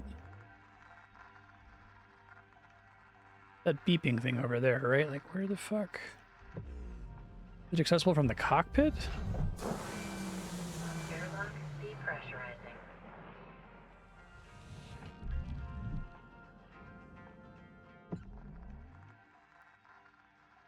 No, that's not it.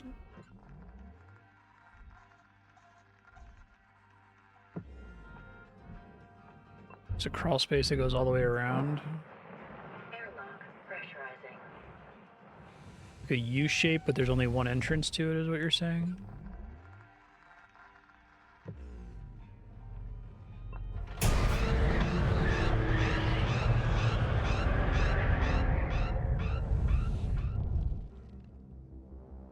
Okay, I understand. Ah, there it is.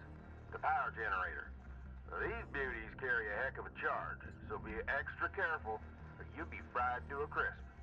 See those lights around it? Red means you need to disconnect more fuses before pulling this beast out.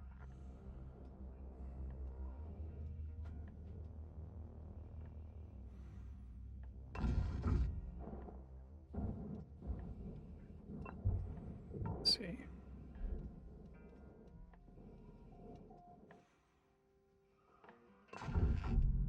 Well done, Cutter. You disconnected all the fuses. Now the power generator should be safe to extract. Give it a go. This entire thing that the fuses were attached to? Or is it like inside this housing?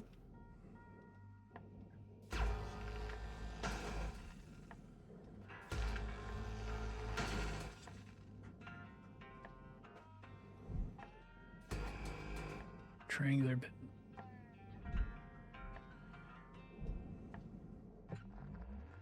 Does it show as a electrical?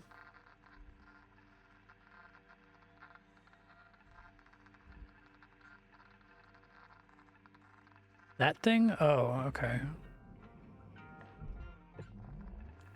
Okay. Go do that. Yeah, I can't go over time here today. I know the clock is stopped right now. I just kind of want to get this power generator and end the episode. So really just the thruster is the only thing I really have to worry about.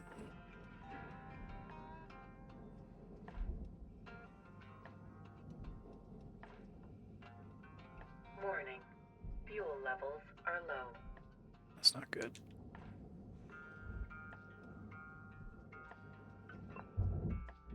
Airlock depressurizing. Oh, I didn't realize that it didn't stop the clock. Okay. But you can just do it on the next shift, though. I'll probably have to stop when the shift ends. Welcome to Vendatron 9000. Thank you for your purchase. Fuel levels. That's cool.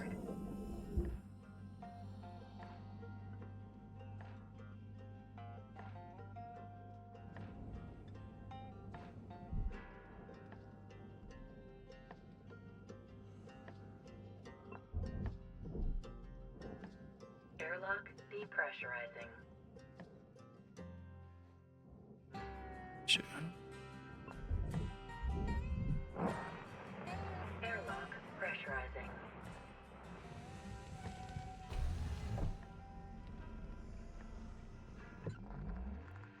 And we got a level 2 reactor. Okay.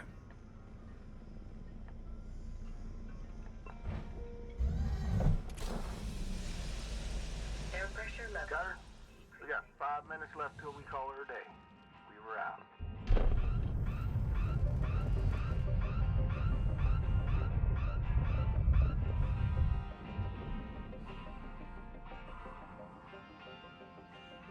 Okey-dokey. Alright, so that's the main thing that I need power for. Nothing else. If I go deal with the power generator now, I'll be fine.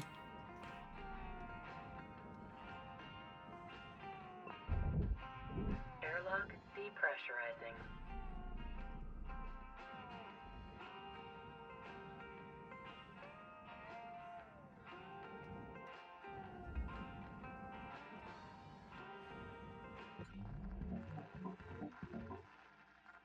I don't know if I have terribly many more places there.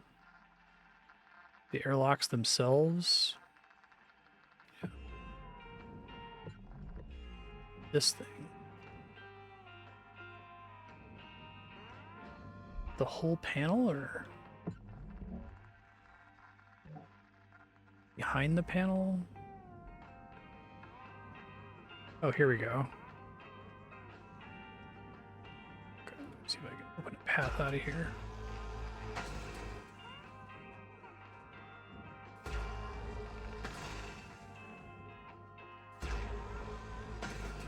Yeah, because we're leaving future Marstead notes. So future Marstead, read the text file. I added some new notes to the bottom from this episode. You've got level 2 reactors. There's details about how to deal with that already written down for you.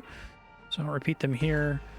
You have demo charges. You haven't had a ship yet that's required demo charges, but they're like a super saw cutter. They're not just like a bomb. They can cut through stuff that the saw cutter can't cut through, and they're maybe required for certain tasks in the future. So ask chat for help with that. That's the main thing I can think of, I think.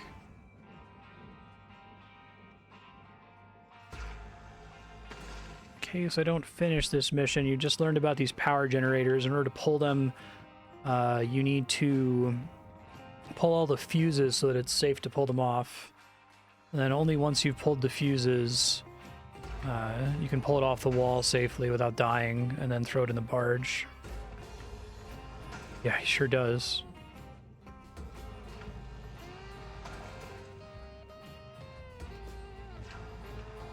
Marty's on the counter meowing angrily at me. No, Andrea's getting home later than usual. She's in Santa Fe this week.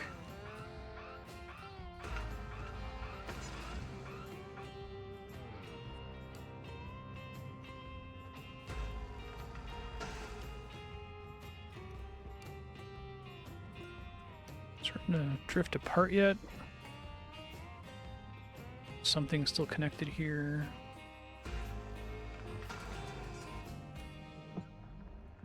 Ben, why are you the way you choose to be?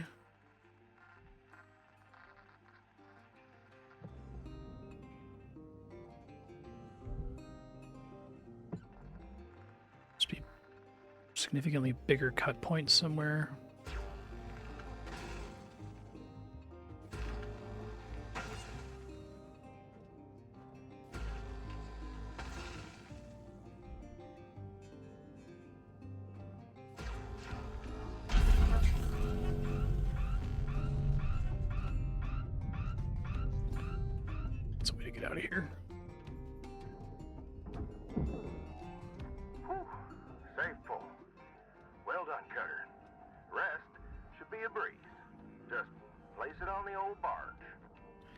Trying.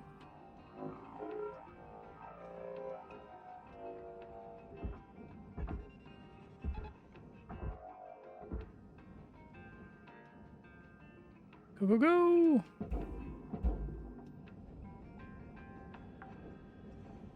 Oh, congratulations. Cool. Cutter. You secured your first power generator. Go turn it in. Future Marstead, your Future Marstead notes were a little second ago. Maybe watch from the beginning of the notes to see what the power generator looks like, and go back a little bit from that to see what the fuses look like. It's not super complicated, but it would be helpful to have a bit of a recap on that. We love you, future Marstead. Yeah. Streaming has gotten much better, especially Subblock has gotten much better since I started leaving those notes. It was a dark time in the past. I didn't realize I needed them. Good morning, Shipbreaker. Lynx would like to share the following message.